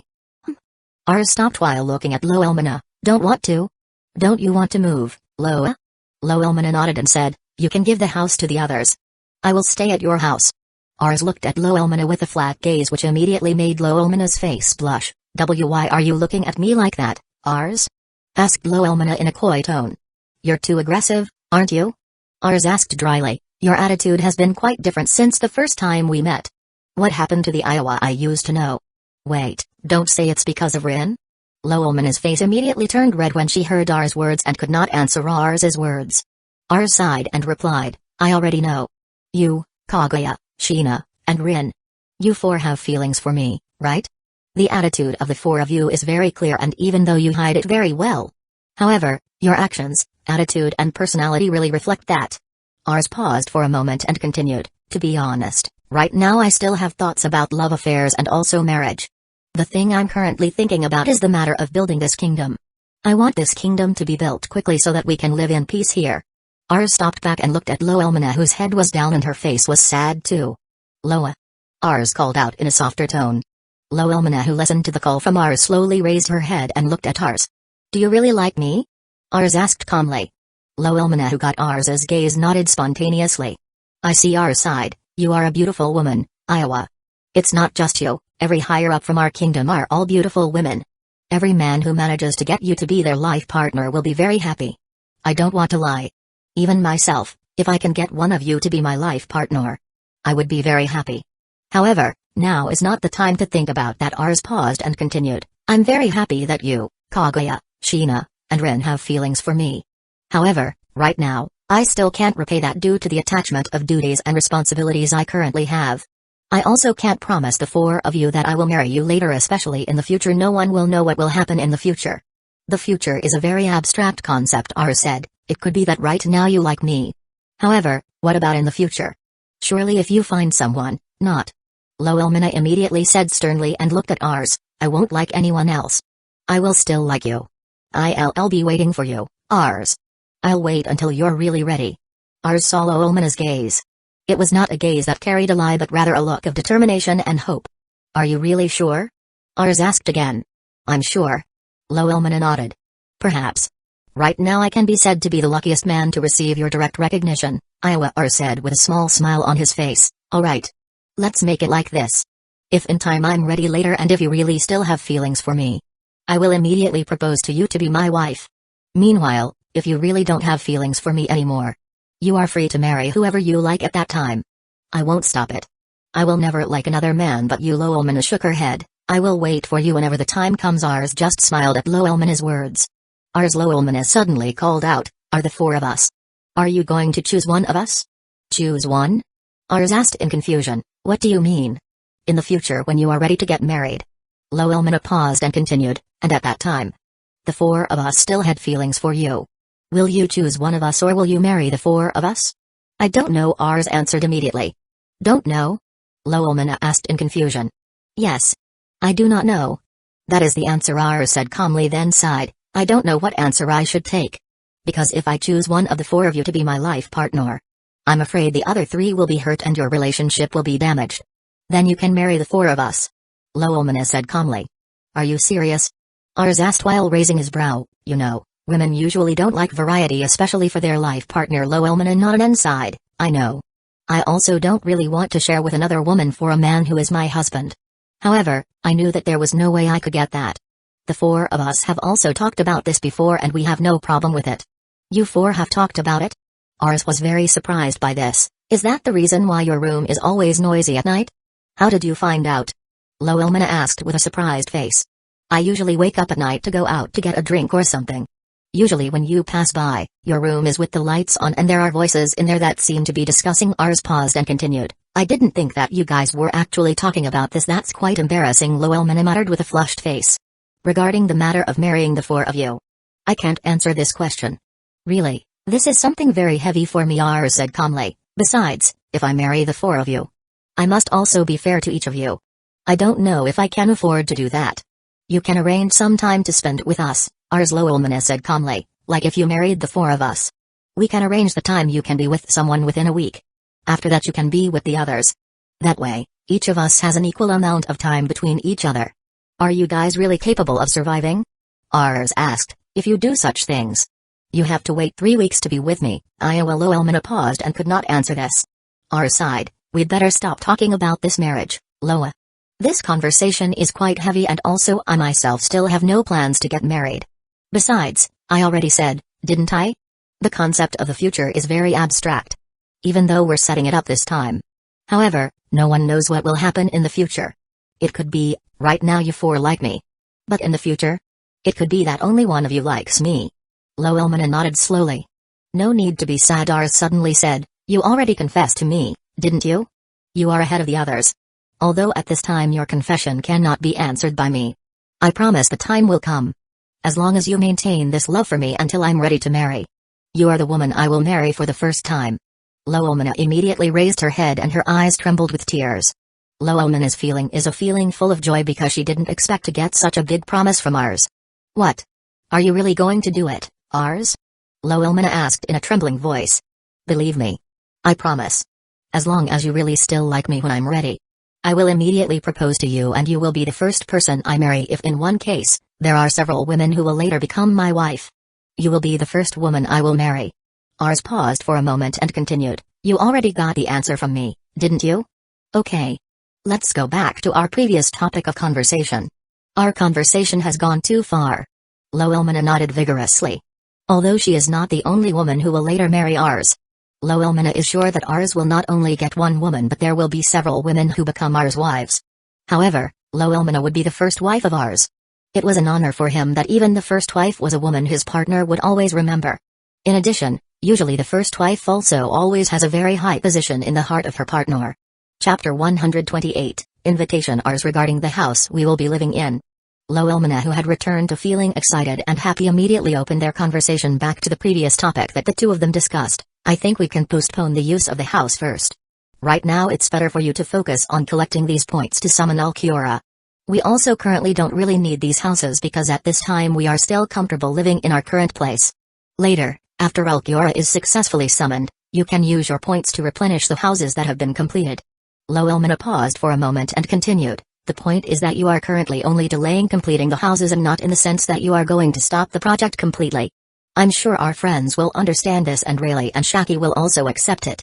After all, I see that both of them are quite comfortable living in this royal palace. They also don't seem to be in too much of a hurry to get the house. I think so.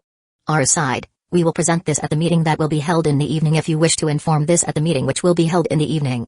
At the very least, you have to hide the facts about Elia and the others. Due to the meeting we will be holding in the evening, Robin will be joining the meeting. Loelmina said calmly. Yes. I should be able to organize my sentences for a while tonight. Ars nodded and continued again. What do you think, if Rayleigh and Shaki take part in the meeting? Rayleigh and Shaki? Loelmina thought for a moment and continued. I don't think it would be a problem for both of them to join the meeting. Both of them are natives of this world, and also both of them must be very familiar with the territory in the kingdom of Alabasta, especially for Shaki. He has a very large intelligence network in this world. We can ask for his opinion related to the problem of the reconstruction design that we will build for the kingdom of Alabasta, for example if the kingdom of Alabasta will accept the proposal we submit. Aries nodded. Simultaneously, Loelmana's denden mushi sounded. Ars and Loelmana looked at each other, then Loelmana immediately lifted the denden mushi, smiling. Hello, Loelmana here. Miss Loelmana, it's me, Bell. It turns out that Commander Bell. Loelmana immediately greeted him with a friendly smile. What about the conversation you had with the king of Alabasta? Did your side accept the proposal previously put forward by us? Miss Loelmana, your majesty has accepted the proposal, Bell said excitedly, and the voice could be heard by Ars directly. That's very good news, Loelmana said with a smile full of joy, because there were two great news she got today. The first news was the feeling that Ars had, and the second news regarding the acceptance of the proposal received by the Alabasta kingdom that was previously made by him. Commander Bell, because your side has accepted the wish to cooperate and also wants our kingdom to help with the reconstruction. Can you come to our kingdom? I have previously had conversations with His Majesty, and also His Majesty has the desire to immediately spread the cooperative relationship that has been formed between these two kingdoms to the public by conducting a live broadcast like the actions we did before in the Octagon meeting. This live broadcast is to announce the ongoing cooperative relationship between the two kingdoms, with you being the representative in this place. Although, usually we have to sign first on a document that must be done by both leaders.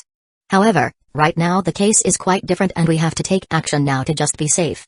Security? Bell asked in confusion. The Dressrosa case. Commander Bell must know about this, right? Loelmana asked calmly. Sure, Bell nodded. What does this have to do with it, Miss Loelmana? Asked Bell. The news about the Dressrosa kingdom being destroyed due to the development of a world-destroying weapon is a lie orchestrated by the world government. The real reason the Dressrosa kingdom was destroyed was because the world government knew that the Dressrosa kingdom would establish a cooperative relationship with our side. This. Bell suddenly fell silent hearing this.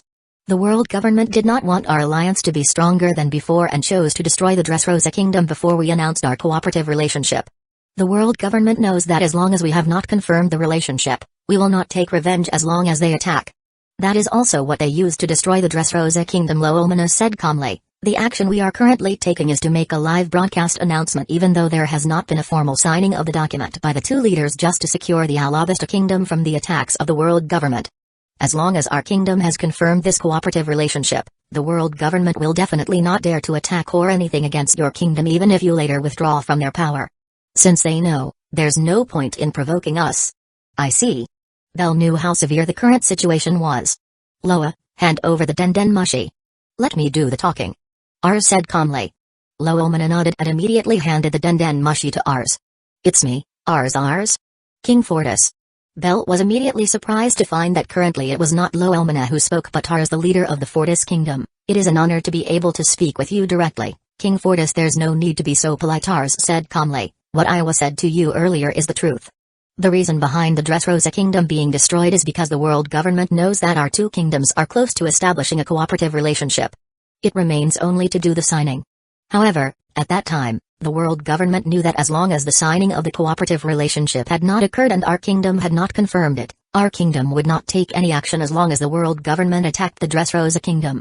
Therefore, at this time I have also changed the existing policy. Usually when the talks have taken place, both parties must first sign before this relationship is directly confirmed to the public. However, the current situation was very different from before. At least our side must confirm it first, although there has not been a signing, but there has been an agreement between the two parties. This is to secure the situation from those who want to build a cooperative relationship with us. I see. Bell nodded seriously. This situation is really very complicated. Thank you, King Fortis. If you don't act like this, maybe. No need to thank me. It's only natural for the two kingdoms to protect each other, especially those that already have a bond of cooperation, Ars said calmly. Commander Bell, are you currently with the King of Prudence?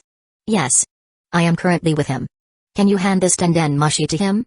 I see. Although Bell was quite confused by the request from Ars, Bell did so anyway by handing over his denden mushi to the King of Prudence. Hello, King of Fortis, it's me, Elizabeth II. Elizabeth II said in a polite tone, even though both of them had the same status. However, Elizabeth II knew his status in front of Ars was still low. King of Prudence, may I ask for a favor? Ars asked with a smile. Help? Ha ha ha. That's an easy thing, King Fortis. What kind of help do you need? Elizabeth II asked excitedly. You see, currently none of our people can pick up Commander Bell to come to our kingdom. Therefore, can the King of Prudence help me to bring him to our kingdom? Elizabeth II's eyes immediately lit up hearing this. Meanwhile, Dagama, who was behind him, was also excited because he knew this was an opportunity to come to the Fortis Kingdom.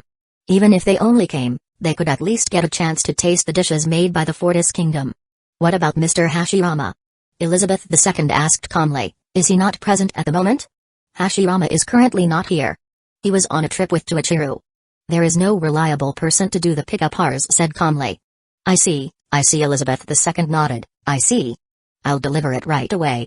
Could the King of Prudence arrive here before lunch? I also need to have a conversation with Commander Bell regarding some matters. Apart from that, we also need to make preparations for the live broadcast later. Before lunch?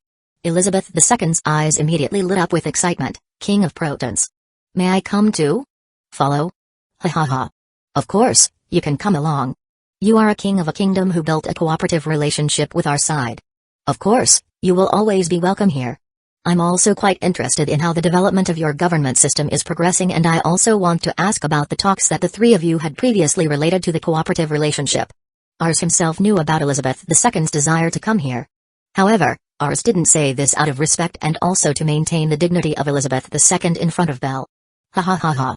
That is very good news. Alright, I'll come right away. Good.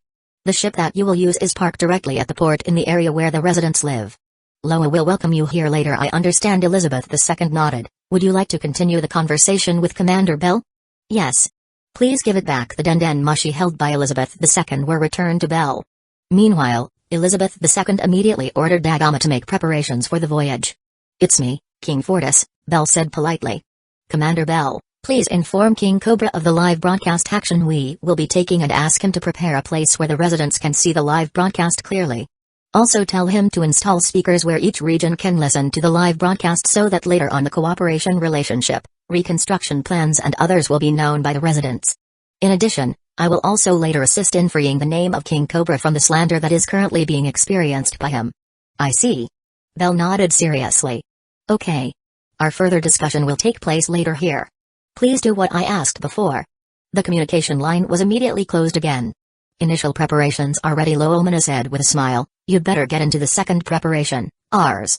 Get in touch with Morgans to help us get the live stream running. Sure, Ars nodded then sighed. This bird. I didn't think he would be able to gain so much from us, Loomana chuckled softly.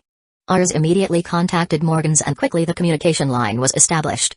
Hello, with Morgan's greatest journalist here, the greatest journalist. Ars muttered under his breath. Your voice describes you sounding very happy today, Morgans. I guess in these few days, you've made a lot of profit, haven't you? This voice? Morgans immediately stood up from his chair and his eyes flashed a touch of excitement. Yes. Isn't his King Fortis? If I may know, what is the purpose of a king like you contacting me? Is there something you want me to do? Morgan's words are quite harsh. However, his tone was quite polite. The Fortis Kingdom is currently the highest power in this world. Morgans didn't have a secret about the Fortis Kingdom that he could use to threaten Ars. Because of that, Morgans couldn't go easy on the Fortis Kingdom. Your intuition as a journalist is really scary, Morgans. It's an honor to have your compliments, Morgan smirked. I also want to thank you. Because of the various actions you took, I gained a lot of advantages. Well, if you want to thank me, how about you give me some of the income you get? How about 30% of the total income? Ha ha ha. You are very good at joking, King Fortis. How could a king from a great kingdom like you take advantage of me being a minor journalist? Morgan said sadly, my current total income is not even comparable to the smallest income your empire has. Apart from that, I also need to make payments to my employees and many other things. Okay, enough playing around, Ars said with a sigh. Morgans, I want to do a live broadcast again. Oh? Live broadcast? Morgan's interest was immediately high when he heard this. If I may know, what is the content of the live broadcast? How about you spill it to me a bit? It was about the Fourth Kingdom establishing a cooperative relationship with our side, Ars said calmly. Fourth Kingdom? Morgans was then so shocked that he immediately stood up from his seat. I wonder, which kingdom is lucky to be able to build a cooperative relationship with your side? You'll find out later. Ars didn't give an answer. Help us to arrange the live broadcast and also spread the word about this live broadcast. We will be broadcasting live at exactly 1 p.m. You can do this, can't you? Ha ha ha ha. Of course. It was something very easy for me to do. Morgans laughed excitedly, especially news about your kingdom. News about your kingdom has always been something that many people have been looking for. They will definitely be very happy after hearing the news about this. Especially regarding a kingdom that managed to establish cooperation with your side. Morgans paused and continued while narrowing her eyes. Does this kingdom have anything to do with the world government? You're too curious? Morgans Ars didn't answer him. Better be careful with your curiosity. If you don't control it, you might get into danger because your curiosity is too high. Oh? Is this a threat to me? Morgans asked calmly. Even though Morgans put on a calm face. However, there was a feeling of fear within him right now. Because the ones that pose a threat are not the world government, the navy, the revolutionary army, or the pirates. But King Fortis. The threat posed by King Fortis was different from the other powers. Because it's possible, Morgans is currently being monitored by spies from the Fortis Kingdom. Although previously Morgans had conducted an investigation related to the Fortis Kingdom spy on each of its employees and could not find it. However, Morgans remained very cautious. Because even spies from the Fortis Kingdom could infiltrate the world government directly.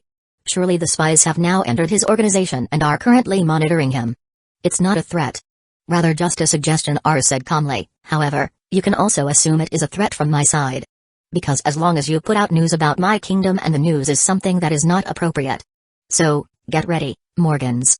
I won't let you go easily. Even if you run to the end of the world, no, before you can even hide. My spies will kill you instantly. Morgan swallowed hard when he heard the threat Ars gave him. Stay cool. I won't do anything to you. As long as you broadcast news that matches the facts in our kingdom. Even though it's bad news, I don't mind it. However, you remember, the news that is issued regarding my kingdom must be news that is factual. Otherwise, be prepared to face your death. I see. Morgans nodded, breaking out in a cold sweat. Well, that's all. Please help. The direct communication line is closed again. Meanwhile, Morgans, who was in his study, sat down in his chair with a stoic face. No, I can't. Never provoke this person. He's so dangerous. This guy. There's nothing I can hide from him. He's really scary, Morgans muttered. Morgans then immediately carried out orders from Ars by preparing all the things needed for the live broadcast. As well as the preparation of the place, delivery of information and various other things. Almost everyone in this world, especially those who know about the Fortis Kingdom at this time, have fallen into the trap set up by Ars. World government, navy, revolutionary army, empire and pirates. All the powers that exist in this world at this time have considered the Fortis Kingdom to be a very terrible power because of the various actions that were previously carried out. However, they themselves do not know that the actual strength possessed by them is still weaker than the strength of the world government, navy, and revolutionary army. It's just that, from the time it first appeared to the public, Ars has played a strong psychological role where Ars planted a suggestion in people's minds that the Fortis Kingdom is a very powerful kingdom, which is also supported by Ars, with Hashirama's presence along with the photos of royal officials that were previously shown. The point is that Ars is currently in complete control of this world. Chapter 129, Dish Completion. New World, Sphinx Island. The cooking match between Thaked and Juichiru is becoming more and more lively, especially now that the cooking match has entered the most decisive part, namely doing the most of the dishes. Everyone was currently waiting patiently for the two of them to plat the dishes they had currently finished making. The scent that was surrounding the area was currently filled with the food dishes between the two. However, the smell of food that dominated the area was Juichiru's. At the same time, Hashirama, who was previously walking towards the back, suddenly walked back to where the judges were. Is there something important, Hashirama? Really asked with great interest. This immediately attracted the attention of Whitebeard and Garp, who were there. Hashirama nodded. We can't linger here, Rayleigh. We have to get back before nightfall. Before nightfall? Garp asked with a raised brow. Is there something you need to do? Garp asked with great interest while also wanting to gather information.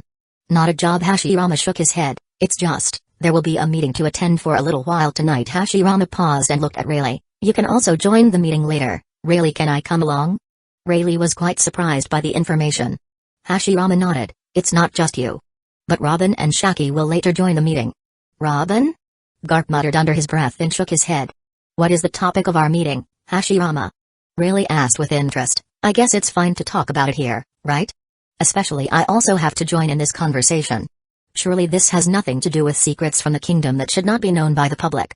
Hashirama nodded. Yes.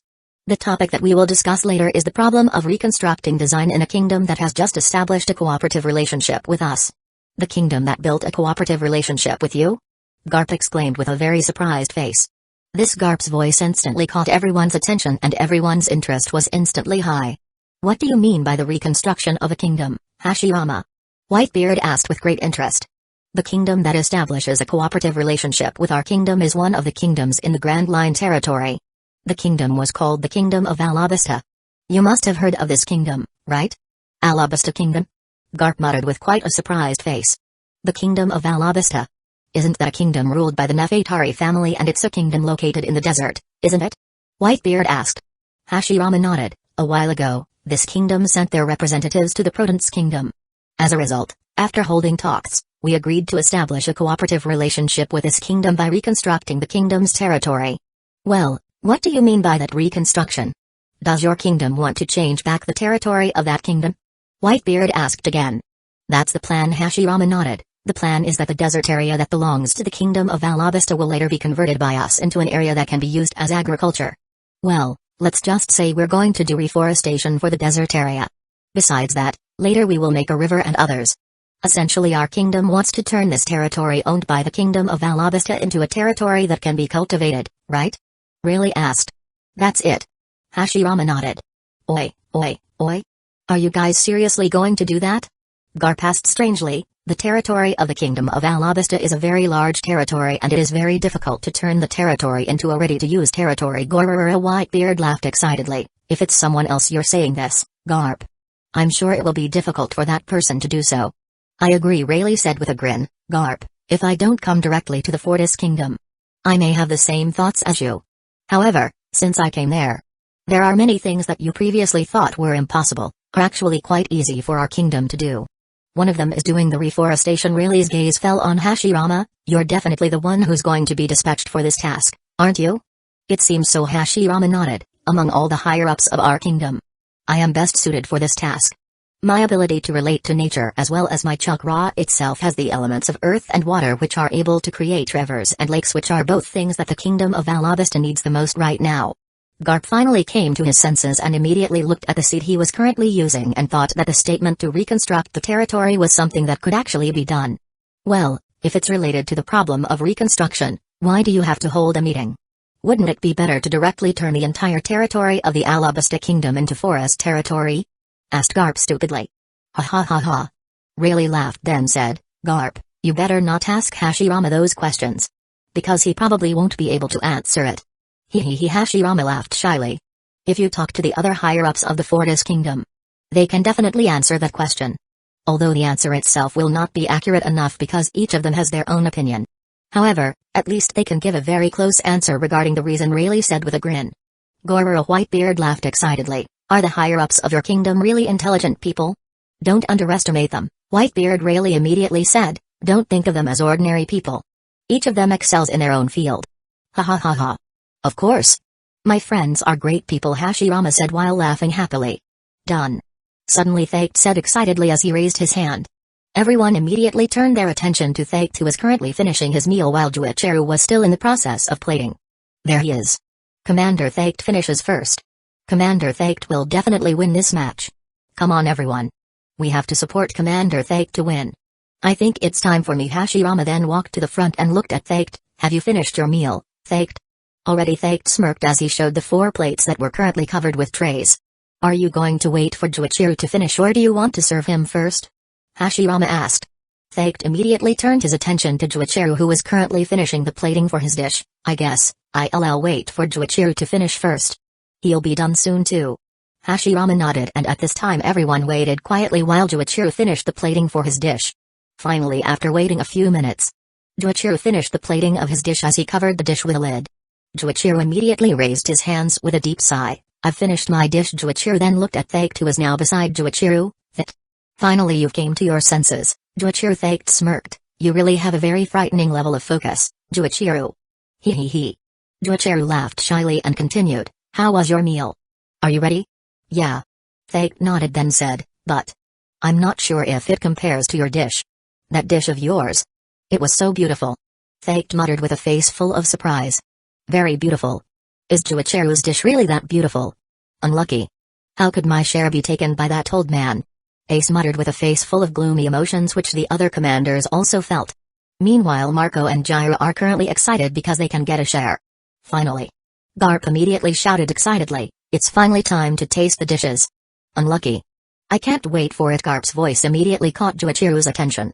Juichiru immediately turned his attention towards the seats of the judges and his face immediately turned full of surprise. Garp. Ha ha ha ha. Boy, you finally came to your senses. Garp smirked excitedly looking at Juichiru. Juichiru's gaze immediately turned to Hashirama. When was Garp here? No, how did he get here? Isn't he a marine? He's been around for a long time, Juichiru really said calmly. The purpose of coming here is to taste the dishes made by you. Well, don't think he's a marine. The old man was quite different from the rest of the marines. You can forget about his reckless attitude. Ha ha ha ha. Garp just laughed at this. Hey, kid. Hurry up and serve your meal. This old man is looking forward to tasting the dishes made by you. Tasting a dish made by me? Juichiru said confusedly then continued, looks like I have to apologize, Garp. I currently only make 5 dishes of which only for Hashirama, Whitebeard, Rayleigh, Ace, and That. You may not be able to get a share. Unless one of them will give me their share even a little. That. Immediately the division commanders realized that there was still Thake who would later get a share. Unlucky. Marco and Jiru finally came to their senses. This is bad, Marco muttered, which at this time he saw Ace and others had started walking towards Thake to persuade him to give a little part of the dish made by Juichiru. Especially after the revelations from Thake earlier. The dishes made by Juichiru must be really good. They definitely wouldn't let this get away with it. Hey, Thake suddenly arrived beside Thake then hugged his shoulder. We are both good friends. No, we are brothers. You'll give me a small portion of the dish Juichiru made, won't you? Aces? Juichiru asked confusedly, don't you have your own share? Ha ha ha ha. Garp immediately laughed excitedly. You don't have to think about that, Juichiru. The dish you gave Ace will be given to me. He has given it? Juichiru was quite surprised to hear this and looked at Ace whose face was now full of the gloom. Is that true, Ace? Ace nodded with difficulty. That's right. You can give it to the old man. Juichiru just nodded directly and looked at Thake who was currently surrounded by all the commanders to get his share. Do you guys really want to taste the dishes made by me? Juichiru asked strangely. Of course, Jaws said excitedly. If so. You don't have to do such things.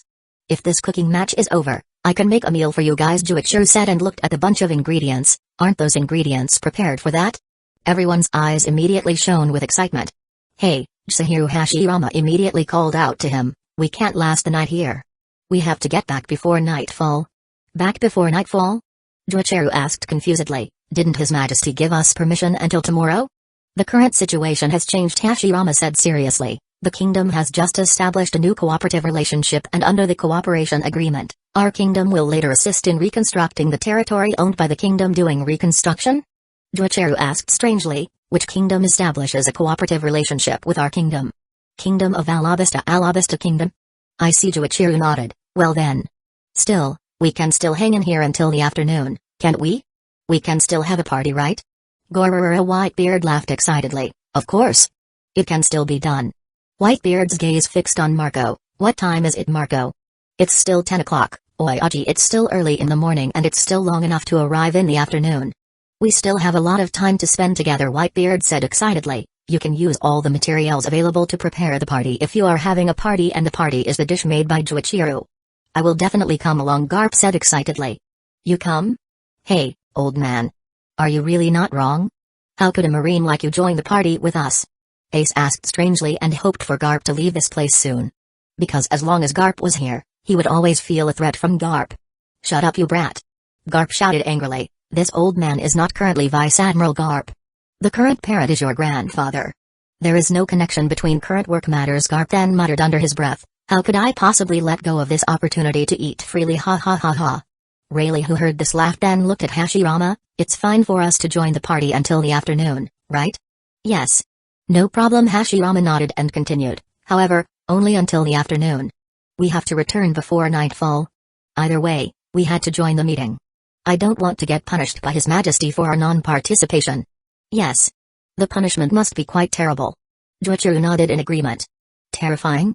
What's the punishment? Garp asked with interest. Is that a pay cut penalty issue? If it's Hashirama and Juichiru, there is a possibility that the punishment given to the two of them is to be banned from leaving the kingdom for a period of time.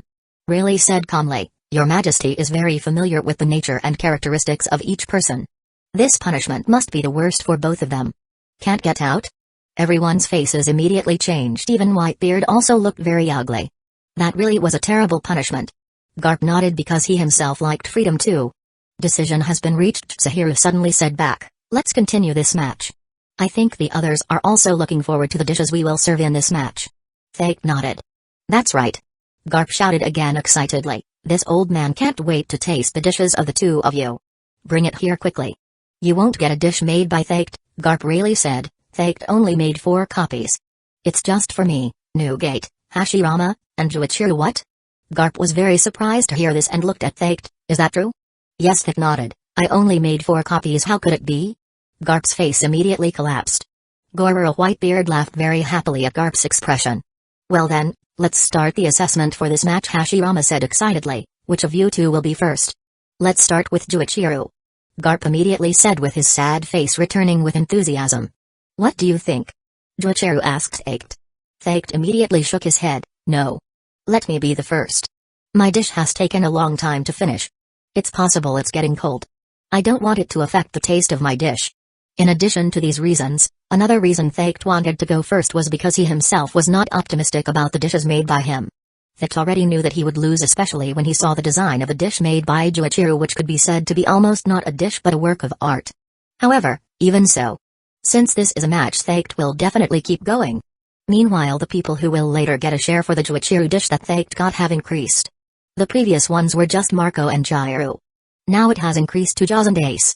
Due to the small size of the dish, Thake himself will later divide the dish so that the 5 of them can get an equal share.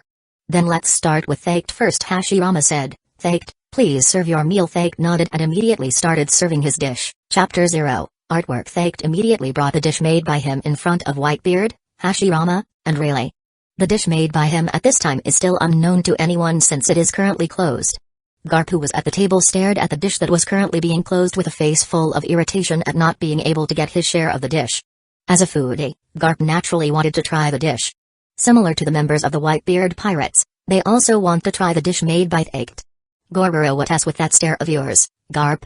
Whitebeard laughed excitedly, saying in a mocking tone, Don't look at me with that gaze, Garp. You are an uninvited guest here. Of course you can't get this part. HMPH. Shut up, Whitebeard. Garp immediately said angrily, I believe the dish tastes mediocre. The dishes made by Juichiro are definitely better than that. Goro Whitebeard immediately replied with a laugh and continued, Nevertheless, we'll also get a meal from Juichiro later. Compared to you who couldn't get Thake's dish. I think it's better to stop that stupid bickering you two are having. Really suddenly came in. If you guys continue the fight, we won't be able to taste this dish soon. That's right, Oyaji Ace suddenly said, you should stop your fight with the old man. We can't wait to taste our share too. Ace bastard. Garp immediately shouted angrily, Call me Grandpa. Goro Whitebeard laughed at Ace's comment and immediately dispelled his intention to mock. What dish did you make, Thake? Hashirama asked with great interest. My dish has the same theme as Juichiro. Thake smirked. Same dish as me? Did you use beef? Juichiro asked with great interest. No, Thake shook his head. I did use meat as the main ingredient. However, the meat used by me is the meat from the Sea King. Oh? Sea Kings? It's quite a step-by-step ingredient as well as one that has the best quality of all kinds of meat ingredients. Juichiro nodded. Are you able to process it well? Don't underestimate our chef, Juichiro Jaws said. Thake has been working on Sea King meat for a long time. The dishes made by him are also very good. There is no way he will lose this match. That's right, Haruta said while nodding. Thake will definitely win this match. Don't get me wrong. First, Juichiro immediately said, It's not that I'm condescending, Thake. I'm just asking about how to process it.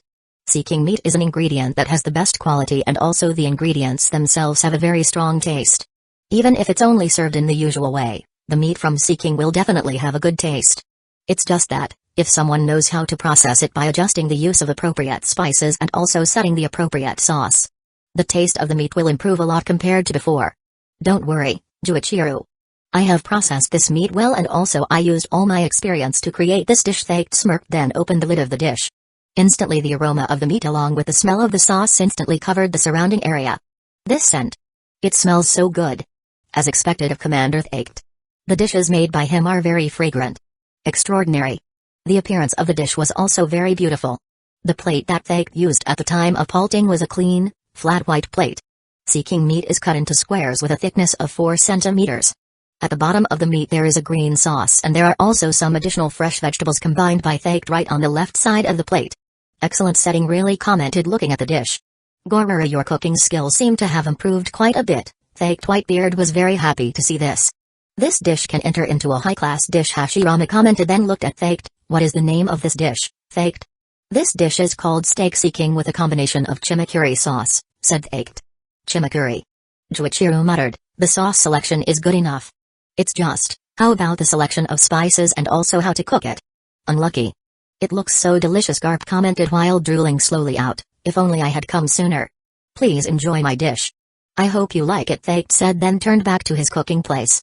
Meanwhile, Hashirama and the others started tasting the dish made by Thaked. While Thaked himself had already given his meal to Juichiro, this is your share. Please give it a try, Juichiro, and give your comments regarding my dish. Yes, Juichiro nodded and immediately cut the meat, and immediately the aroma of the spices used by Thaked to coat the meat immediately wafted up. You use spices with a strong taste? Juichiro asked while raising his eyebrows.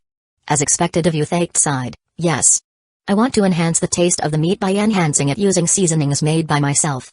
Juichiro nodded and immediately tried the dish made by Thaked calmly. Every taste in the meat immediately entered Juichiro's mind and he slowly began to analyze it.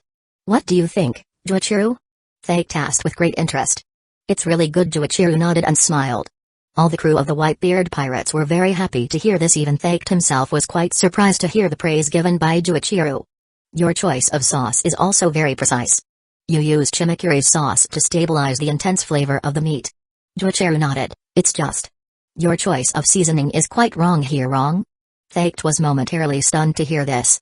Yes. I've said it before, haven't I? Seeking meat is a meat with high quality and also has a strong taste. Although not processed using spices and directly cooked. Seeking meat must be really good. Your choice of seasoning here is quite wrong, Thaked, Juichiro said calmly, instead of using a seasoning with a high taste. It's better if you use spices with a lower taste. Because you use spices with a high taste like this. The taste of the seeking meat that you want to highlight in this dish has to fight with the taste of the spices you use. Fight? Thaked fell silent again hearing this. Try it for yourself, Juichiro immediately handed over the small piece that had been cut by him. Thaked then immediately ate the dish and began to anesthetize it. Instantly Thaked's face immediately turned ugly when he tasted the dish. It feels really shattered. Thaked said. You can also continue to taste it, Juichiro added, if you carefully taste the dish. At the bottom of the meat. You will feel the sensation of an area that has a different level of maturity from other areas. Your meat doesn't have an even level of doneness on each side. Listen to Juichiro's comment. Thaked immediately cut back Juichiro's meat and began to taste his dish carefully and instantly without taking long. Thaked could feel the difference in maturity on each side. The underside of the meat is a very different level of doneness from the underside of the meat. You feel it, don't you? Juichiro asked calmly. Thaked nodded. There are many flaws in this dish of mine. My advice, if you want to cook meat, compared to frying it directly on the wok, you'd better use the oven to cook it, Juichiro said calmly. In the part where you cook the meat, you put the fat of the meat under while the meat you are about to cook put it on top of the fat. This can also help your meat absorb fat which will later turn into a liquid to enter the meat to improve the taste of your meat and also with the fat that supports the bottom of the meat. Later the meat will have an even level of doneness on each side. Thake's eyes immediately lit up hearing this. Besides, you change the seasoning you use in this dish. Turn it into a spice with a less strong taste. It can enhance the taste of your dish, Juichiro said calmly. Your dish has the potential to rise to a higher level than before. I'll do it. Thake, who had received advice from Juichiro, was excited. Because right now in his mind there are many ideas to improve the taste of the dish. I guess we don't need to comment anymore, do we? Really asked with an embarrassed smile. Everything has been said by Juichiro. Although I also want to say that this dish is really good. At least, by ordinary standards. This dish can go into the dishes of a famous restaurant. Gorura, that's right, Whitebeard nodded. I'm quite satisfied with eating this dish. This is the most delicious dish I have ever eaten. Thake too heard this was very happy because the one who praised him was Whitebeard. This is really a good dish. Hashirama nodded. You really have progressed well, Thake. Compared to before, this dish you made is really delicious. Only Garp is currently gloomy from not getting a share. Alright, Hashirama said again. Thake's dish is done. Let's start your meal now, Juichiro finally. Garp, who previously had a gloomy face, immediately turned excited. Come on, boy. Hurry up and serve your meal. This old man can't wait to taste your dish. Hey, Garp. Do you need to say that? You're just an old man taking his own grandson's share. Whitebeard sniffed discontentedly. What is wrong with it? He is my grandson. Isn't that a natural thing? Garp said with a shameless face and added, Whitebeard, you've recognized Ace as your son. Doesn't that mean you are my son? Come on, you should respect me more as an old man. Whitebeard's face immediately darkened upon hearing this, while Marco and others' faces immediately turned red from having to hold back laughter with Garp's joke. Whitebeard's joyful face immediately changed upon hearing Garp's mockery. Do you parents always have to fight like that? You guys are like a child who can't move at all, Hashirama said tiredly. HMPH. Garp and Whitebeard sniffed discontentedly. Joichiro finally placed his dish in front of the four people. Come on, boy. Quickly open it and let this old man see the dishes made by you. Garp said impatiently, I wonder, is it true that your cooking skills are better than Jin's? He take it easy, Garp. You will definitely feel it. Joichiro smirked. After putting down all the dishes, Whitebeard's pirate crew all waited quietly. Everyone couldn't wait to watch the dishes Joichiro made. Meanwhile, Thaked is currently together with Ace, Marco, Jaws, and Jiru, where the four of them will get a share of Thake's part. Hey! Thaked Ace called out, how's the dish, Joichiro? You've seen it before, haven't you? The dishes made by Joichiro are so beautiful. Thaked said, compared to dishes. It's more like a work of art artwork. Marco and the others asked in confusion. You guys just wait. You'll definitely see it later. They nodded. Simultaneously, Joichiro also opened the lid of his dish, and instantly the aroma of the dish made by Joichiro immediately covered the surrounding area. The aroma that had previously been left by Thake's dish was immediately covered by the aroma of Joichiro's dish. This scent. So fragrant. This scent is even more musty than before. Almost smells like perfume. Unlucky.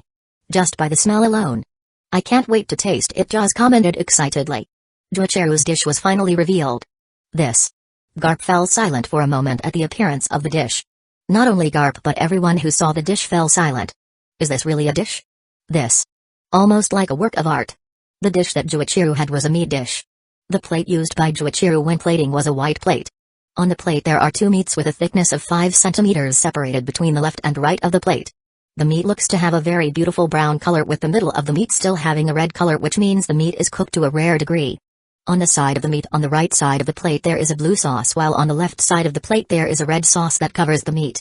On the top of the plate is a green leaf which enhances the appearance of the dish. What a beautiful dish. Really commented. What is the name of this dish, Joichiro? Hashirama asked with great interest. Even though Hashirama was used to eating dishes made by Joichiro. However, the dishes made by Joichiro were ordinary dishes and not dishes made using all of Joichiro's abilities. Therefore, staring at the dish in front of him, Hashirama was even slightly speechless. Whitebeard, who was staring at the dish, was also speechless because this was the first time he had seen a dish with such a beautiful appearance. This dish is the first dish that I have made. Well, let's say this dish is called beef steak with 2 different sides. Joichiro smiled and said, enjoy it. Joichiro immediately turned around and walked towards Thake to hand over his share. Chapter 1, Supreme Taste. Well, then. Let's try the dish made by Joichiro, Garp said with a grin. Garp immediately took the prepared cutlery and then cut the meat with a knife slowly. Garp chose the meat that had a blue sauce because it looked more tempting in his eyes. By the time the knife touched the meat, even though Garp didn't use the slightest strength or use a saw-cutting technique that could be used to cut meat, by the time the knife cut the meat was instantly cut. It wasn't just Garp who was surprised by the texture of the meat. Whitebeard, Hashirama, and Rayleigh were also surprised by the texture of the meat made by Hashirama. They don't need to use force or cutting techniques to cut the meat. This meat is so tender. Rayleigh muttered. Almost like a jelly. Hashirama added. After the meat was cut neatly, the 4 of them immediately put the meat quickly into their mouths that had been covered with the sauce they had chosen. The moment the meat entered the mouths of the 4 men, their faces immediately showed a very significant change. Whitebeard couldn't suppress his surprise as the meat melted in his mouth. Without even biting into it, the flesh instantly disintegrated and slowly entered his body. Unlucky. It's really delicious. Garp shouted excitedly, this is the perfect dish. The meat is so tender. The seasoning used in the meat enhances the taste of this meat combined with the sauce used by Joichiro. It's a perfect combination, Rayleigh commented with a face full of happiness. Hashirama nodded and slowly enjoyed the taste that was in his mouth at this moment. All of Whitebeard's crew members who listened to the comments and also saw the happy faces of the 4 men, even though it was only one mouthful. They are currently full of curiosity about the taste of the dish. Meanwhile, Joichiro finally gives Thake's share to him. My advice, it's best for each piece of meat, you divide into 5 pieces, Joichiro said calmly. Divide into 5 parts? Is there a reason? Faked asked with great interest. This conversation between Faked and Juichiro immediately pulled Garp and the others who had entered the illusion of food back into the real world. This dish is a perfect dish if you eat these two meats in succession. If you only eat one side of this dish, you will only taste half of the taste of this dish. Meanwhile, if you taste these two meats sequentially, you will be able to taste the highest taste of this dish. It doesn't matter if you start with the meat on the right or the left. The point is, as long as you eat the two meats in succession alternately, every time those two meats go into your mouth, you will get the highest taste of this dish. Highest taste? Garp and the others were taken aback by Juichiro's words. Hey, kid. Aren't you kidding? You're saying that a dish as delicious as just one piece of meat isn't complete? Garp asked with a face full of excitement. Yes. The dish is still incomplete if you only taste one part. Juichiro nodded and continued. Please try it yourself and feel the difference after this. Alright, Garp smirked and immediately did as Juichiro said. Meanwhile the others didn't do it and stared at Garp. As the second mouthful of meat covered in red sauce entered Garp's mouth, Garp's face immediately changed drastically. His expression immediately showed a touch of excitement. Damn. It's really delicious. This taste. It's really improved compared to the previous taste. Garp then continued with his trademark laugh, bahahaha. Perfect? This is really a really great dish. Damn. Your cooking skills really surpassed Jin. No, Jin isn't even your equal. Juichiro smirked at the compliment. Without waiting long, Garp continued to try the dish again by alternating the meat. Seeing Garp's completely deceitful expression, Hashirama, Rayleigh, and Whitebeard also did the same. By the time the two pieces of meat entered their mouths, their faces immediately turned into expressions full of joy. Ached. Let's cut the meat right away. I want to try it soon, Ace said with a face full of impatience. Unlucky. That's right, ached. Let's quickly cut the meat. I can't wait to taste this dish. Marco and Gyro are also currently looking at Fake's face as if saying quickly cut the meat and give me mine. Be patient. You will definitely get your share, Faked said as he started to cut the meat covered in blue sauce. When Faked cut the meat, Faked could feel the meat was very soft to cut. The meat is very tender. Fake's gaze then looked at Juichiro. How did you make the meat this soft, Juichiro? I use honey, Juichiro said calmly. Honey has an enzyme which helps in tenderizing meat. When a meat is covered with a honey for 30 minutes, shame will break down the fibers of the meat which can increase the tenderness of the meat. In addition, honey can also increase the sweetness of the meat.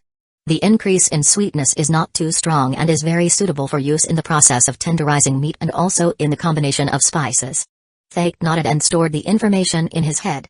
Finally, Faked has divided the two meats into 5 parts where each meat has 5 equal pieces of meat. Finally. Ace shouted excitedly, then immediately took the cutlery he wanted to use and then put one of the pieces of meat into his mouth. Damn it. It's really delicious. Ace exclaimed with a face full of joy. After Ace ate it, then Marco and the others followed and their faces immediately showed that the dish made by Juichiro was really very delicious. This sauce. You used blueberries as the main ingredient?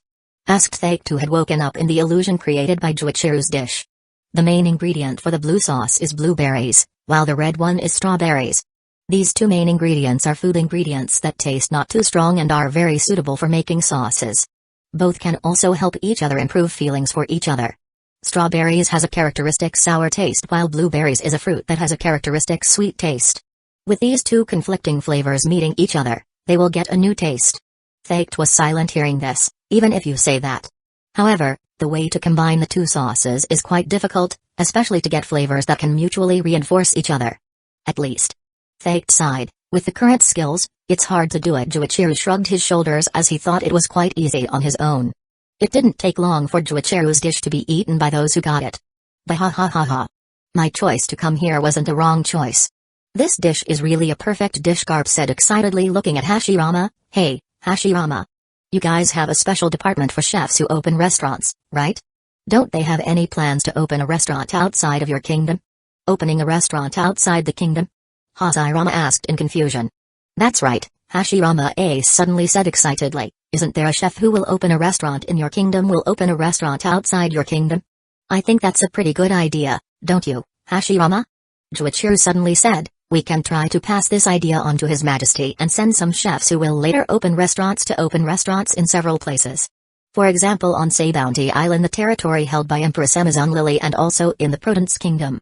The opening of this restaurant can also help introduce the citizens to the dishes that will be sold by our kingdom. It will be time for our kingdom to open up to the world.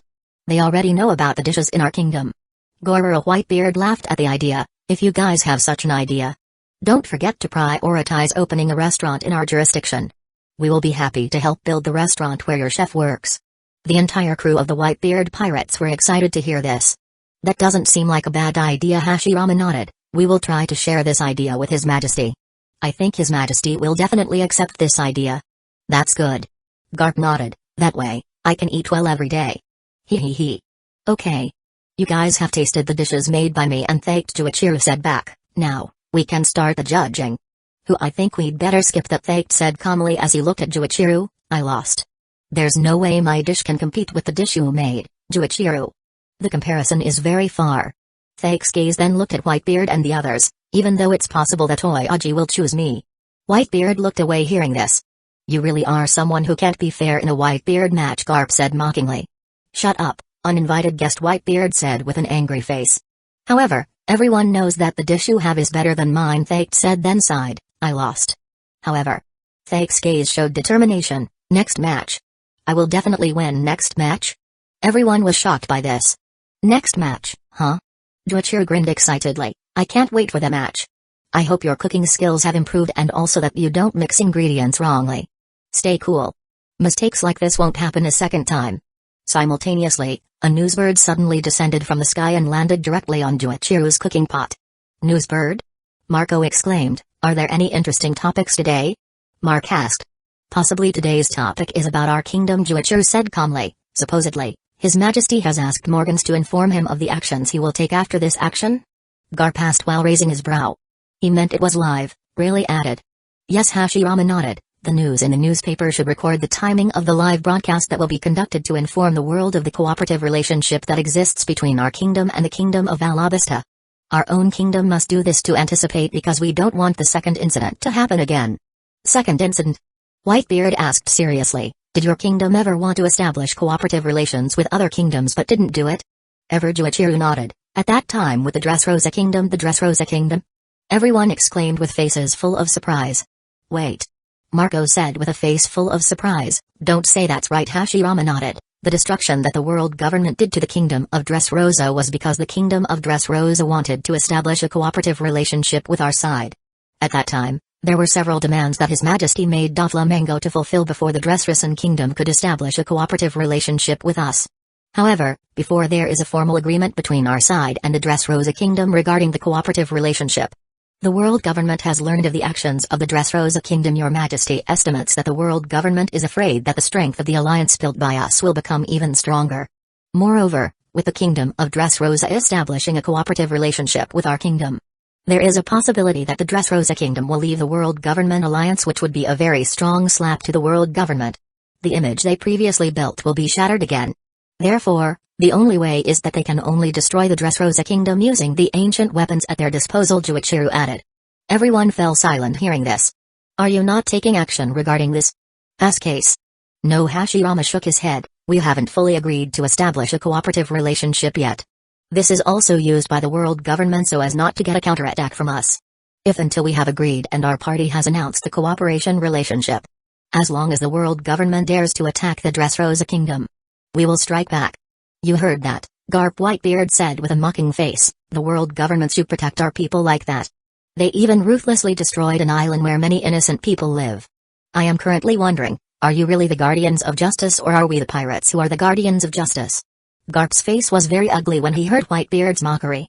Hey, Garp, Juichiru suddenly called out, I'm quite interested. What is the reason behind you Marines still being under orders from the world government? Garp sighed. That's because the Marines get their supply of resources from the world government. Funds and weapons currently owned by the Navy all come from the world government. Every year at least we the Navy spend 250 to 500 billion berries. These funds include salaries, as well as other things. The world government will usually give us 350 billion berries as an annual fund. 350 billion berries? What about the rest? Juichiru asked. The rest we get from the captured pirates, Garp said. Usually the funds owned by the pirates we catch will go directly to our cash. That is a rule that has been set by us because if we only depend on the funds provided by the world government it is impossible for the Navy to be able to continue to operate. Then, what if in a state? Do you the Navy have a place to supply your own needs? Will you Marines dare to come out from under the orders of the world government? Hashirama asked with great interest. What do you mean? Garp asked seriously. I mean, if there was a time when you Marines had a way of getting supplies for resources that consisted of funds and weapons, would you dare to try to disobey the orders of the world government party? Hashirama asked again. Garp was silent for a moment then shook his head. That's hard to do. Difficult? Hashirama raised his brow. Despite the strength of the world government's troops when compared to our navy side, we are stronger. However, they have ancient weapons that can help them destroy us. Garp said with a gloomy face, if we act like stepping out of their subordinates. Of course, the world government will definitely not hesitate to destroy us. What if in some case you Marines get one of the ancient swords? Ancient swords have a level of strength that is almost equivalent, or there are even some swords whose power if maximized can exceed the strength of ancient weapons. What if you got those swords? Would you guys dare to step out of the world government's vessels? Juichiro asked. Our side got the sword. Garp muttered then looked at Juichiro. Are you guys going to give us one? Don't ask stupid questions, Garp really suddenly spoke up. We couldn't possibly give a sword like that to the party. No, Hashirama cut him off. There's a chance we'll give it away, huh? Everyone was shocked by Hashirama's words. What do you mean, Hashirama? Whitebeard asked seriously. The purpose of finding the swords is to keep and look for the wielder of the swords later, Hashirama said calmly, as long as on the side of the navy there is someone who is qualified to wield the sword and also the belief of that person is good faith. And not save. I don't think His Majesty has the opinion to give the sword to the Marines. Hashirama's gaze then turned to Garp, especially Your Majesty has enough respect for the Marines. Although I myself quite hate the Navy because of various past actions taken by them. However, at least because of their existence. The current Five Seas region is not in a state of chaos. Garp was immediately embarrassed to hear Hashirama's words. Back to my previous question, Juichiro, what do you think, Garp? Garp fell silent for a moment. If there really was a situation like you said, Juichiro, I think we Marines can really separate ourselves from the world government. On the premise that we the Navy have a steady source of income and weapons. Then, we have a handle that can counter attacks sent by the world government using ancient weapons. Garp paused again then sighed. However, it would be difficult for such a situation to exist. Every movement we have is always monitored by the world government. As long as they find out that we're doing what it's possible to betray them, they will immediately cut off the supply they provide, and it is also not impossible that we will get an attack from their side. I see. Juichiro nodded. The news in this newspaper is really about the time for live broadcasts, said Marco, who is currently buying a newspaper from Newsbirds. When will the live broadcast time be, Marco? Whitebeard asked. 1 o'clock in the afternoon, Marco said calmly. Shall we send our men to the Proton's kingdom to take pictures? I don't think you need to do that, Juichiro said. After all, you already know the contents of the live broadcast. You don't have to send your people to go there. It's just a waste of energy. The live broadcast is just a notification to the public regarding the cooperative relationship. Nothing else. If anything, it's likely that I, Hashirama, and really should have the information by now. I think so too. Whitebeard nodded and looked at Marco. Rather than going on some known business, Hashirama smirked. We'd better have a party. Bah. I support this. Garp said with an excited laugh. Aren't you going to share this information with Sengoku, Garp?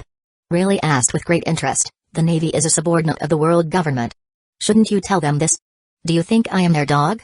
Garp asked in a cold tone. If it weren't for the Navy's philosophy being in line with mine, I can't possibly stay in the Navy until now.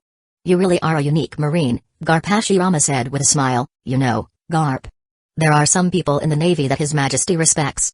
Oh? Honored King Fortis? Garp felt proud to hear this. Who are they? Whitebeard and the others were also quite interested in this. You, Admiral Aokiji, and also a Marine named Smokers. Garp and Ace were immediately surprised to hear the name.